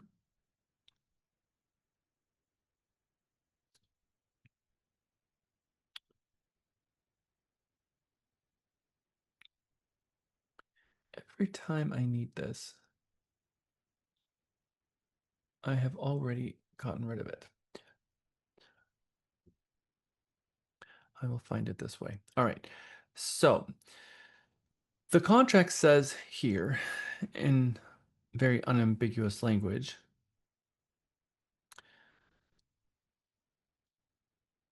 within 3 days after the effective date, buyer must deliver to, and it has a field there. What goes in that field? Title company. Title company. The title company and not the agent. Okay. Escrow agent. Escrow agent. Okay, what is the escrow agent? I heard lots of you saying it is someone and it is not someone else. So, all right. Title company. It's not the rep, it's the company. Title company.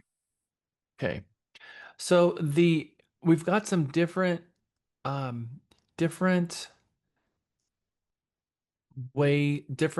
nomenclature here between the real estate structure, between what a broker is and what an agent is, versus what you've got over at the title companies, which is an escrow agent and an escrow officer and a title company. So we're going to break these down because sometimes you see this word agent and you think escrow agent. Oh, that's the closer. That's actually not the closer because the escrow agent actually is going to be the title company. Now, you'll notice that this says escrow agent here, up here, and then down here it says title company and a title policy. So an escrow company might not be a title company. That's confusing. But how many of you know about First American Title?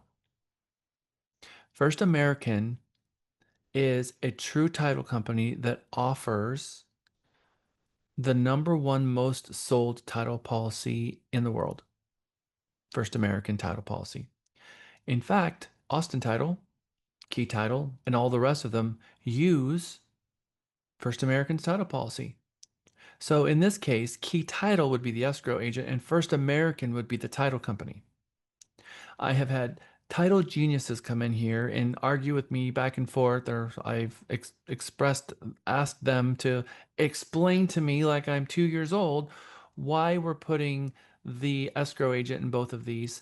And I can tell you that although First American would be here if you put it here, the escrow agent, they are private labeling the title policy. They're private labeling it in so a way that maybe you have a cloud on title and they've got 3 different insurers they can go with, and because there's a cloud on title, they can't offer a general warranty deed and they're going to offer a special warranty deed, and the company that offers the best insurance is not going to be who they usually use, and they're going to move over to a different insurer because their primary insurer won't insure it at all. And that happens sometimes. And if you hard code the title company in here and they can't use that title company, your contract is dead. So what the title companies ask for is, look, put the escrow company in both in here. But what we absolutely never want to see here is the escrow officer, because the escrow officer, they don't have an escrow account. They don't have an escrow account at all. The escrow agent is the broker, is the company, it's Austin Title, it's Key Title, it's the name on the door. They have an escrow account. And the money that is being delivered to the title company is going to make its way to an escrow account. And it needs to be the name, who you're writing the check to needs to be in this right here. So Key Title and not a closer's name. If the closer leaves one title company and goes to another and you put their name in here, you now have an ambiguous contract. If you were to use Key Title and Monica Saldana and put both those names in paragraph 5A, where it says must deliver the earnest money in option 2, you'd have ambiguous contract, because if Monica left Key in the middle of this transaction, you have no idea where that earnest money is supposed to stay. Is it supposed to stay with her at her new company, or is it supposed to stay at the title company? And there's too much, you would have ambiguity here, and they can't have that. So TREC has said, stop putting the closer's name here. Most agents are wanting to put the closer's name because that's who they want to close their file, because they like working with that closer, not realizing the amount of risk and liability that's happening behind the scenes. So you're right to say the firm name here, Key Title. And then and what goes in the well, it tells you the address of the title company, because there are so many different offices. They want to know here, without any confusion, where can I find my money? Where can I get in the car and drive to? And they have a conversation with me about my money. Because if they've got 5 offices in town and they go to the one that they think it's at, and they're like, oh, we're not holding the money here, we don't know about that, as a different office, different closer. So title company name, title company address. Now you've got 2 boxes here with a $ in front of it, as earnest money, and a $ as the option money. What is the rule of thumb for earnest money on a purchase contract that's a $300,000 purchase contract? 1%. $1,000, 1%. 1%. Okay. Rule of thumb. It's always negotiable, but the rule of thumb is 1%, just like you said, 3,000. What is the rule of thumb for a typical option period for a $300,000 home? 0.1%. Okay. So 10% of the earnest money. So 10% of the earnest money of $3,000 is how much? 300. 100. So that's a rule of thumb. It can be more, it can be less. We can utilize these things as a huge way to make our offer look really good or really bad. In the heat of the multiple offer craze of 2020 and 2021, we saw $400,000, $500,000 homes with options as high as $10,000. That was not an unheard of practice. It was an incredibly smart one for a buyer who wanted to get their offer accepted, and there was 50 offers in. Why would the seller take a $10,000 option? Why would that? Do you think a seller would rather a $10,000 earnest money or a $10,000 option? What sounds better? Earnest money. No, option. Money, because they don't get that back. Option I mean, money. the buyer doesn't get that If back. it fell through. Yeah, it fell through. Yeah. Option. Oh, Remember this yellow book where we said that the buyer has all of these outs, all these contingencies? That earnest money is protected for that buyer. Yeah. 40, 50 different ways. But the option, if the buyer doesn't buy the home, the seller keeps the option no matter what. So in a situation like that, the seller says, look, you're going to offer me $250. Someone else offered me $250 cash, but you're obtaining a loan. I'm going to go with you. I was going to take the cash offer, but I'm going to go with you. Because at this point, I don't care if you buy my house. In fact, I would prefer you to terminate 5 days into it so that I can sell it to someone else and get another $5,000 option fund. And I hope they terminate too. Because I'm going to just start collecting option funds for the next 6 months as everyone's trying to close on my house. Because maybe that's paying them more than their employer at $10,000 a check. So, okay. It is a huge negotiation point to increase the option, because just remember, the seller keeps it. The only time the buyer gets the option feedback is when? Once the contract is closing. executed. That's right. Closing. When they buy the house. So once it's settled, then the seller will credit back the buyer for the option. So the seller keeps it unless the buyer buys it. So what a great way to show your strength, much more than the earnest money, because the earnest money is protected a gazillion different ways. So food for thought in a multiple offer situation, go high on the option if the buyer is willing to risk it, because the buyer's the one taking all the risk, because they know that they're going to lose that money if they don't buy it, and the option period is to determine whether or not they want to buy it. They don't know a lot about the property because they've not even done an inspection yet. So this has a specific use. The buyer wants the property and willing to lose that money to have the right to lose the money, right? Meaning they got their offer accepted. Charlie.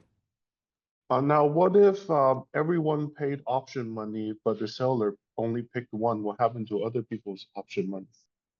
Uh, the only check that gets written is when the offer is accepted, Charlie. It's not about offers. It's about contracts. So all of those other buyers are sitting there as backup offers. Now, if they did a backup, you're only allowed to have one backup. You don't get a chain of backup offers. So one person is in primary position. The backup offer will also pay an option, but they know that they're only going to get accelerated into first position if they are actually the first one terminates, which is a 95% chance that the first one will close. There's a 5% chance that the backup will be accepted. So they have to determine whether or not they want to survive in that situation. And the buyer and seller are going to determine whether or not they want to do that. Maybe the seller thinks, well, in 30 days from now, maybe the home will be worth a little bit more and I'll sell it to someone else. Or the seller says, no, I'd really like to have a backup offer to have some insurances that I'm going to close. And the buyer says, yeah, but they're only 5%. I'm only willing to give you a $50 option. So then there are some tricks and some forms in our backup addendum that allows the buyer to play with the option a little bit more, because the backup offer, the earnest money and the option is due at the time the backup is submitted. Okay, so one offer turns into one contract, turns into one option fee. All of the other ones, they didn't get the right to submit an option fee because they didn't win. They lost. And it was that option fee that was really high that got them the contract in the first place. That was the whole point of it. Okay. The earnest money and the option fee shall be made payable to the escrow agent and may be paid separately or combined in a single payment. And that's the rub. That last sentence. It can be paid separately or combined in a single payment. Sometimes they're going to write a check. Sometimes they're going to wire the money. Title companies also use a third-party service, a lot of them called Zocam. There's a lot of different ways of getting the money there. The question is, what happens if the money arrives and it's the wrong amount? Do they have an option or do they have an earnest money? What Option happens? paid first. So we're gonna have to read the contract and see what the contract says, because I think that was Kyle who said that, who was right. There is a very specific answer here. Very, very specific. Okay. Number one. Buyer shall deliver earnest money of X amount to escrow agent within X amount of days after the effective date of the contract. So there's this little thing here saying that the buyer can bring more money, earnest money, to the table later. So they got their offer accepted based on whatever is up here in this field in the first place, $3,000. Why would then they agree to bring money more to the table later? There's a couple uses for this. The use that is the most prevalent is the buyer's transferring money from a 401k plan and they don't have that much money in their bank account. They want to buy $1 million property and they're going to have a $10,000 earnest money or a $20,000 earnest money, and they don't have that much in their checking account. So they're asking the question, when are they going to cash this check? That's international speak for, I'm going to bounce the check. So when your client asks you when are they going to cash it, that's the red flag that you say immediately. And they're like, okay, is that going to be a problem? Okay, so here's how we can handle this. You can offer them $5,000 now, and then in 10 days from now, the remainder of money, and let them know at the time of offer that we're separating those two events because you're waiting for money to make through the International Monetary Fund. or you're waiting for it to come out of a CD, or you're waiting for your 401k to make those funds available to you, and you've told your employer that it's for a purchase of a home, and they're okay with it. Now you're waiting for that money to be available. Or you're waiting for proceeds payout in an insurance company, or you have an annuity and that money and the annuity is going to come to you on the 14th. Whatever the reason is, that's why you would use this to separate those earnest money up into two most of the time. Item 2 is really important as well as it pertains to how much time you have really to get the money in before you go into breach of agreement. It says if the last day to deliver the earnest money, the option fee, or the additional earnest money falls on a Saturday, a Sunday, or a legal holiday, then the time extends to the next day that's not Saturday, Sunday, or legal holiday. So let's read it exactly as it says.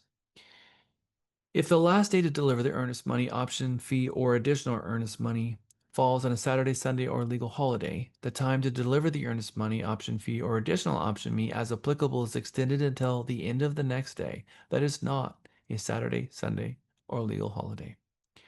So what does that really mean? If you have 3 days to deliver earnest money and you have an effective date of Wednesday, when is the deadline then? What day of the week? Monday. Monday, assuming it's not a holiday. Okay, well let's talk it through. What does it say in paragraph 5A? It says 3 days, right? So what is the 3 days after Wednesday? Saturday. Saturday. Wednesday, Thursday, Friday, Saturday.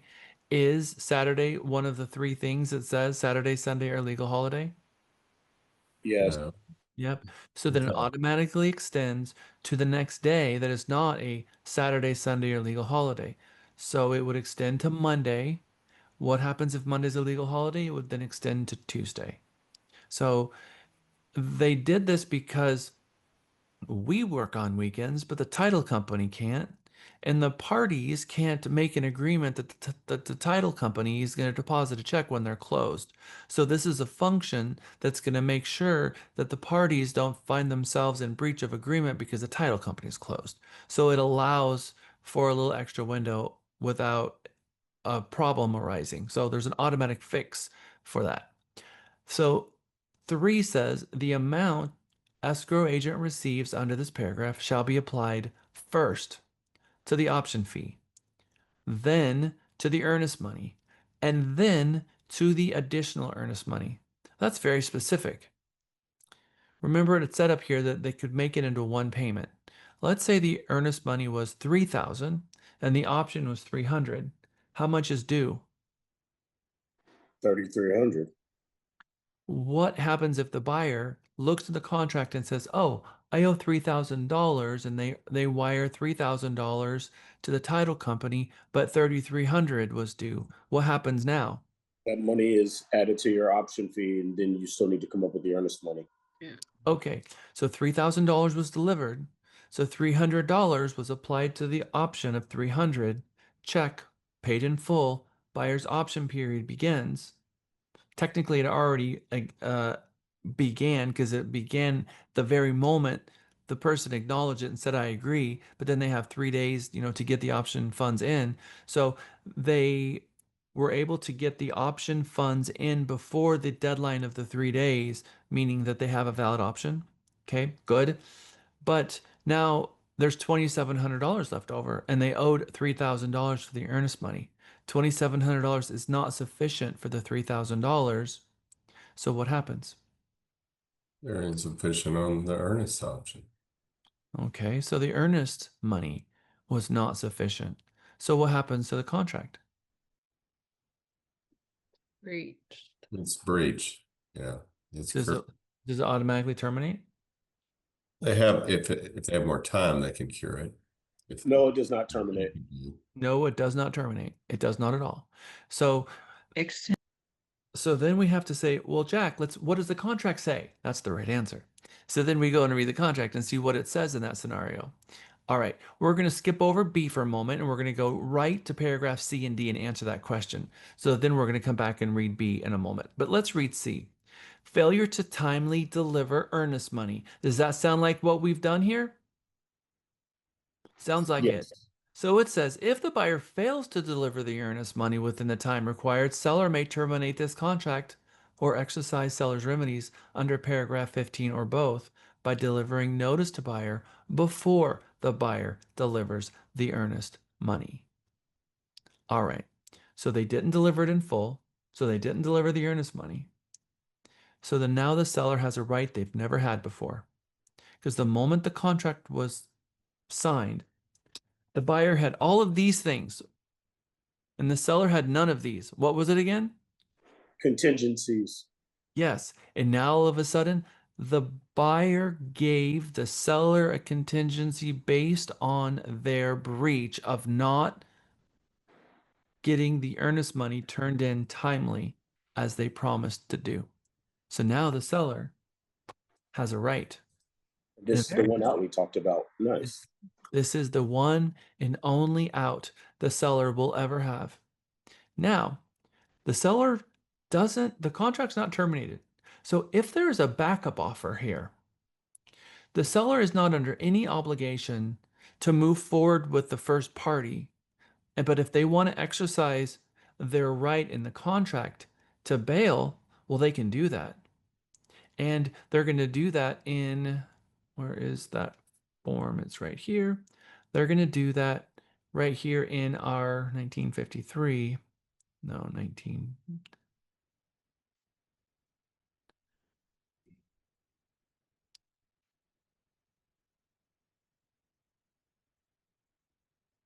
$1903. I know it's already here.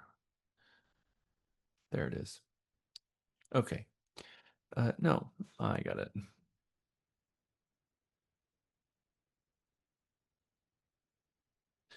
Notice of seller's termination of contract.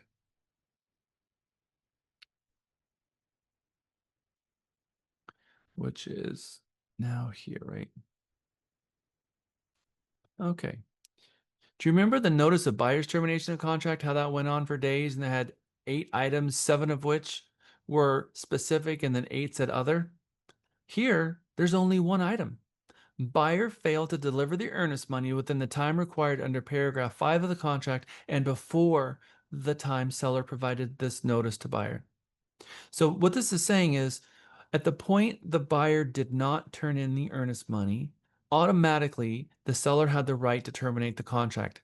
It would be up to the agent to notify the seller, Mr. and Mrs. Seller, you have a contingency that was just granted to you and you just got it just now. The title company didn't receive the earnest money within 3 days, which means it's up to the listing agent really to be contacting the title company. Are we there yet? Are we there yet?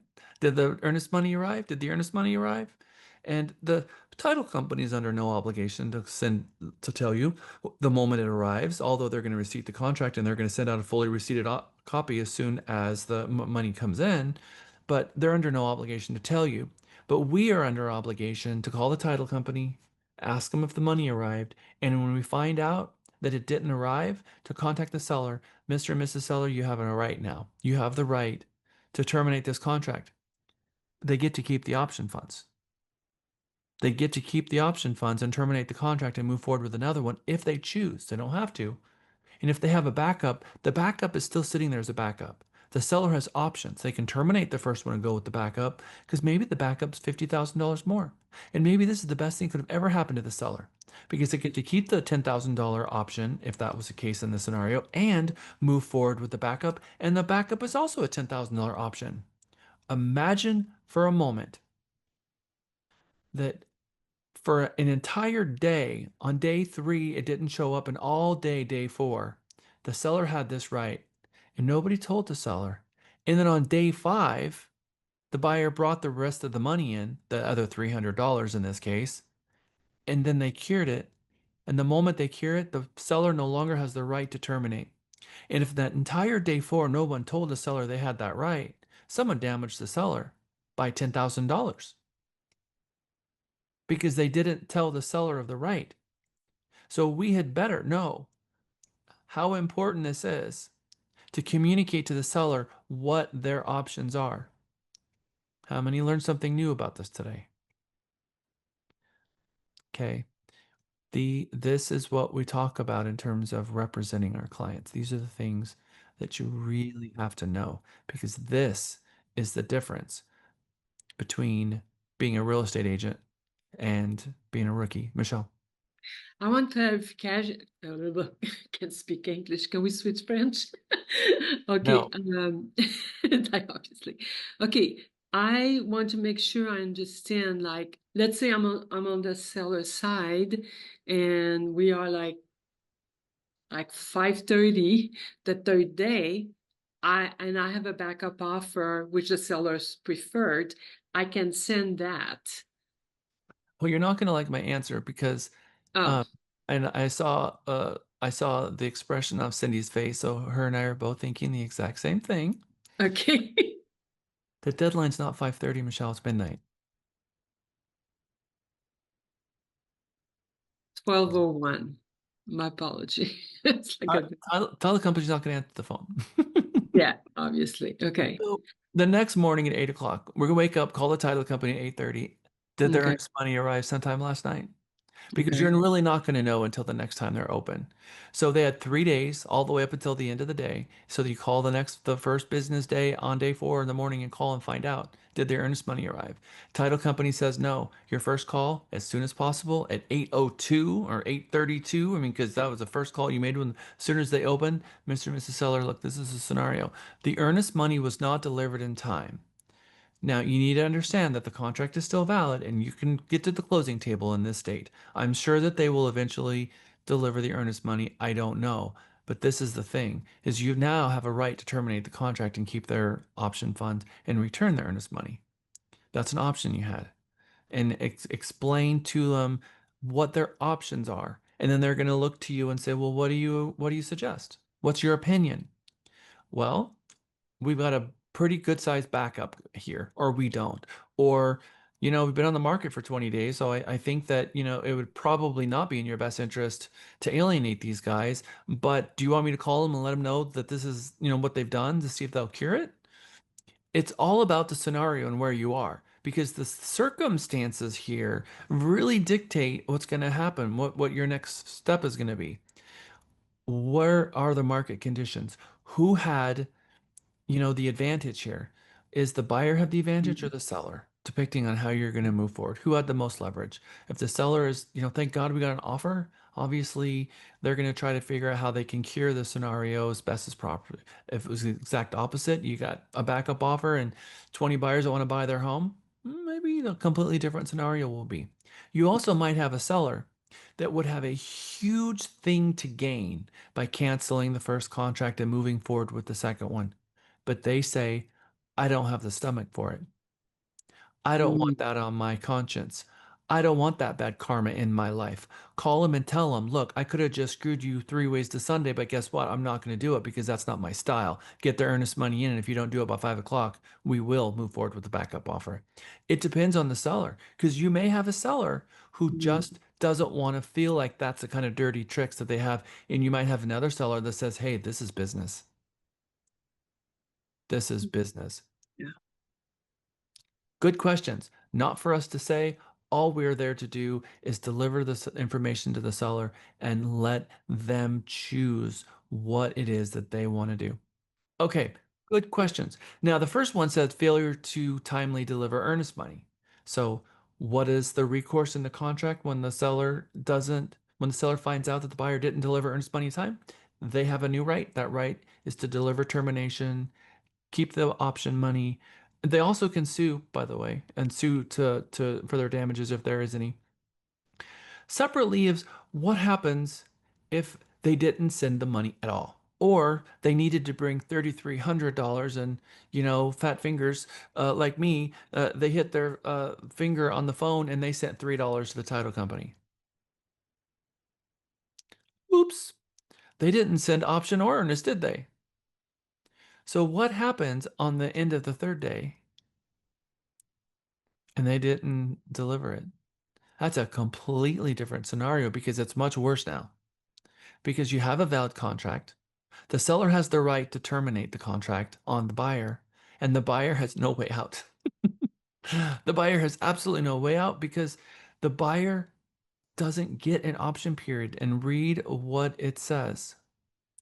If no dollar amount is stated as the option fee, or if the buyer fails to deliver the option fee within the time required, which is 3 days after the effective date, buyer shall not have the unrestricted right to terminate this contract under this paragraph 5.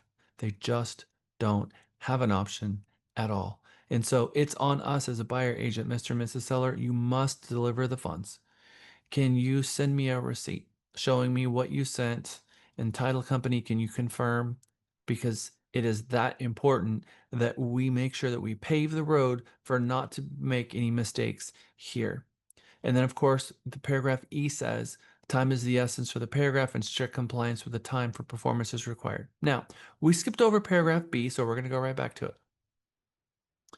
Well, Charlie, it would be refunded the difference. The title company would hold any excess and refund it at the demand of the buyer. Okay, paragraph B.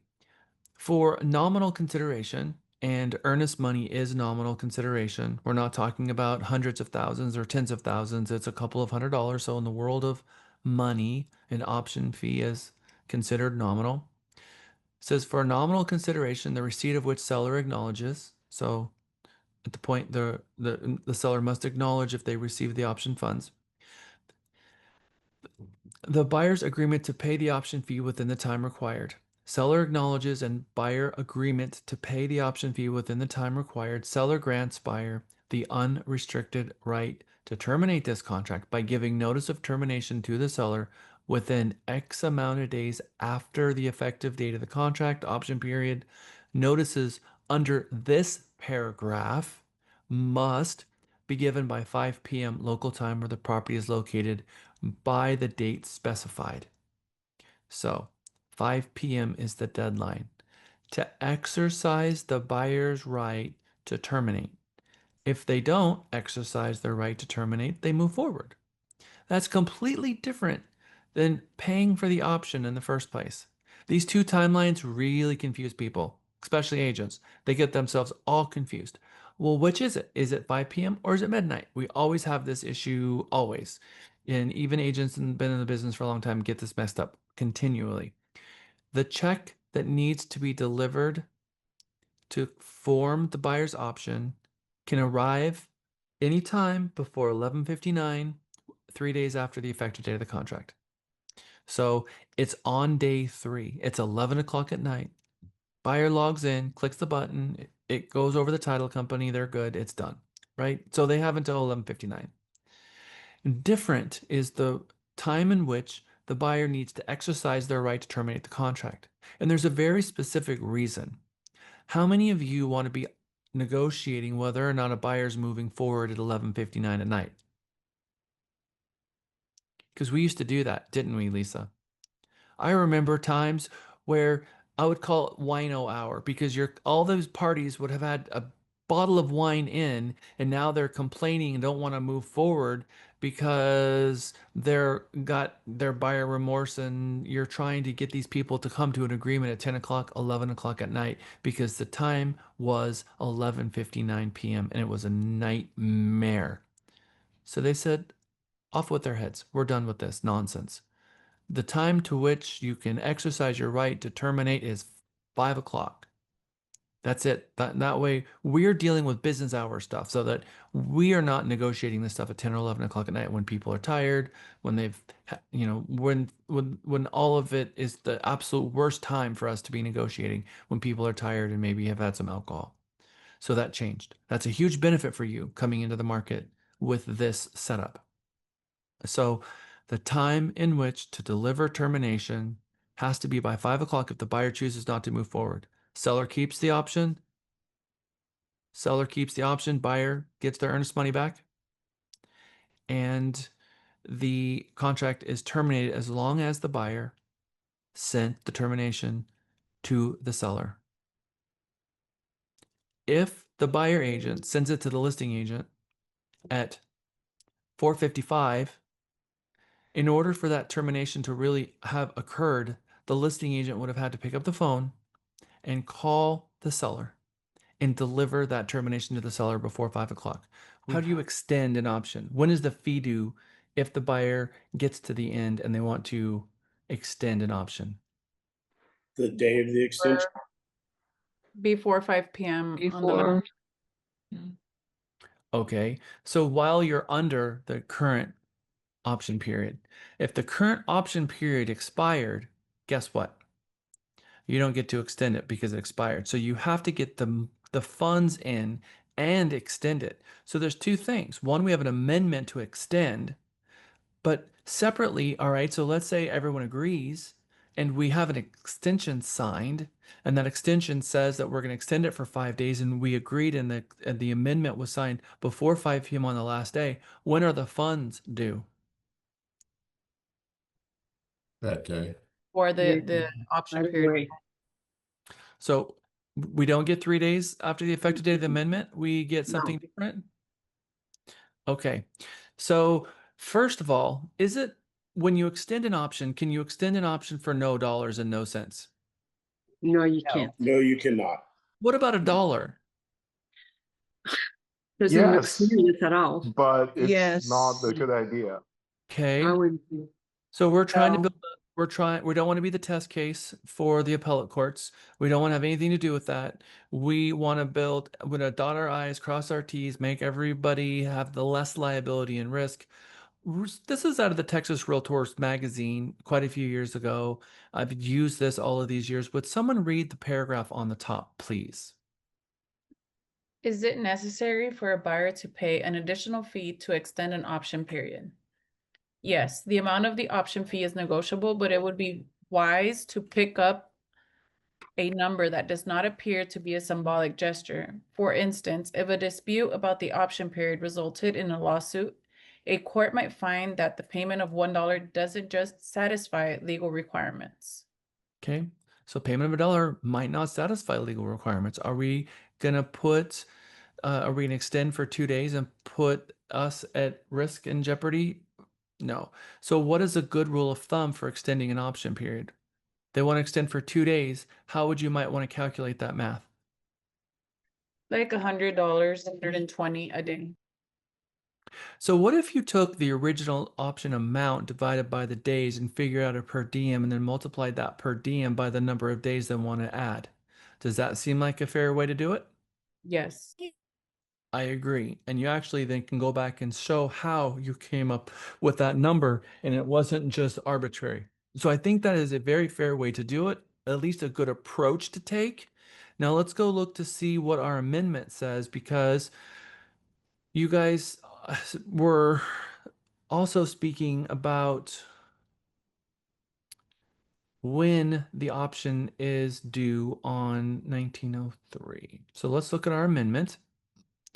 Here on option 7, it says buyer has paid seller an additional option fee of maybe $150 for an extension of the unrestricted right to terminate the contract on or before 5 p.m. on, and you're going to pick the new date, whatever that's going to be. This additional option fee may or may not be credited back to the sales price, which used to be in our contract, which they took away, which they left here. So in this scenario, we can extend the option and the payment says buyer has paid. So that means that the seller already has the money. So this should have been signed and the money sent before the first option period was terminated. Everyone clear with that? All right. This is something that happens a lot. Mistakes are made with this. We had a mistake made about 4 months ago with this, and that is apocalyptic. Cindy Bell. Can you explain briefly the benefits to the buyer and the seller with the additional option fee that will or will not be credited to the sales price? Yeah, I think that, when you say that it's not going to be credited to the sales price, then you have a scenario here that says you get to keep the money. And no matter what happens, you keep it, no matter what. So it's extra money, Mr. Seller. This is going to give you an extra incentive to agree to my option extension, because no matter what, this is money in your pocket. Whereas, and thank you for asking the question, because obviously she wanted you guys to hear this. When what does the seller have to gain by giving you another option day if they have nothing to gain? So by the seller getting that money back if you don't close, they have nothing to gain because the option money is kept by the seller if the buyer doesn't close the first option. But here it's an optional thing. So if we say yes, will be credited to the sales price or will not, if it's not, then that means that look, we'll give you $500 if you just give us one more day and you keep that $500 no matter what. That's incentive for them to do it. Also, separately from that, is this item number 8. Item number 8, outside of an extension, maybe you've got 2 days left and you've agreed to all these repairs plus some. And maybe you've also agreed to here the cost of lender required repairs and treatments that's itemized and attached lender paid as follows, and they're going to pay more. They're going to pay some repairs. And then maybe they're going to also change the sales price to $310,000 to $300,000. And the buyer says, look, we're going to move forward. If you agree to reduce the price of the home a little bit, because we found out that, we're going to have to replace the HVAC system, and that's going to be very expensive. It's going to be $10,000, 20,000. Let's just say you reduce the contract price by 5,000. It's going to cost 10,000 to replace the HVAC, and you're like, we're gonna split that difference with you. So we'll agree to split that difference with you. We want you to make the following 3 repairs. What would be to gain by the buyer submitting this amendment to the seller and checking off that the buyer waives the unrestricted right to terminate the contract for which the option fee was paid? Buyer waives the option period? What? What is that? What is that even for? Why would they do that? They want to keep the deal going. Who? This, well, with the buyer. Yeah. Why is the buyer gonna tell the seller, we're gonna cancel our option period, dude? Why would we do They- that? because they are Okay, let's start with Izzy. they are Isa. certain they want to purchase this home regardless of any material defects that they might find. Maybe, but they already have the contract. I mean, they're already they got their offer accepted. They're already in their option period. Why are they going to cut their option period off early? This is my favorite thing ever. Like, I love to check that box. I recommend my buyer to check that box because, like, if I have a requirement, like a requirement on repair or whatever, I tell, hey, Mr. Seller, you repair that, and in exchange, I'm going to end the property is going to go pending. Then Well, that round of negotiation is over. should already be pending, right? Because we went pending a couple days ago and we're in the option period. But I get your point, and I agree that this is huge leverage here. This is not only leverage, but it is the seller's like, okay, when is the hemorrhaging going to stop? At what point do I know you're going to move forward? What happens if I sign this and you just turn around, you got 3 more days of your option period? What are you going to then ask me to replace my roof, and then you're going to ask me to replace the pool motor? And I mean, how do I know that this is it? Because it takes away the buyer's contingency. So then you check off this box and it says, look, if you agree to this, we're done and we're moving forward.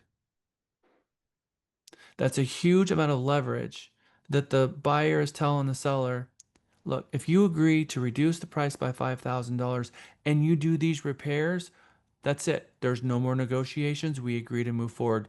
Put your initials on this piece of paper and we're moving forward. That's all you got to do is sign it and we're moving forward. Yes, we have 3 more days of the option period, but by putting your initial on this paper, we agree to move forward and the option period ends and we're moving forward. It is a gigantic way to get your repairs accepted and move forward. It's more leverage than you ever had before. And if you check off that box, you might as well call the buyer listing agent and let them know what you've just done, because sometimes the listing agents, they don't even know what you just did here. They have no idea what you've just done. So don't leave it to chance where you're like, okay, I'm the master of the universe and I checked off 8. What a great thing I did. And you don't tell them, and they have no idea about 8 themselves because they're a new agent. So communicate with them what you just done, because this is not a small thing. It's a gigantic thing. Okay. So Jack, I just want to add something also. When I'm on the buyer side, and let's say I have 5 days option, I always require, like I always add them to do the inspection as soon as possible. That way I can use that leverage. So obviously, thank you, Michelle. Yes, obviously, when you have a very short timeline, you need to be doing your inspections as soon as humanly possible. With you have no time to spare. Buyers and sellers need time to make these decisions, and if you've got a 5 or 7 day option period, then obviously the moment that you finally get an agreement between the parties to put the thing together and your option period begins, you're on the phone asking the inspector when they can get out as soon as they possibly can get out. They can get out in 2 days from now, so you just burned 2 days of your option period. Now they do the inspection. The buyer gets the inspection back. The inspection report says there's possibly 8 issues. The buyer, to be smart, would contact professionals in those areas and have people come out and give them bids so they really know what's going on. It's not an opinion of an inspector who has no specific knowledge in any one area, but general knowledge in all areas. Now you've got a third party professional that's in that field that give you a real concrete idea of what they think is wrong. And now you're negotiating from a place of strength. And now you have all the information, but you're on the last day. And now you throw it to the seller. And now you're giving the seller 6 hours to make a decision that's this epic. So you don't have any time to spare. So you need to be getting the inspection done as soon as possible, which is why we should be asking for as much time as we can get, 7, 10 days if there's a pool, maybe 10 days, 12 days. Don't be asking for option periods less than 5 days. You're setting yourself up and everyone for failure, because then you're dealing with an option extension. And if you, as an agent, find yourself doing a lot of option extensions, you've either setting yourself by failure by not giving enough time in the beginning, or you're taking too long and you should be calling the inspectors ahead of time. Hey, we're negotiating an offer. When would you be able to get out? And start scheduling those inspectors earlier in the process.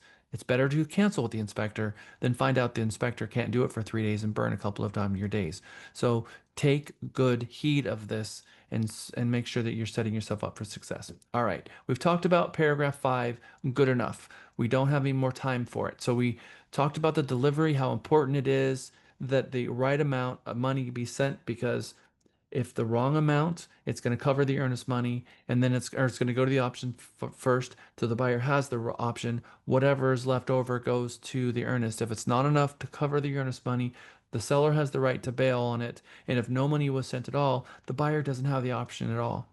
And so then when it comes to the option, just remember it's 5 o'clock that the buyer has the right to terminate, all the way up until 5 o'clock, and we have to send it to the right place. And if we send it to the listing agent instead of the seller, that's a problem, because that seller is now holding this huge obligation to deliver the news of termination to the seller before the time. And if they're not in front of their computer or in front of their email and they don't see it and they don't deliver it in time, it's done. The termination wasn't delivered.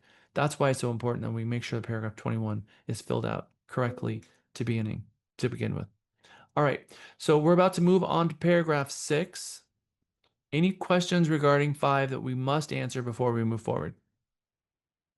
I think I just had a question. If we were on the listing side, what would happen if they try to communicate with us at 4:50 p.m. and we just missed it? Or should we be on the edge? Let's say we have 5 active listings Yeah, and well, there's option periods. Should we be on the edge searching for that email?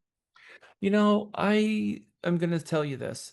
I think that the buyer and the seller agreed as parties to deliver it to the right place, and you have no responsibility to be delivering a notice to the seller where the buyer sent it to the wrong place. That's a responsibility all of the buyer and buyer agent to deliver it to the right place. And if they delivered it to you, I don't know that you have that responsibility. I don't. Your assumption should be that they're moving forward. It should be that they're moving forward, not that they're not moving forward. And so if you're not available and you don't get it beforehand, now do I think that if you purposely, always take that hour off just to make sure that, you don't deliver earnest money and you're doing that purposefully, could that be a bad faith issue? It could be. I'm not going to get involved in that. So if someone calls you and gives you termination, that's an awful big responsibility that they're leaving in your hands.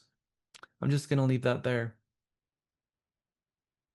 I'm just going to leave that there. It's an awful responsibility because I don't want to talk about what other people are doing. I want to talk about what you're doing to make sure that you get this right when you're acting on behalf of the buyer agent, to make sure that you're never put in a situation where you send it to a seller and find out that they didn't deliver it and your buyer be without the option period. Because what happens when it goes to court is, I hope you never find yourself there. I hope you never find yourself in that scenario. And when that scenario happens, we're going to have to get with the sales manager and me and walk it through. But I don't want you to be in that scenario. So just make sure that when you're sending in a termination, that if you're the negotiating this thing still and that's the last day of the option, be negotiating an extension to give everybody time. And then B, if you are going to deliver the termination, who and where and when are you going to send it?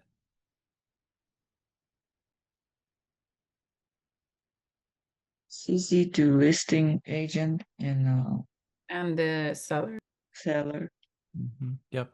By Um, By 5. by 5. Before by 5.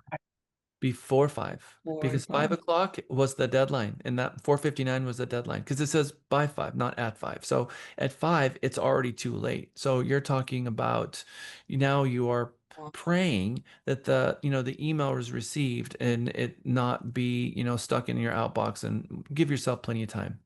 You should not be leaving this up to the last moment. Okay, good job. All right, paragraph 6. Title policy, seller shall, we're going to take a break here at 4 o'clock. So we're going to power on because we need every moment of what time we have left. Title policy, seller shall furnish to the buyer at the seller or the buyer's expense an owner title policy of insurance issued by, same thing. We're going to put the key title or our title company here, our escrow agent here, in the amount of the sales price dated at or after closing. This is important details here. So let's read back again. Now, what happens if we check off both the seller and the buyer box here? Can we do that? What if the buyer and seller want to split the cost of the buyer's title policy? Can we check them both off? Yes. No. No, we would put seller. Okay, we don't want to know, there is no 50-50 option. Either the buyer or the seller is going to be paying for it. Okay, so it's going to be an or, not an and. So don't check off both, because if you check off both, is it 50-50? Is it 75-25? What is it? And now all you've done is open this up for a big mess, because it's not a dollar amount, which you could say how much, or a 50-50%. It's just there's too much confusion, and TREC said stop checking off both boxes. It's not even supposed to be allowed in the first place. It's one or the other. Now, if the buyer really, really, really wants the seller to pay it and the seller doesn't, negotiate it in the purchase price. Negotiated in closing costs somewhere else, but leave this alone. Okay.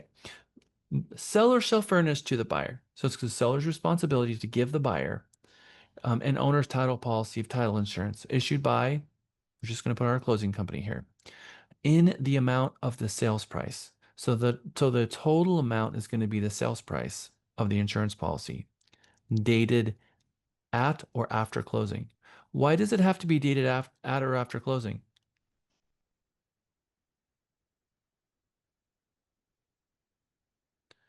Because the buyer has. Can you ask that again? Why does it have to be dated at or after closing? Why does that matter? Why is they put in here that the insurance company, the insurance policy is going to be dated at or after closing? So it can be properly attributed to the new owner. Yes. Because the buyer has to be the owner in order for it to cover them. So it's going to be dated at or after closing, insuring the buyer against loss under the provisions because the seller is paying for someone else. So the seller's paying for this thing, most likely. The seller, because of the owner of the property, they have to authorize this title policy in the first place. They have to authorize all of this work to be done, so they're doing it in the contract. Seller shall furnish to the buyer. So it's their job to make sure that they work with the title company to get this affidavit or this draft over to the title company. That is an absolute requirement that they work with the title company and authorize this.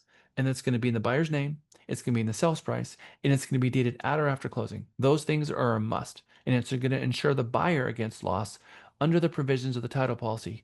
And it's subject to the promulgated exclusions, including existing building and zoning ordinances. So this is an insurance policy. We're going to talk about some confusing stuff. So I just need us to have some grace here. Grace number one. An insurance policy kicks in if something bad happens. So what possibly thing could go wrong that a title policy insurance would have to kick in that would pay a claim to the buyer? Well, it's against loss because it says insuring the buyer against loss.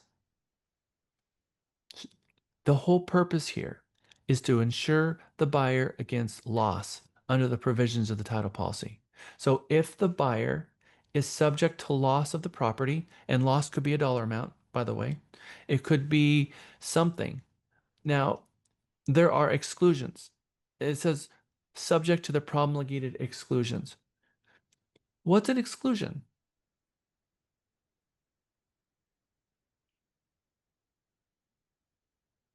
Personal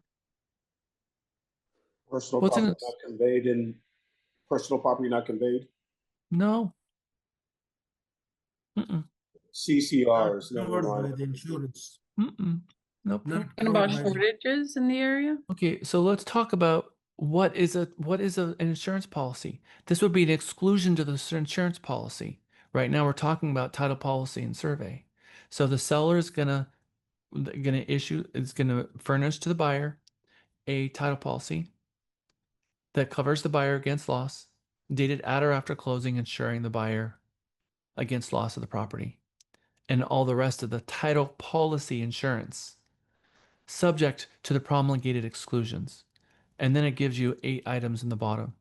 So are these 8 items and the following exceptions, exclusions and exceptions? So what happens when you exclude something from a policy of insurance? What does that mean? It's not Not covered. covered. Not covered. So these 8 things, it's not going to cover. So it's promulgated here in the contract. So it clearly says that, all right, the seller is going to furnish to the buyer, and someone's going to pay for it in the contract here. So they could pick one, buyer or seller. Someone's going to pay for it. It's going to be roughly about 0.7% to 1% of the sales price. So $2,000, $3,000 on a $300,000 home for a title policy is a decent range to expect. So it's going to cover the buyer against loss, but there are certain things that it's not going to cover the buyer for. And these are the things. So item 1 says restrictive covenants common to the platted subdivision in which the property is located. What? It's not going to cover you for restricted covenants common. What does that mean?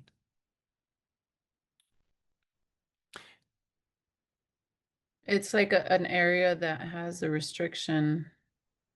What do we call those?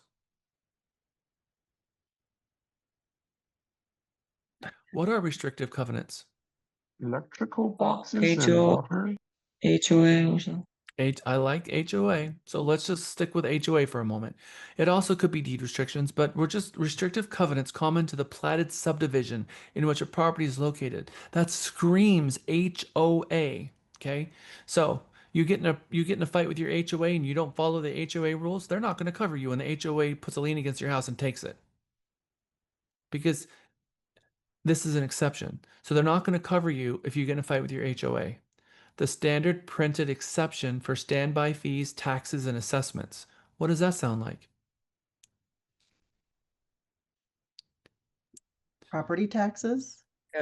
Probably lien. So property taxes are lien. So if this is about property taxes, and yes, you can have a property tax lien. Okay. So when it comes to property taxes, if you don't pay your property taxes, is your title policy going to kick in and pay out that claim? No, because it's excluded here. So you don't pay your HOA fees, or you break the rules of the HOA. The title policy is saying we're not getting involved in that. You don't pay your property taxes.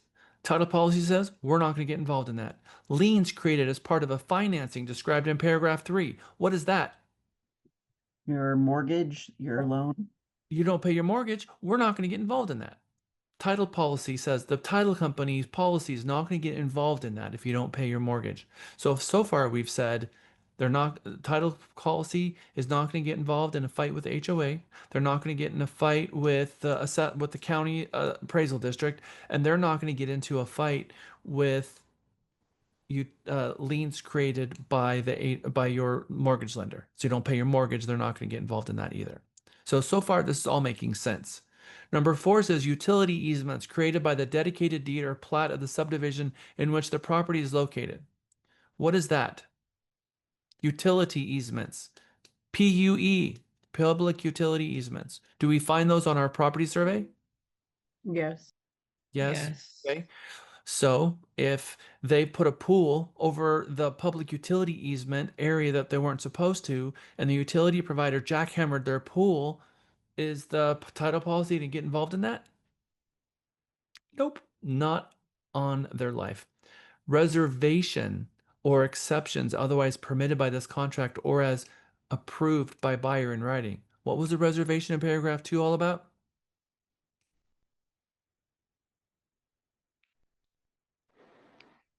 Oil, gas, minerals. Oil, gas, and mineral.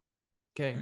So new buyer gets in a fight with the old seller or someone else regarding a reservation or some third party who has the rights to the minerals. And now there's a huge dispute going on. They're suing each other. They reach out to the title company and say, hey, help me. And they're like, sorry, not what we do. Get an attorney and you're going to fight your own fight there. Okay. The standard printed exception as to marital rights. How many of you remember Eddie Murphy? Eddie Huff, Eddie Huff. Do you remember that from the 1980s? Well, maybe not. Eddie Murphy had an entire stand-up skit very dedicated to the wife taking half the house. It was an entire skit that was done. This is saying that if the parties, the husband and wife, or marital partners are in a dispute over their house, title company's not going to get involved in that at all. All right, number 7. Standard printed exception as to waters, tidelands, beaches, streams, and related matters. What does this all have to do with? A body of water that really doesn't pertain to the owners. Well, you can have land that you didn't have before. When the water recedes, when the water level rises, you lose land. Water can erode the soil in the first place and take away cliff facing land based on erosion.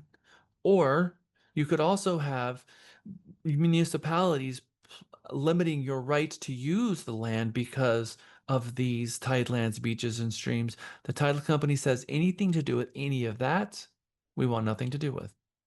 You buy a home on a beach, that's your problem. We're not going to get involved if you have land you didn't have before, don't have land anymore because the beach and the ocean took it away, or somebody puts a 50-foot easement in the back of your property because the city passes a law. Any of those things? Not going to happen. And then number 8. Here is the number 8 that has a whole bunch of 2 check boxes and a confusing number 8 that gets people in trouble here. The standard printed exceptions as to discrepancies, conflicts, shortages in area or boundary lines, encroachments or protrusions or overlapping improvements, checkbox I, will not be amended or deleted from the title policy, or II will be amended to read shortages in area. This is where we have to understand what an exclusion is. 8 says this, period. They're not going to get involved in a discrepancy on the survey, in a conflict that you have with someone else, with a shortages in area. You find out that it's 0.2 acres instead of 0.5 acres and go to the title company and like, nope, you're gonna have to sue the seller, not us, because we have nothing to do with shortages in area. Or changes in boundary lines. Oh, the fence was in the wrong place. We're not gonna get involved in that either. Or an encroachment. Oh, I found out there's a big barn sitting on my property line. I'm gonna sue you. Title company, pay me for my loss because there's a barn sitting on my property. Title company says no. All right. So 8, what does this seem like, this 8I and II? What is this hinting at it doing? You can change that. So I or II is going to amend item 8. Exactly right, Isa. So 8I or II, you're going to have, now does it give you an option here? 8, you have to check off one, don't you? Yeah. We either are going to A, not amend it and leave it alone, or we're going to amend it, one of the two. So either you have to check off one, will not be amended or deleted, or will be. So if you don't check off either one, it's a problem. One of those two items should always be checked. The question is which one. So if you check off item I, what you're saying is item 8 is not going to be affected and it's going to stay the same. However, if you check off II, something profoundly different happens. It says it's going to be amended to read shortages in area. What is going to be amended? The exception. Which line of text is going to be amended? 8. Item 8. So this item, this whole thing is going to be amended. Okay. So if it says it's going to be amended to read shortages in area, does that mean 8 is going to only say shortages in area? It says will be amended to read shortages in area, quote unquote. So if you amend a paragraph, this paragraph is amended to quote unquote shortages in area, does not 8 be completely deleted and replaced only with this sentence, shortages in area? Come on, guys. Can you Correct. say that again? Correct.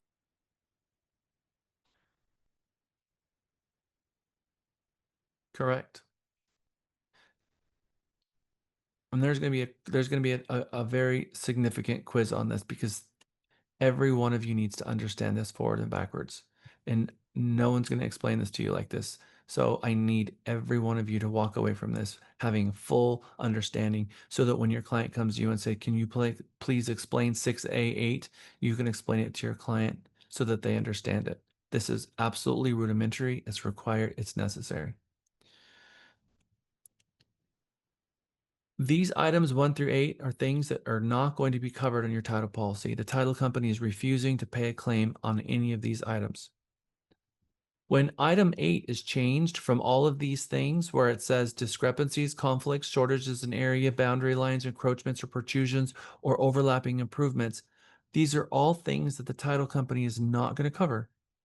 So if you backspace all of those items and it only says shortages in area, how did that affect the title policy insurance? It will only cover shortages in the area. Really? No, Is that it'll what? be the opposite. Right, It'll that's be the only one the we'll cover. discrepancies, conflicts. Remember, items 1 through 8 are things that the title company will or will not cover.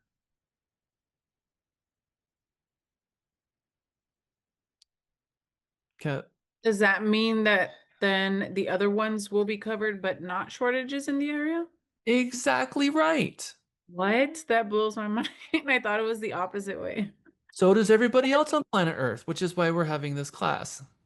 Okay, but I used to still always tell them to get that anyway, so I was still a good agent.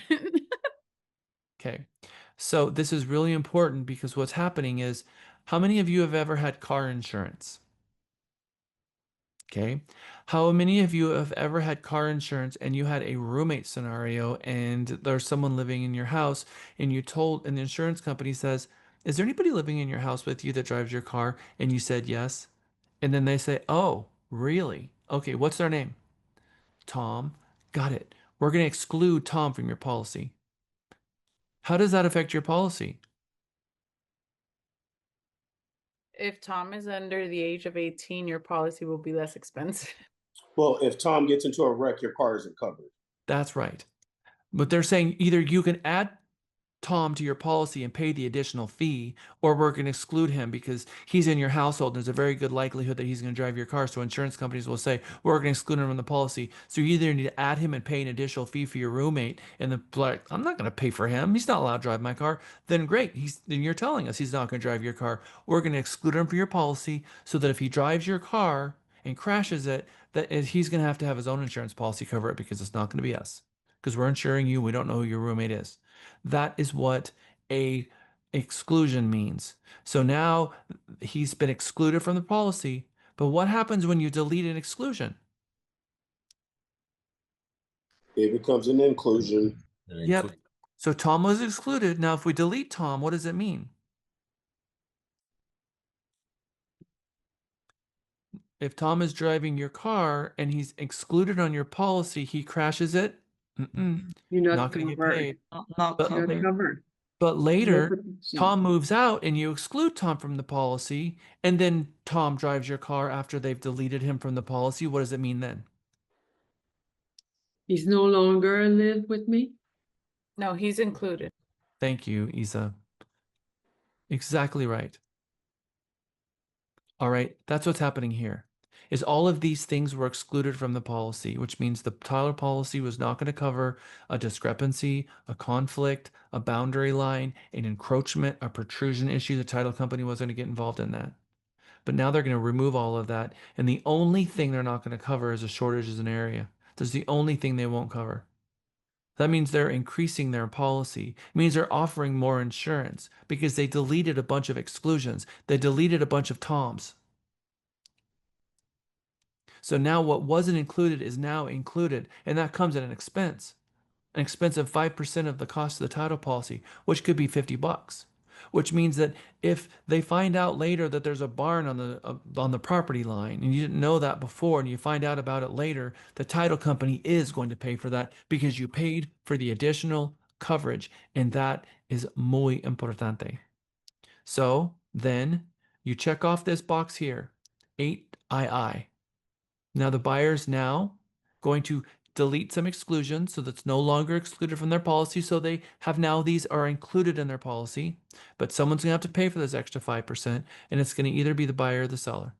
So the seller is usually gonna say, look, we're willing to pay for your title policy, but if you want extra coverage, you can pay for it yourself. That's kind of how this goes. Or you're seriously in a market where the seller is just super happy to get an offer, and you say seller, seller. It's negotiable on the parties. But it's important to know what they're getting in a title policy and what they're not getting in a title policy, and how by spending a little bit of money, they can increase their title policy and have a little bit more insurance to protect them on what's going on with their property. And you as an agent have an obligation to explain this to them thoroughly. How many of you feel confident now in this? Definitely. But I want to know why only shortages in the area is excluded all the time. Because the title company says, look, if you bought 10 acres and you only got 5, that's between you and the seller, not on us. Got it. You need I to be see. sure that you're buying the right property. So Mr. and Mrs. Buyer, you should hire a surveyor to have the property surveyed to make sure that you're getting the amount of acres that you think you should get, because the title company is not making a site survey, but the title company is getting a copy of the survey. And the title company can't look at the survey and say, yes, this is actually where the property is, but they can look to see if there are any boundary line issues based on them doing the research of where the meets and bounds are on the survey as that pertains to Schedule B of the title commitment, where all of that exists. Because your title commitment comes in 3 sections: Schedule A, Schedule B, and Schedule C. And Schedule B is where all of this exists. And a title company first has to provide the commitment and get Schedule B information from the county recorder and pull that. And then that is how a survey is done. So if you order a new survey, a surveyor is going to say, can you send us the commitment? Because a surveyor can't do a survey without the commitment. And the title company is who's going to give you that commitment. So it is a party of people all working together. Michelle. We have to move forward. We have no more time. So your question has to be brief, Michelle. Okay. What would be the advantage to check 8I? There's no advantage. Well, maybe maybe it's a brand new property, or maybe it's a year old. Maybe you have a brand new survey. Maybe you just ordered a brand new survey and you're very confident, and who knows. So there is also an advantage, because if you pick II, the title company then has to have a survey. They must have a survey. And sometimes you move forward without a survey at all. And the buyer says, I don't want a survey. Title company is willing to move forward without a survey. And you can't pick item 2 without a survey. So lots of things here. So you'll notice that on a condo, 8 doesn't exist at all because there is no survey. None of this exists. Okay, moving on. Commitment. Now, there is this thing called an abstract. And an abstract is what the title company is doing. It's their field work. They're going all the way back to 2 very important dates in Texas. First, they're going back to the Texas land grant, which is 1836, and they're going back to the sovereignty of the soil for the United States, which is 1776.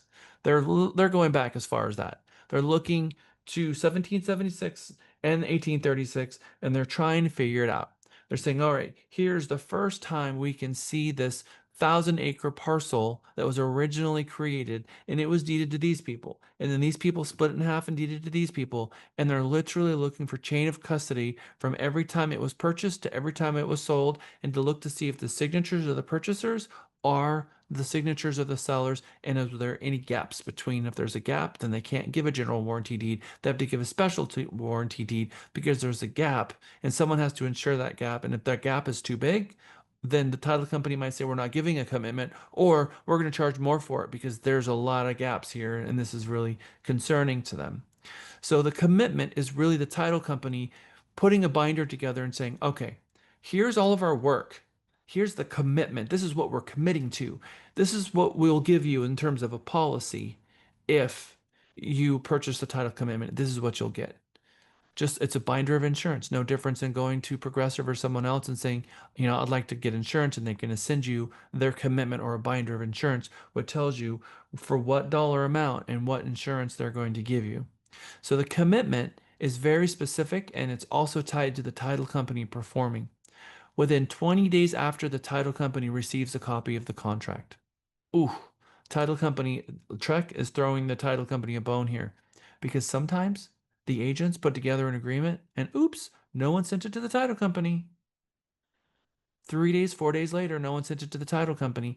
And do you think that the title company can, within 2 or 3 days, do all of this research from the sovereignty of the soil and do all of this work and just have it done in a couple of days? They often have microfiche. Still today, they're going into the basements of the newspapers and other places trying to look through the microfiche to get all the information that they need. It's a little crazy that they're doing that today, and it's even more crazy that they're able to do it as fast as they possibly can.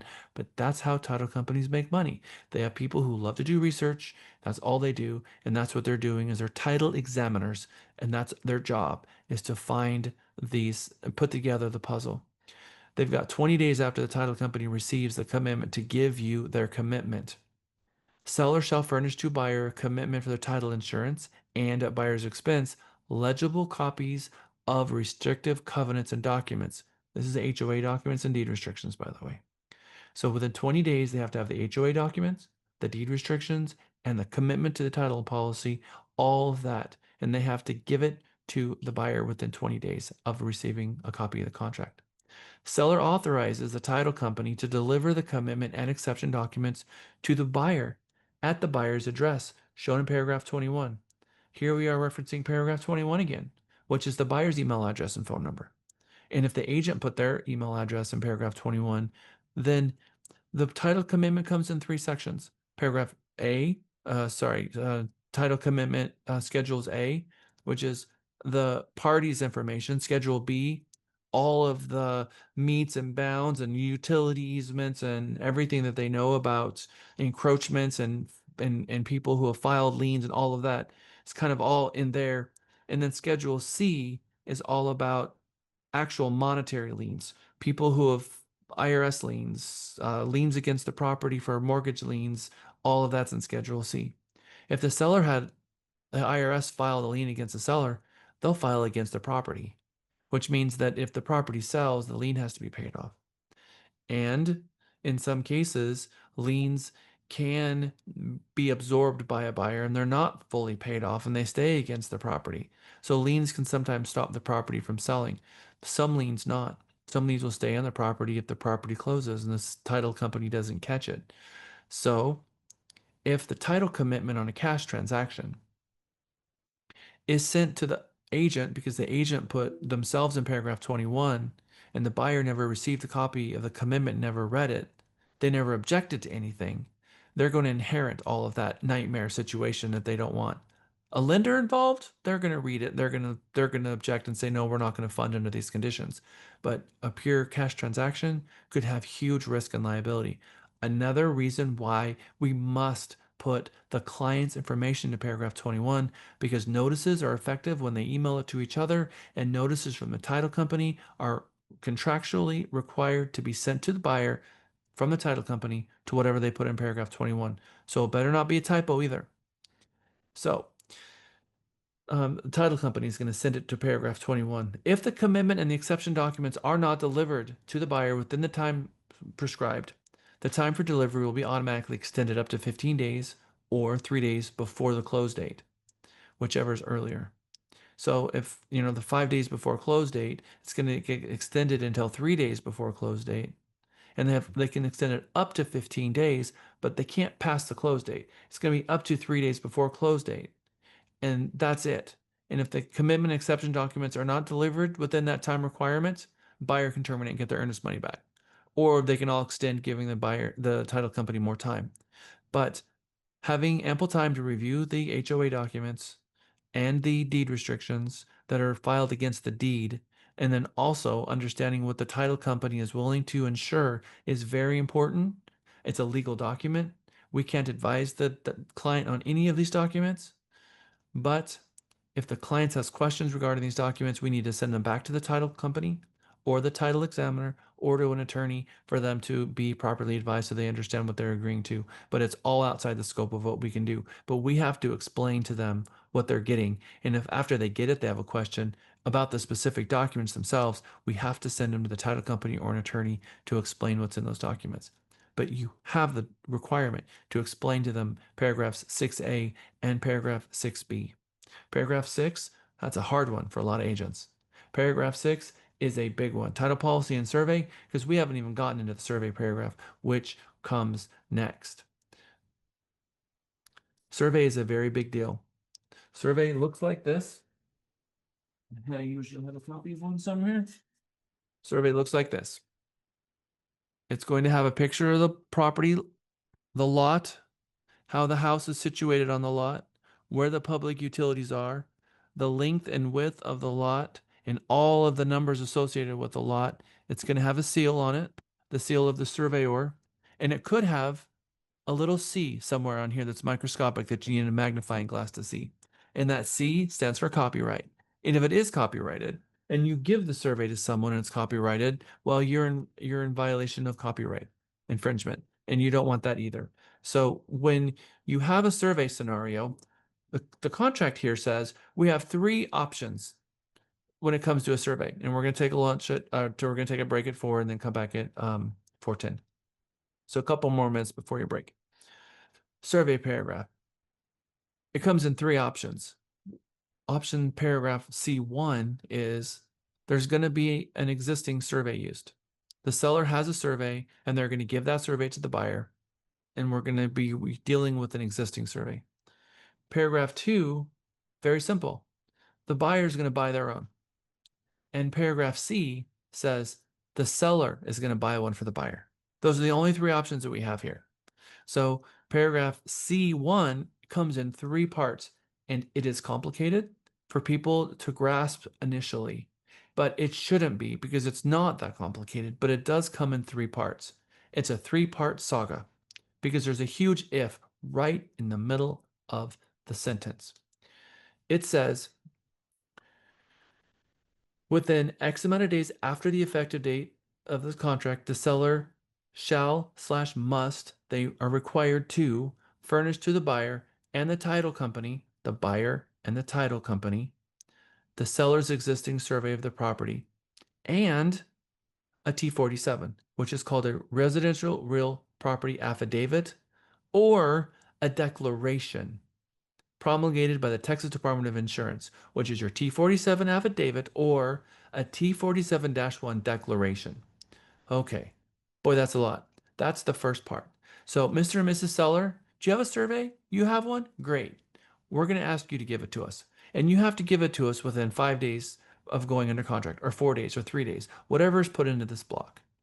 And attached to the T47, you can have a T47, and the T47 would have to go to a notary and notarize it because that's what an affidavit is, or a declaration, which is a T47-1, which is them promising that it's all correct.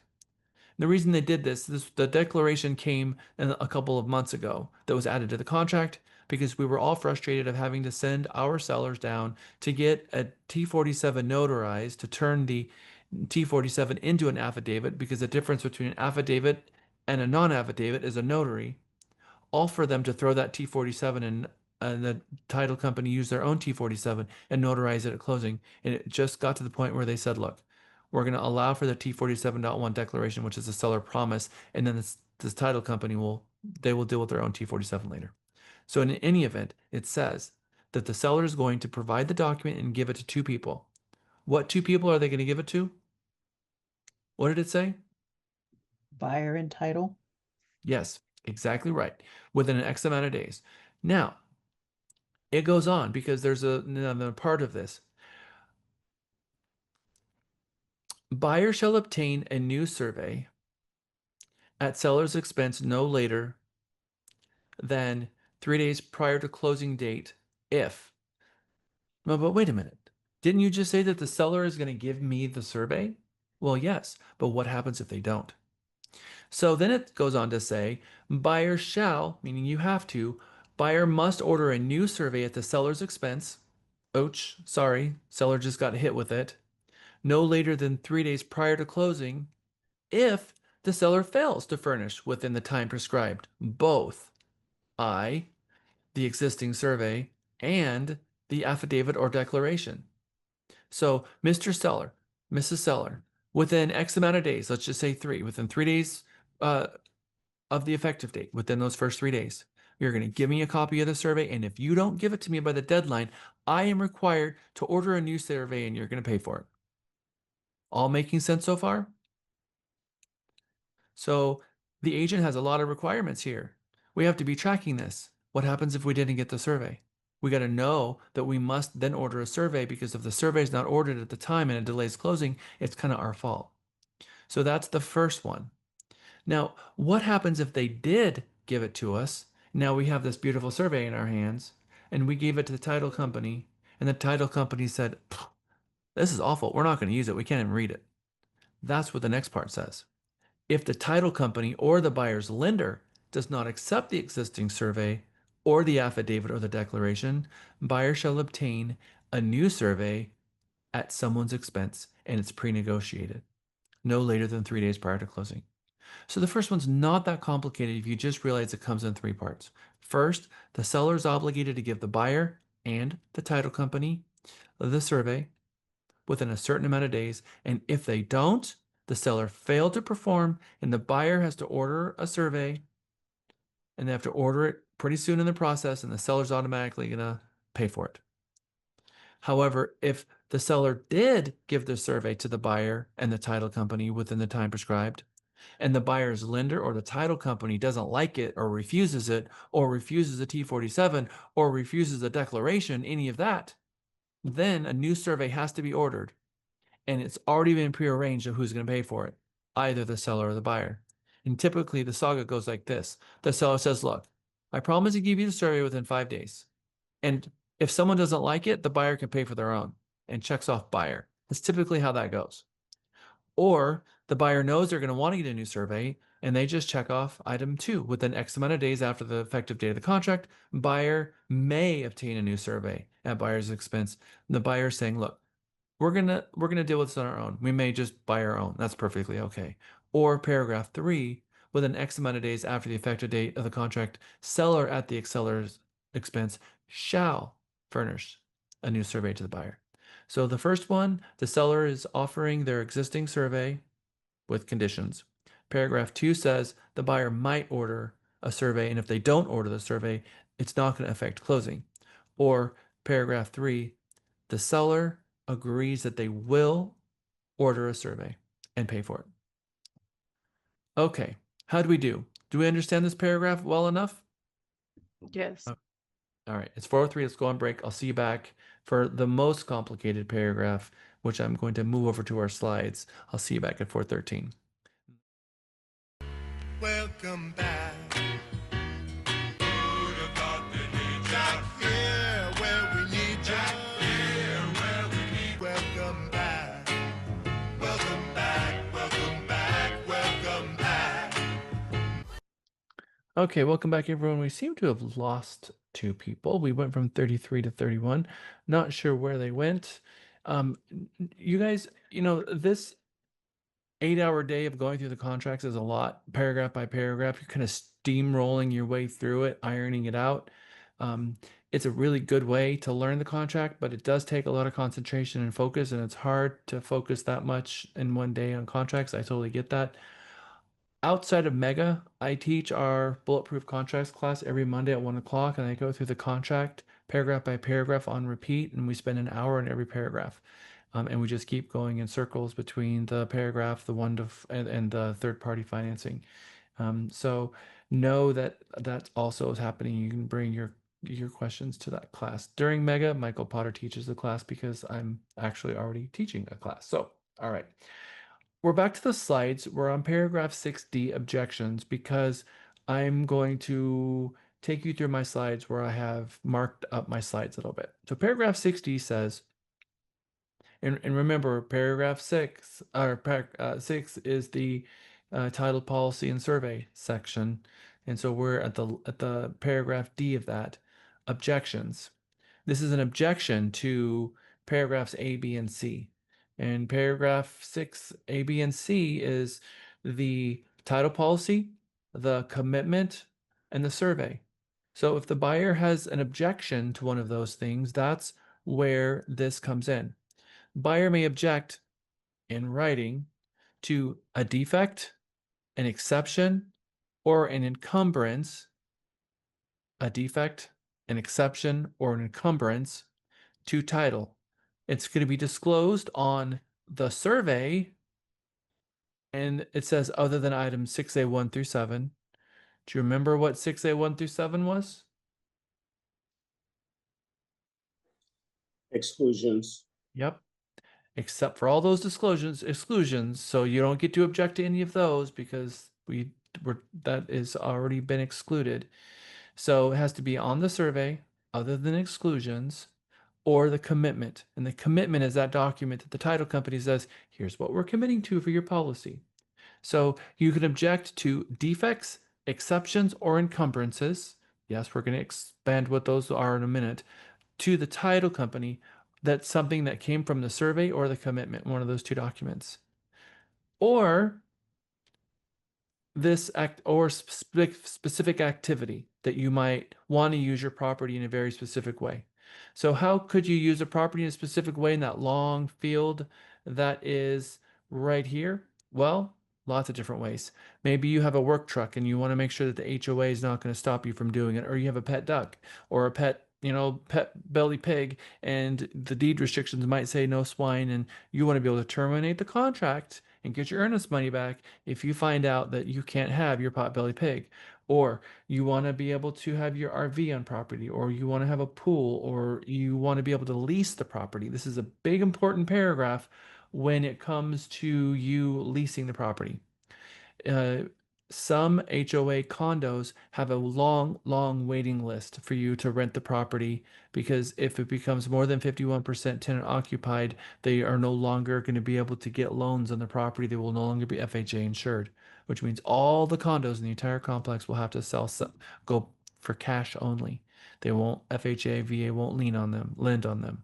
And that will absolutely decrease their property values considerably because there are fewer cash buyers. And so they might have a very long waiting list to lease out the property. And if your client is intending to lease it and they don't have that ability, then here you'd put lease the property, and then they find out they can't lease it. Well, then they'll have the ability to terminate, because maybe the listing agent doesn't know and they're wanting to get an offer in, and they need time to really do research to find out, what it is that they're buying. But they know up in the very beginning that if they want to use the property in this way, have a home office, have an agricultural garden, have a potbelly pig, put in a boat, or have a boat on property, or have an RV on property. A lot of these things that people will want on a property, but we're just not sure if that will be allowed because of either the deed restrictions or the CC&Rs. They will put it here. So again, if the buyer objects to a defect, an exception, or an encumbrance on the survey or the commitment, they can object to it in writing and back out of the contract. Or they can object to the seller and tell the seller to fix a defect, an exception, or an encumbrance before closing. Or if the buyer has want to determine whether or not one of those documents is going to prohibit the following use or activity, they can type in that use or that activity and determine whether or not later that is going to be prohibited. And if it is, they can back out. And the seller and buyer has to agree to this. So the seller might say, no, I know you can't have an RV. I'm not going to even sign this contract, because I know you don't get an RV on this property because we're in an HOA. So we're not going to move forward because you're not going to be able to use the property the way you want to. Okay. Now we have also a reason. So one more time, last but least, the buyer can object and ask the seller to cure or back out if they find a defect, an exception, or encumbrance on either the survey or the commitment. Or the buyer can also object and say, look, I want to object also if I can't have my pig or my RV or my boat on property. Hey, Jack, your screen's going crazy on us again. There is a minimum number of days that they can have to object. So this object period is a very important part of the contract that you must understand, which is buyer. So someone read that: buyer must object to the end of the line here. Buyer must object. Someone read that for the class. Go ahead. Earlier of 1, the closing date, or 2 blank days after buyer receives the commitment. That's good enough. Documents Okay. in the survey. So the buyer must object the earlier of the closing date or II, days after buyer receives the commitment. What happens if the buyer leaves it blank?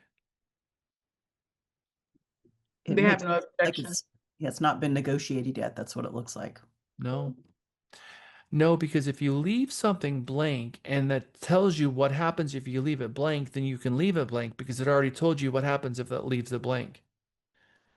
So that little sentence that Kyle just read tells you what happens if it's left blank.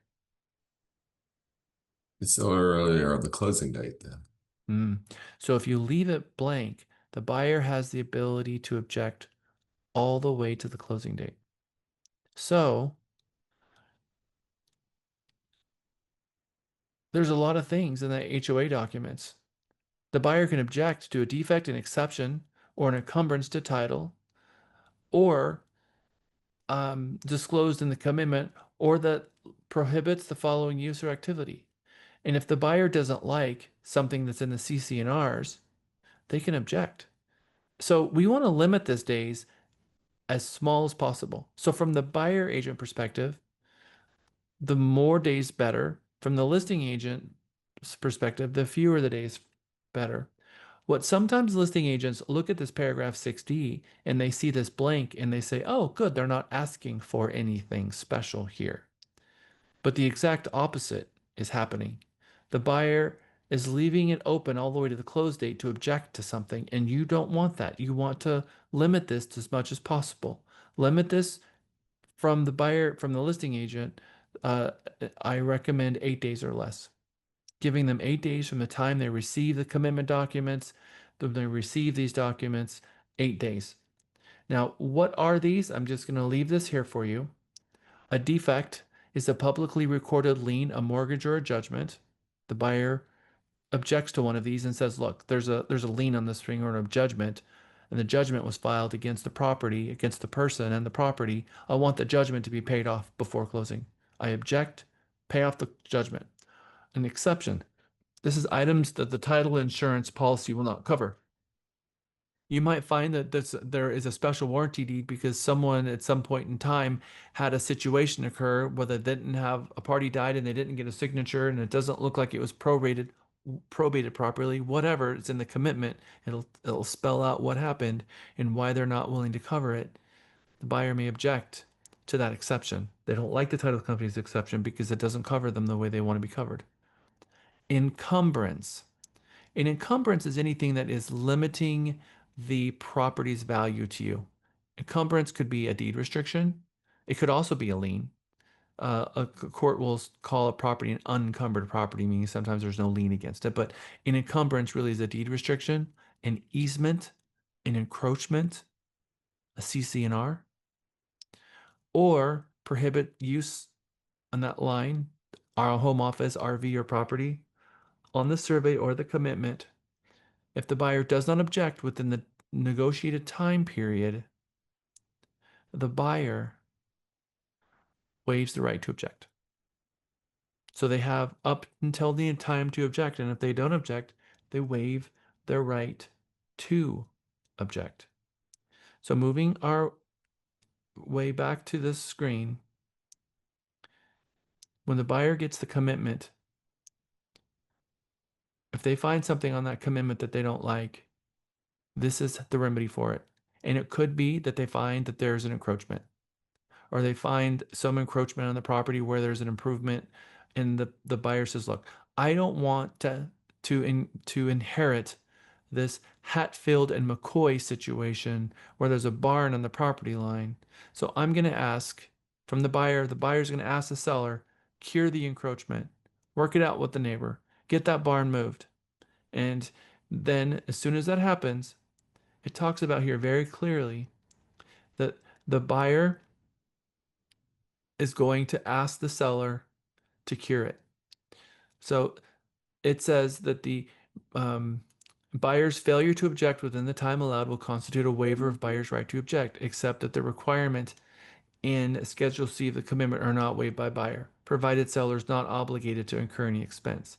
Seller shall cure any timely objections of buyer or any third-party lender within 15 days after the seller receives the objection cure period, and the closing date will be extended as necessary. If the objections are not cured within the cure period, buyer may, by delivering notice to seller within 5 days after the end of the cure period, terminate this contract and the earnest money will be refunded to the buyer.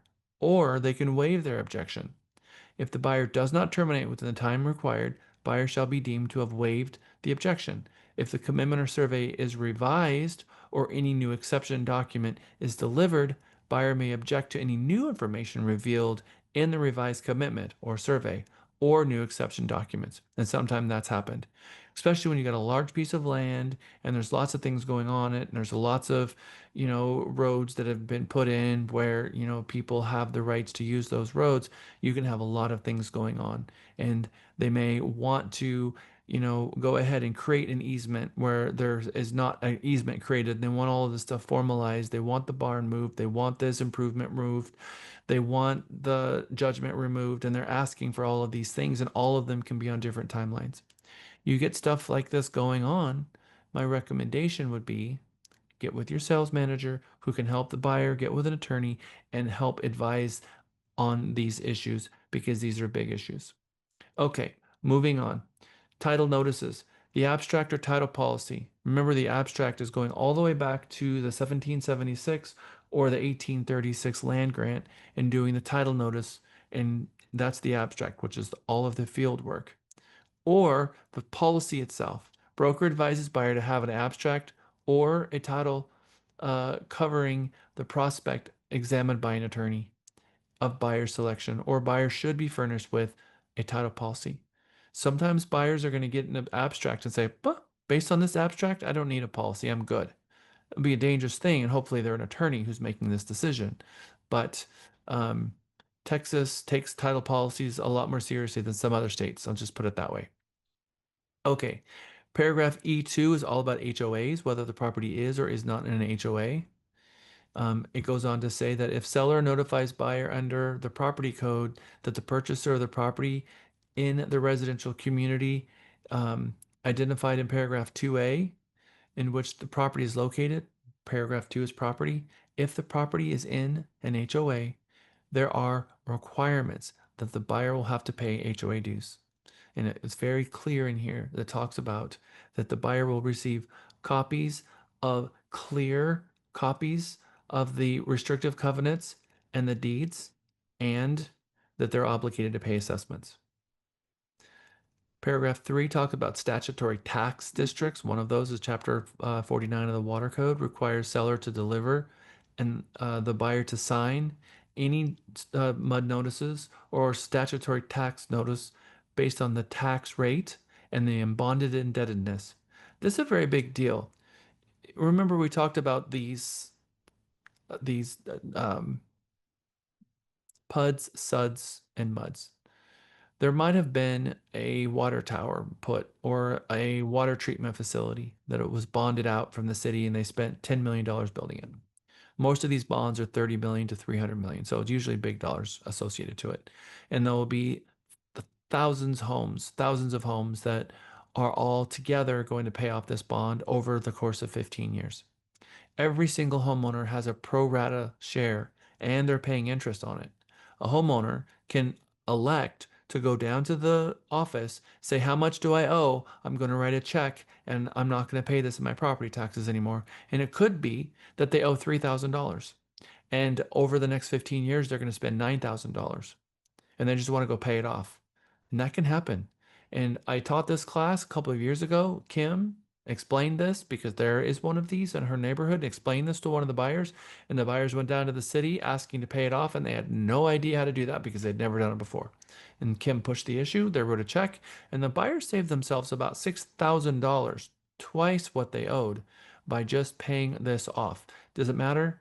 It does matter, actually, because why pay that interest when you can just write it off?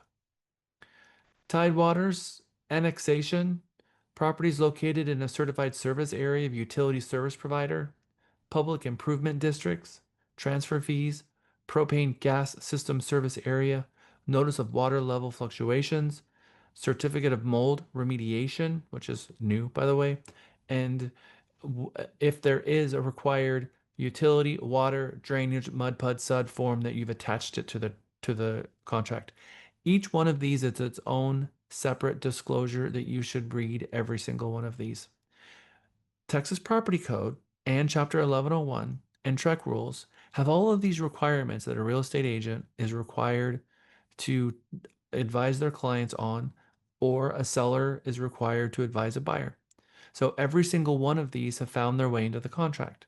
So each one of these means that there's a law somewhere, that there's a required disclosure about tidewaters, about annexation, about properties located in a certified utility district. So these are just written disclosures that the buyer is required to read to the seller. So reading each one of these is important. None of these are fill in the blank, but you should know what these disclosures say because they all have to do with money. That the buyer is going to inherit some type of either possible loss of land through annexation, if the city annex part of the ETJ, what happens if the tidewaters go up and down and you lose or gain land, property located in a service area utility provider, that the providers are going to have utility easements on your property. Transfer fees, if the seller has to notify the buyer if there will be private transfer fees, which is not a big deal these days. Propane gas system service area, where you have an entire community that's drawing off one propane tank that's a utility. So instead of them purchasing natural gas, they were maybe too far away from Atmos to be able to get pipes there. So the entire community is a propane gas community. And we've got master planned communities in Texas that are now doing this. And how that could affect your home and your subdivision, the cost of it, and what happens if they run out accidentally, which has happened during the snowpocalypse. Water level fluctuations that's not part of tidewaters, lakes and rivers. If the property has had mold, that the seller provide a copy of a mold remediation if it's happened in the last 5 years. And then all required notices be put here, mud, PUD, SUD. And seller's failure to provide the applicable statutory notices may provide buyer with remedies to terminate the contract. Okay, moving forward to paragraph 7. We survived paragraph 6, everyone.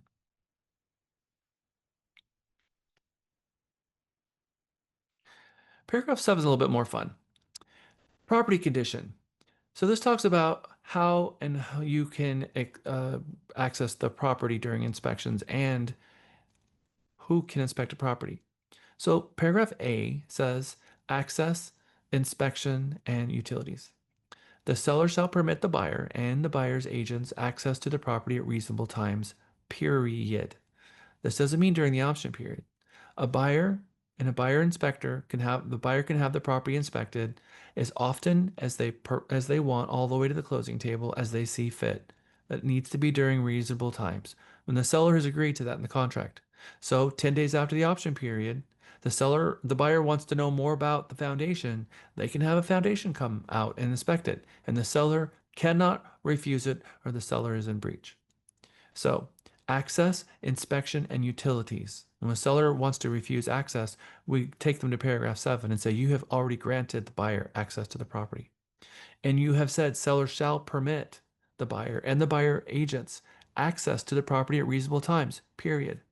Buyer may have the property inspected by inspectors selected by buyer and licensed by TREC or otherwise permitted by law to make inspections, period.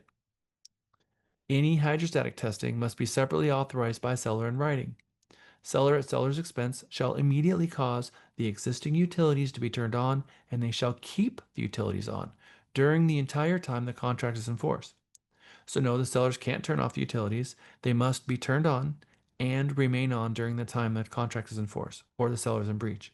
The buyer can have their inspectors come in and inspect the property at reasonable times, and the seller can't say no. Reasonable is reasonable. So that paragraph is saying a lot, and the seller needs to know that. We've had situations where sellers were getting frustrated and refused access to the property. They said, look, you're outside your option period. We're not letting you back in. That's not a thing.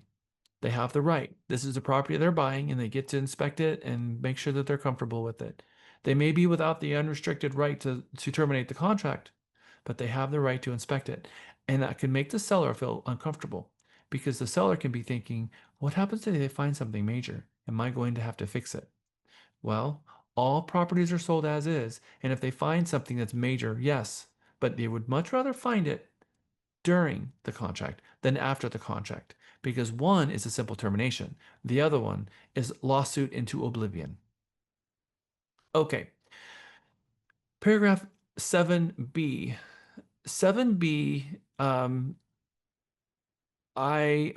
Jennifer, I have had tenants restrict access. The lease agreement tells the tenant that the owner has the right to have the home inspected by inspectors at any time at reasonable hours as well.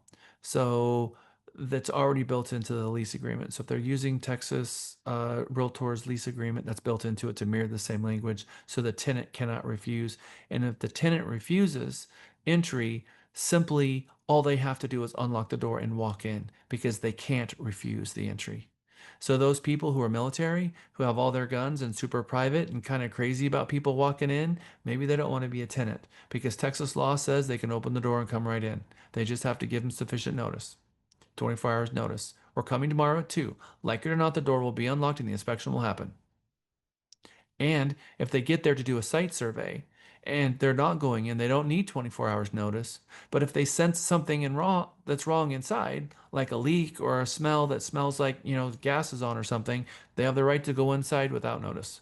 So we're going to be careful with the tenants who are uncomfortable with that sort of thing, because maybe they shouldn't be a tenant in the first place. Okay, good question. Paragraph 7B, seller's disclosure. This is very, very important.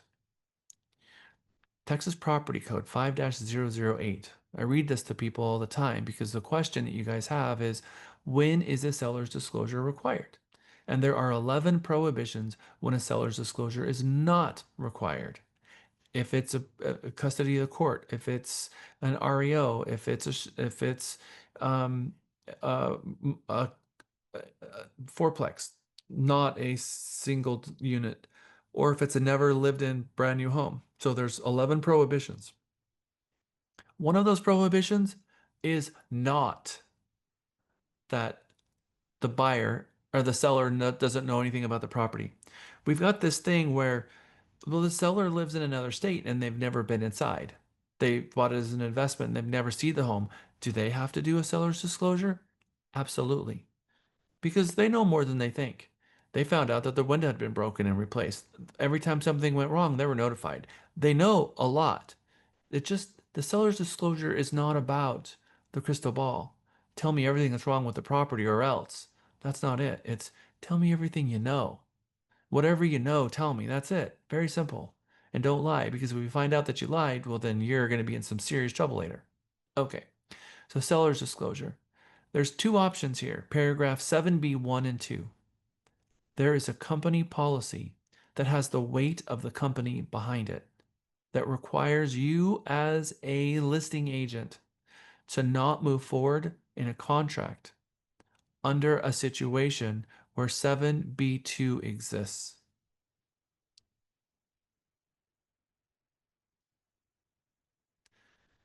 You as a listing agent must have the seller's disclosure readily available and ready to go before you put the property live in the MLS. Because if you don't, then that gives you the ability to go to the sales manager and say, I got a problem. I don't have a seller's disclosure and the seller wants me to go live and I don't have it yet. Okay. Well, we're going to call the seller and tell the seller that we can't go live. Well, they're forcing me to go live. Okay. At least now you've checked off that box. We've talked to the seller and we've explained to the seller what they've just done, because they will have given the buyer a free 7 days and we've broken the law. The seller will have broken the law because the property code says that the seller shall provide every purchaser a seller's disclosure prior to going under contract. So paragraph 7B1 says the buyers received the notice. So as a listing agent, the seller's disclosure should have already been in the MLS attachments, ready to go. And when you got an offer and your client maybe signed or countered the offer, you respond back with the offer, the T47 or the T47.1 declaration, a copy of the seller's disclosure, and if they haven't included and seems to have completely missed it, maybe the offer instructions as well. All of that packet will go along with it. And if you are the seller's agent and the buyer gave you an offer and they checked off 7B2 because they didn't bother to go look in the attachments, or you hadn't yet uploaded it in the attachments for whatever reason, then you're going to attach the seller's disclosure to the offer, encounter this item 7B2 and cross that off, have your seller initial it, and check off 7B1. It's that important.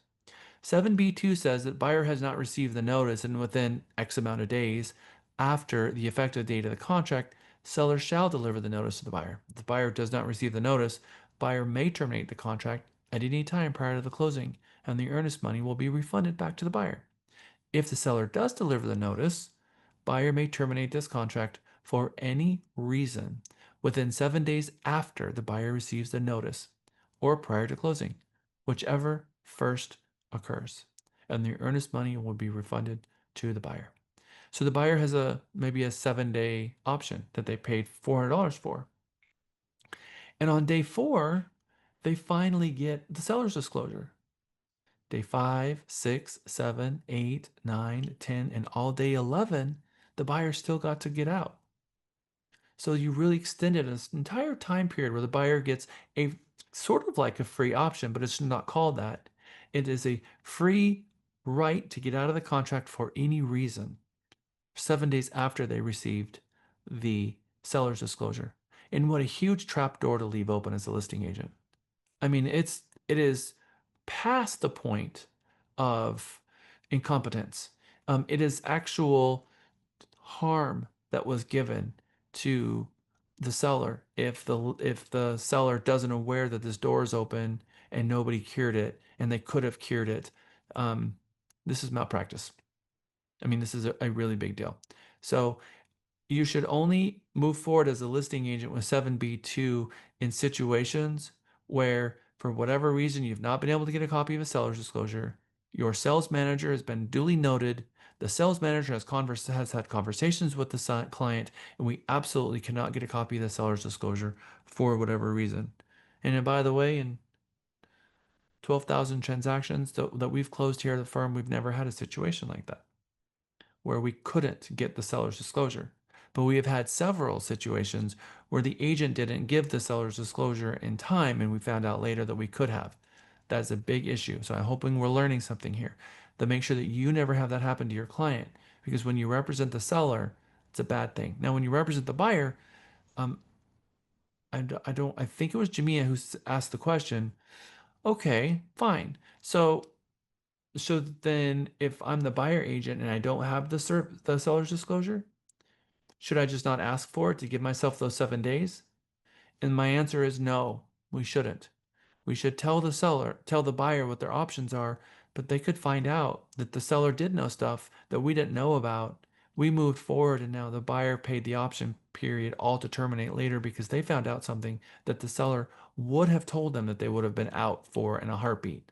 Foundation damage, shingle damage, but they pocketed the insurance money, which happens more often than you think. A buyer or a seller rather will find out about an insurance claim, and instead of paying for shingles, the property was paid off. They sent the check directly to the seller, and the seller used the money for something else. So they didn't pay for the shingles, and now they don't have an insurance claim, and the seller's like, you take it or leave it. Yet, and they didn't get the seller's disclosure in yet. Okay, so lots of reasons. Do we have any questions regarding paragraph 7A or B? Alicia. I have a question for you. Do you use the form in the system, Jack, or do you use the Seller Shield for that? I love Seller Shield because if a issue arises over non-disclosure and you've used Seller Shield, your E&O insurance company, our E&O insurance company waives the deductible. Okay, thank you. You're talking about a massive amount of money that's waived, which is huge. So under some circumstances, it's 5,000. Under other circumstances, it's 10,000. That's a huge deal. The average, insurance policy right now is $20,000 deductible. So we've paid for extra to have a much better policy, but still those insurance deductibles are going up and up and up, and we've never had a claim. We're 100% clean. Okay, 7A, B, and C. Let's get into paragraph 7D, acceptance of property condition, the as is. And this is huge. This says that the buyer and seller agrees that as is means the present condition of the property with any and all defects and without warranty, except maybe of a warranty that the title is giving you as part of the title insurance. Buyer agreement to accept the property as is under paragraph 7D 1 or 2 does not preclude the buyer from inspecting the property under paragraph 7A, inspections, from negotiating repairs or treatments in a subsequent amendment, or from terminating the contract during the option period, if any. So this gives this is an as-is provision that says the property is as is, but if the buyer gets an option period, they can terminate during that option period. Doesn't stop that from happening. Doesn't stop them from negotiating an amendment for the seller to make repairs because the seller agreed to. This is just saying that the buyer can't force the seller to make a repair. The only repairs that will happen is agreed upon with the parties. And if the seller is presented with a repair list that the buyer doesn't like, well, very simple. The buyer can terminate, get their earnest money back, and the seller can keep the option funds. It's as simple as that. Now, as is can be kind of tweaked where it says buyer accepts the property as is and checks off paragraph 7D1. Very clean. Or 7D2, also very clean, because it says buyer accepts the property as is provided that the seller at the seller's expense shall complete the following specific repairs and treatments. What are a couple of items that we can put in here that says we accept it as is, but we want you to do this? What might that be? A professional cleaning. I like that one, Tasha. Good. Broken window. Okay. Fix the broken window. Exactly right. These are all good things. Very common. What happens if the property... What about painting? Okay. Paint a room. Sure. Replace a stove. Sure. All the things. So remember, this would have to happen at the time offer. If it's happening at the time of offer, then it's not something that's going to come up on an inspection report because they will have already accepted it as is, and that's going to be a subsequent amendment. But if while touring the property, they're looking around and they're seeing stuff and say, okay, this purchase price, I have negotiated the purchase price with everything that I can see here. So I took that all into consideration. The flooring and the paint and all of that I took into consideration with the price and with what I'm asking the seller to actually make certain repairs here. I'm taking all that into consideration. Now I'm going to do an inspection and I'm going to look for things that I can't see with my naked eye. Stuff that I didn't know about. Hidden things like an HVAC that's about to die or a water heater or who knows what. Hidden things that I didn't know about. Wood rot, foundation damage, bad shingles, something that I can't see with my naked eye. Okay. So what about a home that has a septic system?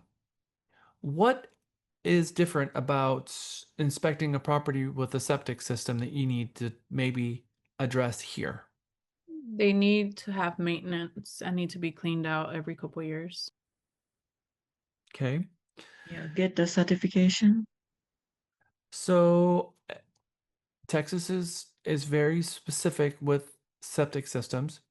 Every septic system, regardless of where it is, regardless if you are in a LCRA area or some of the others, you have to pull a permit. That's a state of Texas thing. You got to have a permit, and every time a septic company comes out to drain a septic system, they have to pull a permit, and then they know where that came from. They drain the septic and they take it away. Thing is about septic systems is that some are aerobic systems, which are based on its own microbiome, that they've got it all worked out with the different kind of bacterias that is taking care of itself.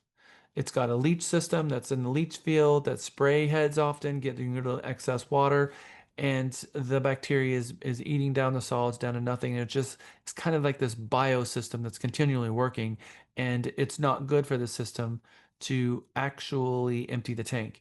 They're not supposed to use detergents. They're not used to change. It's going to change that microbiome. They're not supposed to do that.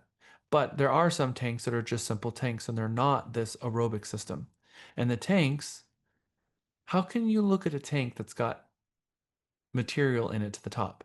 Can you see the sides or the bottom to determine if there's cracks or failure in a tank or tree roots in it? No. So you're telling me that the seller's going to have to pay to empty the tank. Where does it say that in the contract? It doesn't. So if the buyer wants to inspect the tank, should the buyer have to pay $900, $1,000, $1,500 to have the septic tank emptied for the seller? Shoot, I'm just going to list my house and have the buyer empty my tank for me. That's great. And then, have it not work out. So this is an excellent place to say that the seller will pay to empty the septic tank the day of the buyer's home inspection. That way, the buyer can pay for a septic company to come out, The septic company will also be the company that drains it. So then they come out and they empty the tank. The seller pays to have the tank emptied so that the buyer can have their inspector inspect the tank for any defects. And then they'll inspect the sump pump and the alarm and the grinder pump and the leach lines and all the rest of it. They'll have that inspected. So when you're dealing with a septic system, there's an addenda that's for that, as well as you should be dealing with it here. Okay, excellent. What happens if there are lender required repairs? How could there be a lender required repair? For VA loans. Yeah, but how did the lender find out? Does the lender go out to the property and inspect it? Inspection report. Tasha, don't you be sending that inspection report to the lender. No. We don't want to do that. So if it's not the inspection report, how is the lender? The appraiser. And there's the answer. Because the appraiser went out and they saw a condition that was not cool for the appraiser, and they wrote a note on the appraisal. It's called a note. So when they write that note, then any notes on the appraisal has to be cured before the lender can close on the loan. And there's lots of them on a VA loan. Earth to wood contact, oak wilt disease trees, a handrail on a balcony that's more than 36 inches off the ground, or a patio, all kinds of stuff. A property that has cemented floors that's not properly cured, so they say it doesn't have flooring, or a stove that has a burner that doesn't work. There's a lot of requirements for VA loans. All right, so if a lender required repair shows up on an appraisal, is a seller required to fix it? What's close? Required is the word. And the answer is absolutely not. All homes are sold as is. We already found that. It says here, unless otherwise agreed in writing, neither party is obligated to pay for lender required repairs, which includes treatments for wood destroying insects. If the parties do not agree to pay for the lender required repairs or treatments, this contract will terminate and the earnest money will be refunded to the buyer. If the cost of lender required repairs and treatments exceed 5% of the sales price, buyer may terminate this contract and the earnest money will be refunded to the buyer. So you've got an automatic threshold that will just, I don't even need to go negotiate this, I'm out. But if it's smaller stuff, you know, they can work it out. They can work it out. Completion of repairs and treatments. All repairs and treatments, not just lender required repairs, but also agreed upon ones. Unless otherwise agreed in writing, seller shall complete all agreed repairs and treatments prior to the closing date and obtain any required permits. It says that here. It doesn't need to be in the request for repair. The repair and treatments must be performed by persons who are licensed to provide such repairs and treatments. So you don't need to put in the repair by a licensed professional because it's already in the contract. Seller to replace the HVAC. You don't need by a licensed HVAC professional more before closing because that already exists here. It goes on to say the repairs and treatments must be performed by persons who are licensed to provide such repairs or treatments, or if no license is required by law, are commercially engaged in the trade of providing such repairs and treatments. Seller shall provide buyer with copies of documentation from the repair persons showing the scope of the work and the payment for the work completed, and at seller's expense arrange for the transfer of transferable warranties with respect to the repairs and treatments to the buyer at closing. If seller fails to complete any agreed repair or treatment prior to the closing date, buyer may exercise remedies under paragraph 15 or extend the closing date up to 5 days if necessary for the seller to complete the repairs and treatments. You're doing your walkthrough, closing happens tomorrow, and the buyer says, you're in breach, you're in default because you didn't do the repairs. That's not what the contract says. The contract says it's going to automatically be extended up to 5 days to give the seller more time to get the work done. That's what it says. So we need to know what it says for the contract so that we don't say the wrong thing, but we should be pushing the seller and asking the seller, how are you doing with repairs? Are you going to make the close date? Because if the close date is very important to the buyer, obviously staying on top of them is important. Maybe they shouldn't have asked for a repair in the first place. Maybe they should have asked for a credit. There's a lot of repairs to be made. It might take the seller a while to get it done, which means the buyer may not get the close date that they want.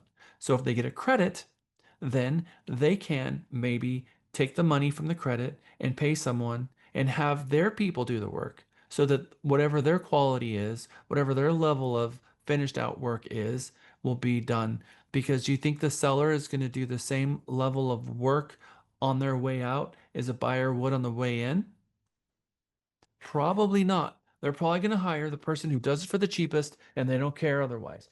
So maybe a credit makes more sense. But if there's something substantially wrong with the property, it might not be possible because if it came up on a lender on the appraisal, well, the work is going to have to be completed. Now, not always. Sometimes if something shows up on the appraisal, you can ask for a credit from the seller and they can do what's called an escrow holdback, which is a credit from the seller and get an invoice from a third party, that money be held from the lender and they will pay off that third party, and then it'll get finished after closing. Escrow holdbacks are very, very common, especially on larger ticket items like shingles and things that need to be done. That's assuming that the seller has agreed for the escrow holdback. Environmental matters, buyers advise that the presence of wetlands, toxic substances, including asbestos, waste, and other environmental hazards, or the presence of a threatened or endangered species or habitat may affect buyers' intended use of the property. If buyers are concerned about these matters, we have an addendum for that, and we give them the addendum. Now, here's the big paragraph 7H we talked about this morning that said, what happens if this is left blank? And remember I said there's no invocation for this, so there's no checkbox that turns on paragraph 7H. It's always on because there's no checkbox. It's just a fill in the blank.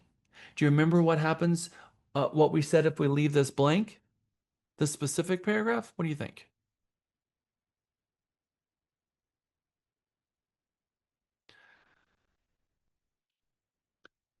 If someone's willing to read this paragraph, raise your hand.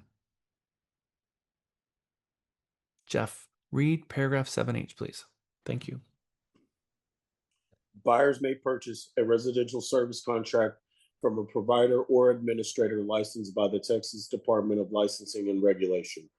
If buyer purchases a residential service contract, seller shall reimburse buyer at closing for the cost of the residential service contract in an amount not exceeding whatever the dollar amount is. Buyer shall review any residential service contract for the scope of coverage, exclusions, and limitations. In bold print, the purchase of the residential service contract is optional. Similar coverage may be purchased from various companies authorized to do business in Texas. Okay, so the gist of this is if buyer purchases a residential service contract, seller shall reimburse buyer at closing for the cost of a residential service contract in the amount not to exceed X amount. If the buyer doesn't purchase a residential service contract before closing and an amount was put here, the buyer didn't take the seller up on their offer and it's not going to show up and it's never going to be used and the seller gets that money because they didn't spend it, because this is a reimbursement. If the buyer orders it, the seller will reimburse up to this amount. It's not required. The buyer doesn't purchase it, there is no reimbursement. If there's $750 in here and the buyer agent knows it, and the buyer agent fails to help the buyer order a residential service contract, and by the way, they should be going through the pamphlet and helping them understand what it is that they should be purchasing and what policy and what exclusions they have and maybe additional coverage they have and all of that before they even got under contract. This home has 2 sump pumps and a pool. Let's go through all the policy and figure out what it is we should be asking for ahead of time, not just PFA, plucked from the air a number and throw it in here, and then at closing figure out how much the policy is going to be and there'll be a delta. They really should be doing that differently. But once they pick the number and the company, then they negotiate the offer, get it signed, and then order it before closing, have their reimbursement done, the buyer be given the packet with their account number and the phone number of the call, and that they know that they can't use it within the first 30 days of closing. So they've been perfectly advised and then everything set up. And then 30 days after closing, a call from the agent. Hey, want to let you know that your residential service contract just kicked in. Remember, this isn't a warranty program. It is a discounted parts service. So if something breaks, you can buy the parts at a greatly discounted rate through this program. and make sure you tell them what it is. Because if they hear warranty, they think, oh, it breaks, I get a new one. No, no, no. It's not a warranty. It's a service contract. You're pre-purchasing parts at a huge discounted rate. If you are related to the buyer, or if the buyer is related to you in any way, you must disclose it. Or if you own 10% of the firm, it says Texas law requires a real estate broker or sales agent who is a party to a transaction themselves or acting on the behalf of a spouse, parent, child, business entity in which the broker or sales agent owns more than 10%, or a trust for which the broker or sales agent acts as a trustee, or which the broker or sales agent or the broker or sales agent's spouse, parent, or child is a beneficiary, you must disclose it. Doesn't say anything about brother or sister. However, I recommend if there's a familial relationship, there is no harm in disclosing it.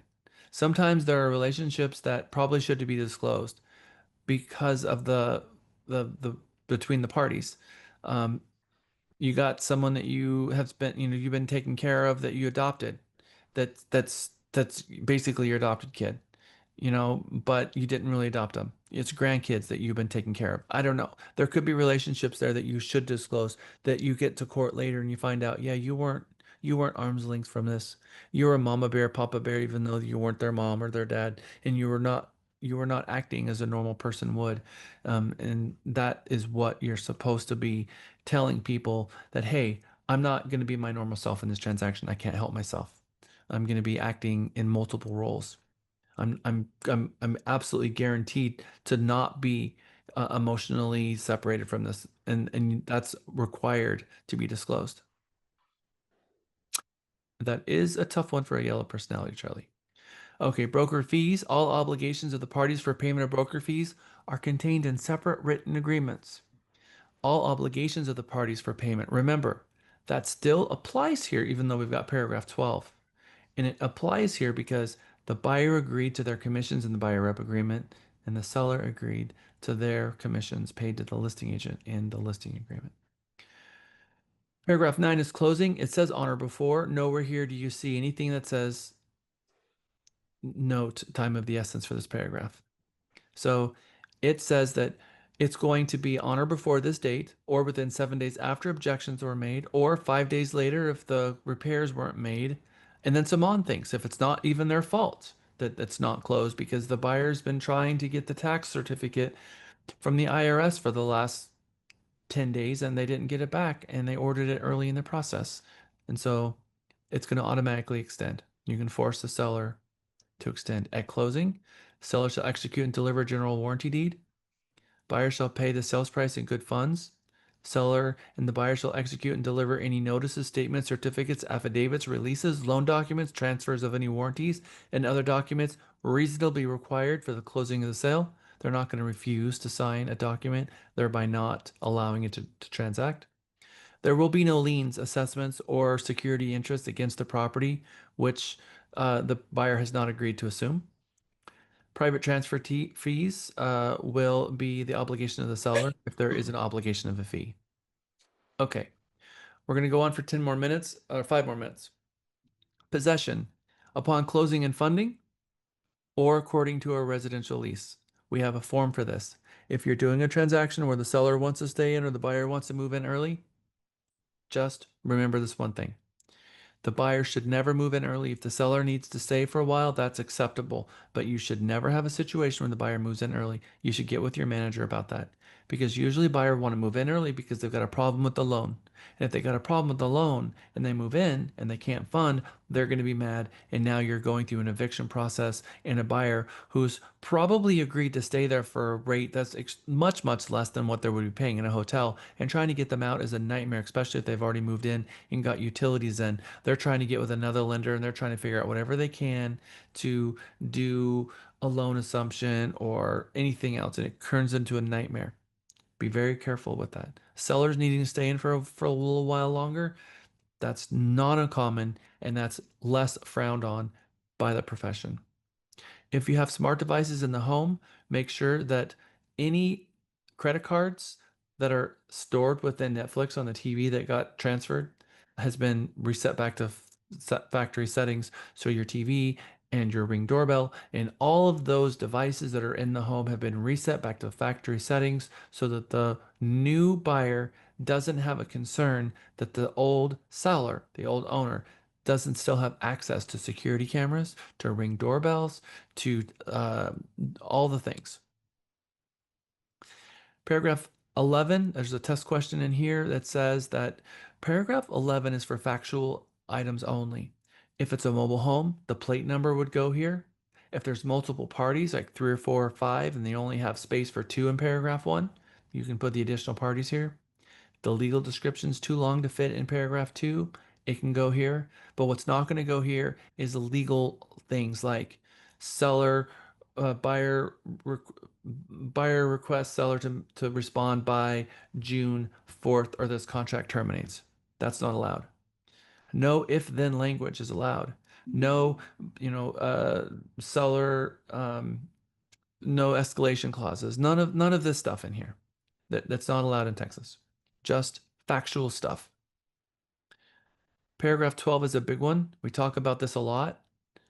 Paragraph 12A(b) says the following amount to be applied towards brokerage fees. We got broker's fees in B or closing costs in C. So you can negotiate broker's fees to be paid for the seller. The seller is going to reimburse the buyer. We might have brokerage fees coming from the listing agent. So the listing agent got a listing agreement that said that the seller was going to pay 5%, maybe 3% to the firm and 2% to a cooperating broker. Let's just say that's the extent of what's going on. The buyer agent calls the listing agent and says, got a client that's interested in the property. Are you guys offering cooperative compensation? The buyer says, the listing agent says, yes, we're offering 2%. And then the buyer says, great, thank you. They call the client, good news. They are willing to reimburse 2%. So that means that only 1% is different between what you sign in the agreement. That's good news. So then we go here and then you can attempt to negotiate 1% right here. And seller wants to sell the home. They've been on the market for 30 days. You put 1% in here and seller agrees to it. Now you're getting paid 2% from the listing broker who's collecting 5%. And the buyer is then collecting 1% from the seller directly as a reimbursement. And then it says in here that the buyer has agreed to pay and that the buyer is required to pay the fees. So it's very clear who pays what. It says that seller has agreed to pay and the brokerage fees. They've agreed to pay the sellers agreed to pay the broker fees that are in the separate agreement, and the brokerage fees are agreed to be paid for by the buyer. So the buyer agrees to pay their fees, and that's not ever been in here before. So the contract says now that the buyers agreed to pay their agent and the sellers agreed to pay their agent, and that's part of the obligation of the contract now. So contractually, if they don't pay their broker fees, the contract can't close at the title company. We're not supposed to hold up a contract because of broker fees, but TREC added broker fees here saying if a fee is due, that the parties are required as part of the contract and they agree to pay them. So paragraph B, again, is seller reimbursing the buyer for their fee, for the broker fee. And paragraph C is that the seller has agreed to pay some or part of the buyer's closing costs. So seller's taking part of their proceeds. They're making $100,000 profit for the home, and they're willing to pay $5,000 and give $5,000 of their $100,000 to the buyer, and the buyer will then use that to pay their closing costs. If the closing costs are less than the sellers agreed to pay, the buyer's closing cost is $3,000 instead of $5,000, then $3,000 of the $5,000 will be applied to closing costs and $2,000 will go back to the seller. Proration says that at closing, the title company is going to collect property taxes are paid in arrears. Last year's taxes should be paid. The current year's taxes probably are not paid. So the title company at the closing date are going to take an amount from January 1st all the way to the closing date, take that amount and give it to the buyer as a credit. The buyer's going to hold that as a credit, and then they're going to collect the property taxes from that date to the end of the year. The next year, they're going to take what the seller gave them and their portion that they owe, put that together, and give it to the appraisal district. We don't know what the tax rate is yet. So if it turns out to be that the number's significantly different, it says here that the two of them will work it out. They'll work it out. That the tax proration may be calculated taking into consideration any changes and exemptions that will affect the current year's taxes as well. Because it could be that the seller is walking away with a VA loan with 100% exemption, and their taxes are very different than what the buyer's is going to be. So then they can calculate that, taking into consideration the change that will occur, because the buyer should be fairly applied what they actually are going to owe without the exemption. Okay. Casualty loss, if the property changes condition while you're under contract, the buyer has three options. They can terminate and get their earnest money back. They can accept a cash proceeds of insurance claim, or they can wait for the property to be repaired. Those are the three options. Paragraph 15 default simply says, if the buyer is misbehaving, the seller can sue the buyer if the buyer failed to uphold their promises, and vice versa. If buyer fails to comply with the contract, buyer will be in default. Seller may A, enforce specific performance, seek other release as may be provided by law, or both, or B, terminate the contract and receive an earnest money as liquidated damages. This liquidated damages is a really big deal. If the parties are in disagreement and the buyer says, fine, seller, you can have my earnest money back, that liquidated damages means you can't sue me anymore. I've accepted liquidated damages and all claims are off the table and we're done. But if the seller says, look, I don't want your earnest money, I'm going to sue you into oblivion, that's a whole different thing. Now, we can also have treble damages, but if someone receives the earnest money, they're releasing both parties from the contract and future claims. We're a mediation state, so if they have a conflict, they should go to mediation. They promise that they'll go to mediation first before anything else. Everybody's attorneys, they will pay their own attorney fees, but if someone wins a lawsuit, the prevailing party will also win the claims. Now we've got only a couple more paragraphs, so we're almost done. Escrow. The only thing I'm going to talk about escrow here is notices. It says it again here. Escrow agent notices will be effective when sent in compliance with whatever it says in paragraph 21. So again, those buyer and seller emails are the most important thing on the contract when it comes to these notices. Representations that you guys will have, that everybody has to be honest. All covenants, representations, and warranties in the contract survive closing. If a representation of a seller in the contract is untrue on the closing date, and they don't know that, seller will be in default. Unless expressly prohibited by written agreement, seller may continue to show the property and receive, negotiate, and accept backup offers while under contract as well. Federal requirements. There is a document called the non-foreign status, FERPTA. FERPTA form is if you have someone who doesn't have a tax ID, truly not a tax ID. Anybody can buy a property in the United States, anyone. Regardless of their legal status, they can buy a property cash. Obtaining a loan, not so much, but buying a property by cash, yes. However, if you are a citizen or have legal residency here, under certain circumstances, you will, if it's your primary residence, have some tax incentives where you can make up to $250,000 before you get taxed on the property as a single person, or $500,000. You can receive that much money in proceeds before you have to pay any tax on the property. That's not the case for non-citizens or people who don't have tax IDs. So what's going to happen is a title company is going to have a third-party company like FERPTA Solutions factor of what they think that's going to be owed in terms of taxes, and they're going to collect it out of the proceeds. And then the buyer is going to send that to the IRS along with the applicable forms. The scary thing is if it's not enough, the current new buyer is going to owe the difference. So if they had $50,000 worth of tax due and it turned out it was $60,000, the buyer is going to owe $10,000 later.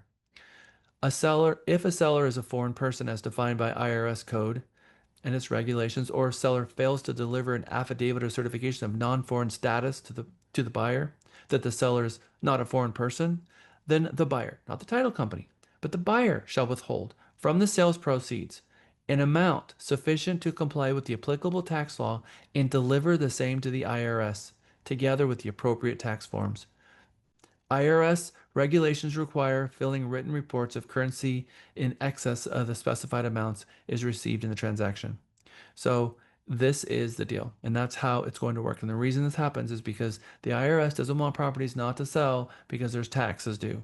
They want them to sell anyway. So the buyer automatically has the right to withhold money from the seller and send that to the IRS with applicable tax form. If they overpay, there is no refund. And if they underpay, the new owner will owe that money to the IRS later when they find out that when that tax year comes and they do the numbers and they find out they owe more or less, it could be liability to the buyer, which is why FERPTA solutions, if they're used, will have a small fee of like $500 and then they will insure it and they will pay out the difference by using FERPTA solutions in the first place, which is an insurance for that specific use. FIRPTA, Foreign Investment in Real Estate Act, FERPTA solutions. Okay, paragraph That's 21. something we get before closing. How? Title company is going to require you to use FERPTA solutions these days. They're the only company I know that does it. Miguel actually had them come in and do a sponsor of one of our events. Key Title knows all about FERPTA solutions as well. All of them do. Talk to your closer about FERPTA solutions and how that works. They would love to talk to you about it. But it will happen before closing, yes, because proceeds will be withheld before they give it to the seller, and it will be kept by the title company, who will help the buyer using FERPTA solutions to send the money to the IRS with the appropriate forms. Good question. All right, paragraph 21. Notices. All notices from one party to the other must be in writing and are effective when mailed to, hand delivered, or transmitted by fax. Effective means like the termination notice for the option period. From one party to the other, it has to be provided to the information here. It can be CC'd with a copy to the agent, but from party to party, you can CC the agent if you want, but it is not effective. It was not delivered properly if it's not sent to the information that's in here. So don't let an offer turn into a contract without this being filled out. Okay, agreement of parties. Here's a bunch of stuff that if these addendas are going to be part of the contract and where the seller is going to provide the buyer a contingency to get out, like the third party financing or the seller financing, paragraph 3B, sum of all financing had the third party financing checkbox, the seller financing addendum checkbox. These two here, either one of those, then they should be checked off, or the loan assumption also there. HOA form, buyer's temporary residential lease, buyer moving in early, tisk tisk, we shouldn't allow that. Addendum for sale of other property by buyer. Buyer has a contingency because they have a property that they have to sell, and they have that sell is contingent on the buyer. That has to go here as an addendum to giving the buyer that contingency. Addendum for reservation of oil, gas, or others, that paragraph 2E, that's here. The form goes in here, and the seller's going to hold back the rights. Backup contract, a coastal area contract, hydrostatic testing has to be agreed for. A paragraph 4 leases said that if there's any hydrostatic testing, it has to be agreed ahead of time because hydrostatic testing can do damage to the pipes. So the seller has to agree to that before the buyer can do the hydrostatic testing, and that will be agreed to here.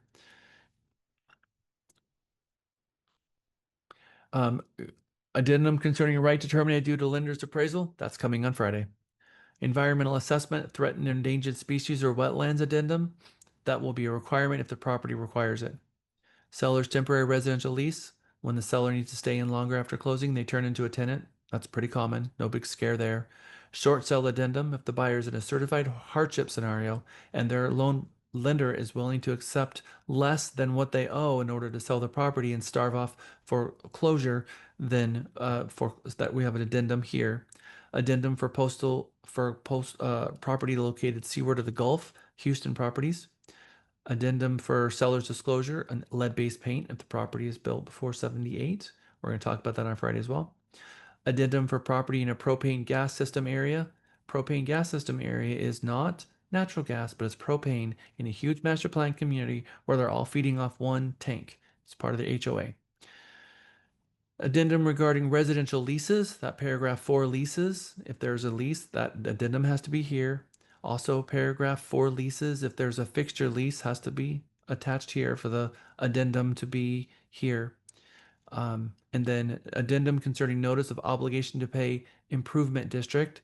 If there is a PID, public improvement district, the seller will notify the buyer and it has to be attached here, letting the buyer know how much they're going to be owed, how much they're going to have to pay the PID.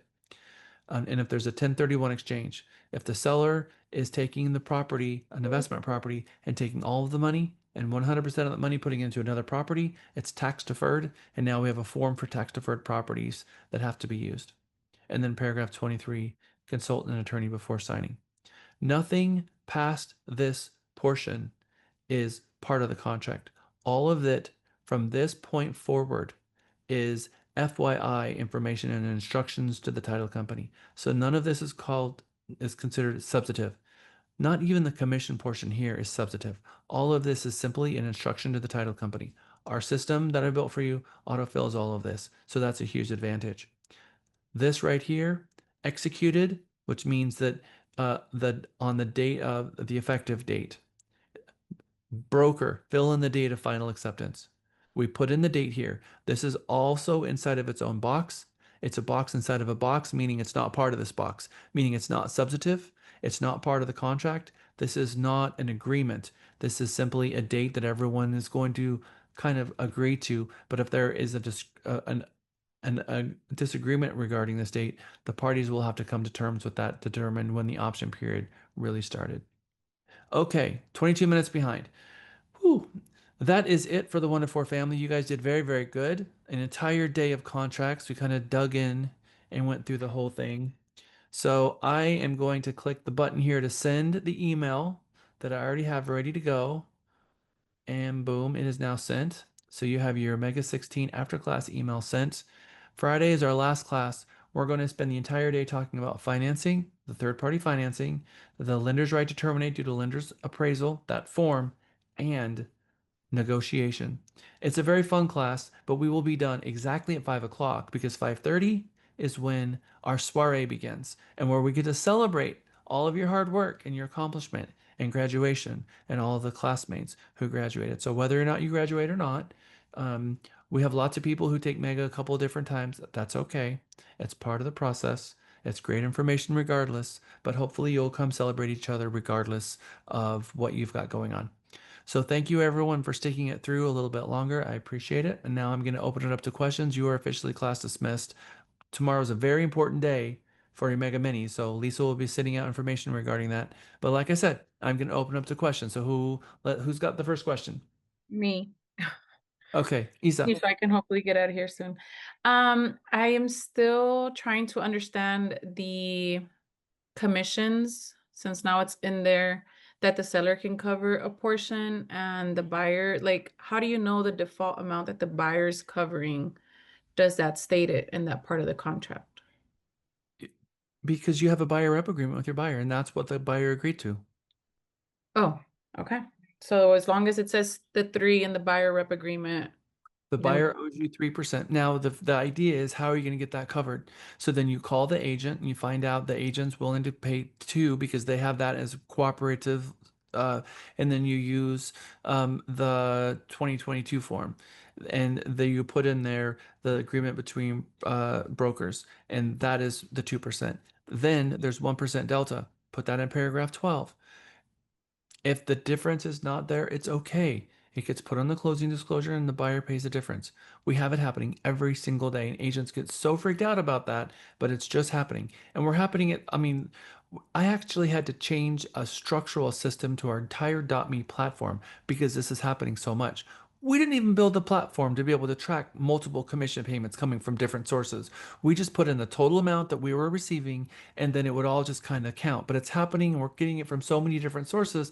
I had to split it up, create a new contract details section for you, and rebuild my Dart so that we can have multiple commissions coming from different places because it's happening every single day. So just as I thought, some of our agents are making more money now than they were before because they're negotiating at 3.5% and all kinds of stuff. So The days of the commission crisis are behind us, thankfully. Yes, I still don't feel very confident there. I guess maybe because I haven't done so. Maybe once I do it on the buyer's end, then I'll feel more confident there. Yeah, just get your representation agreement signed by the buyer and say, look, my fee is 3%, and my goal is to try to get this 3% covered by the other side. And I will let you know what the other side is offering on every single home, and you can determine whether you want to move forward with that home. And if they're not offering a full 3%, we can try to negotiate that in the contract, and we'll see that negotiation taking place, and you get to make a decision of what you want to do for that property regarding that seller and whether or not you think that contract is fair, all things considered. Okay, and then one more question. Since they no longer show the BAC in the MLS as listing agents, can we disclose that when they call us, like the buyer's agents? Absolutely. They're required to by law to tell you what they're offering, either none or some, and then you get that in writing. But it's in the listing agreement. So their listing agreement will state how much. We're just not allowed to be anti-competitive and be displaying our commission of what our rates are because there is no industry rate. Everybody has their own rates and every firm sets their own rates. And so by all of us putting all of our rates in the MLS, it was being anti-competitive because we were doing exactly what we weren't allowed to do, which I never understood in the first place. So this is better. No different. We pick up the phone, we call, hey, are you offering a cooperative compensation? And they say, yes. Great. How much? Because they want to get the property sold 100%. Perfect. Okay, that was my question. Aside from that, we can't post it anywhere else. There's a closed Austin group where I see agents posting it all the time. Nope, absolutely a felony. Okay. Literally a felony. Good to That's the know. thing. Because they can't put it together, but they can put it on their own damn website, just like we do. So you'll notice that every single one of our listings has our commission on it. Because the thing is you just can't. This is the law. Let me explain it to you this way. If three brokers are sitting in a coffee shop and they start talking about their fees, that's antitrust. If three brokers in a coffee shop put duct tape over their mouth, grab a pen, and write down their commissions on a napkin and share it with each other, that's anti-competitive. If those three brokers subscribe to an MLS and put their fees in an MLS, that is anti-competitive. If the brokers each separately put their fees on their website, good to go. Simple That's as so odd, but okay. I'm glad you explained it in that way. Thank you. You're welcome. Alicia. Hi, Jack. I'm with Isa on that one. Let me tell you why. I got a listing right for 6%. And it was 3-4. So basically, we're doing 3% for the buyer side and 3% for the listing side. So Yeah. say if I was to get a contract on this this coming weekend, let's say, because we are doing the grand open house. And the agent comes and the seller's offering 3% to the buyer, right? So the buying agent would be calling me and saying, is there any Cooperative compensation. cooperative compensation from the seller? And then at this point in time, I would say yes, 3%. Mhm. Would they indicate 0 on this sheet, Yes. on this 12B? Yes, they would, because cooperative compensation is broker to broker. 12A 1B is between party to party. You see, 12A 1B is the seller providing the buyer a credit in the contract. Cooperative compensation is the seller paying the whole thing to the listing broker and the listing broker paying the buyer broker. Okay. Brokers paying each other is different than the seller giving the buyer a credit. The buyer always paid the commission to the buyer agent, always 100% of the time since the beginning of time. There was never any question about that. The buyer agent was required to buyer broker was required to get a buyer agreement with the buyer. And in that was in conspicuous terms of how much the buyer would pay the buyer agent. Now, the question is who's going to pay the buyer broker? Who's going to pay me my commission? Is it going to be the buyer pay the whole thing? The seller, are they going to pay me? Or is the listing broker going to pay me? One of three people are going to pay me. Either the buyer is going to pay me directly, the listing broker is going to pay me, or the seller's going to pay me. 3 options. The contract is party to party. 12A1B is the seller is going to reimburse the buyer who pays me. Versus cooperative compensation is the seller agreed to pay the listing broker 3%, and now the listing broker is required to pay the buyer broker 3%. It's all Okay. who's funneling the money to who. Okay. And what's great about cooperative compensation is that we're collecting the whole amount of money, and we can say, hey guys, we have a bag of money here for someone who wants to help us sell this home, who wants a bag of money. Right. Right. Okay. But when we don't have the bag of money, it's no, we're not offering cooperative compensation. And they're like, okay, well, am I going to get paid? Well, I mean, you're going to have to ask the seller because we don't know. The seller you have to bring in an offer to the seller and negotiate with the seller because no pre-authorized Okay. amount was put there. So the way So that would be something that if I have a buyer, I would check with the selling agent first, right? Yep. Is there a bag of money available for me? No. Okay, I guess I'll just negotiate that right in the contract then. Okay. Very well. Thank you, Jack. You're welcome. Thank you. Thank you. Good, good, good. Okay, who else has got questions? Now I'm having fun.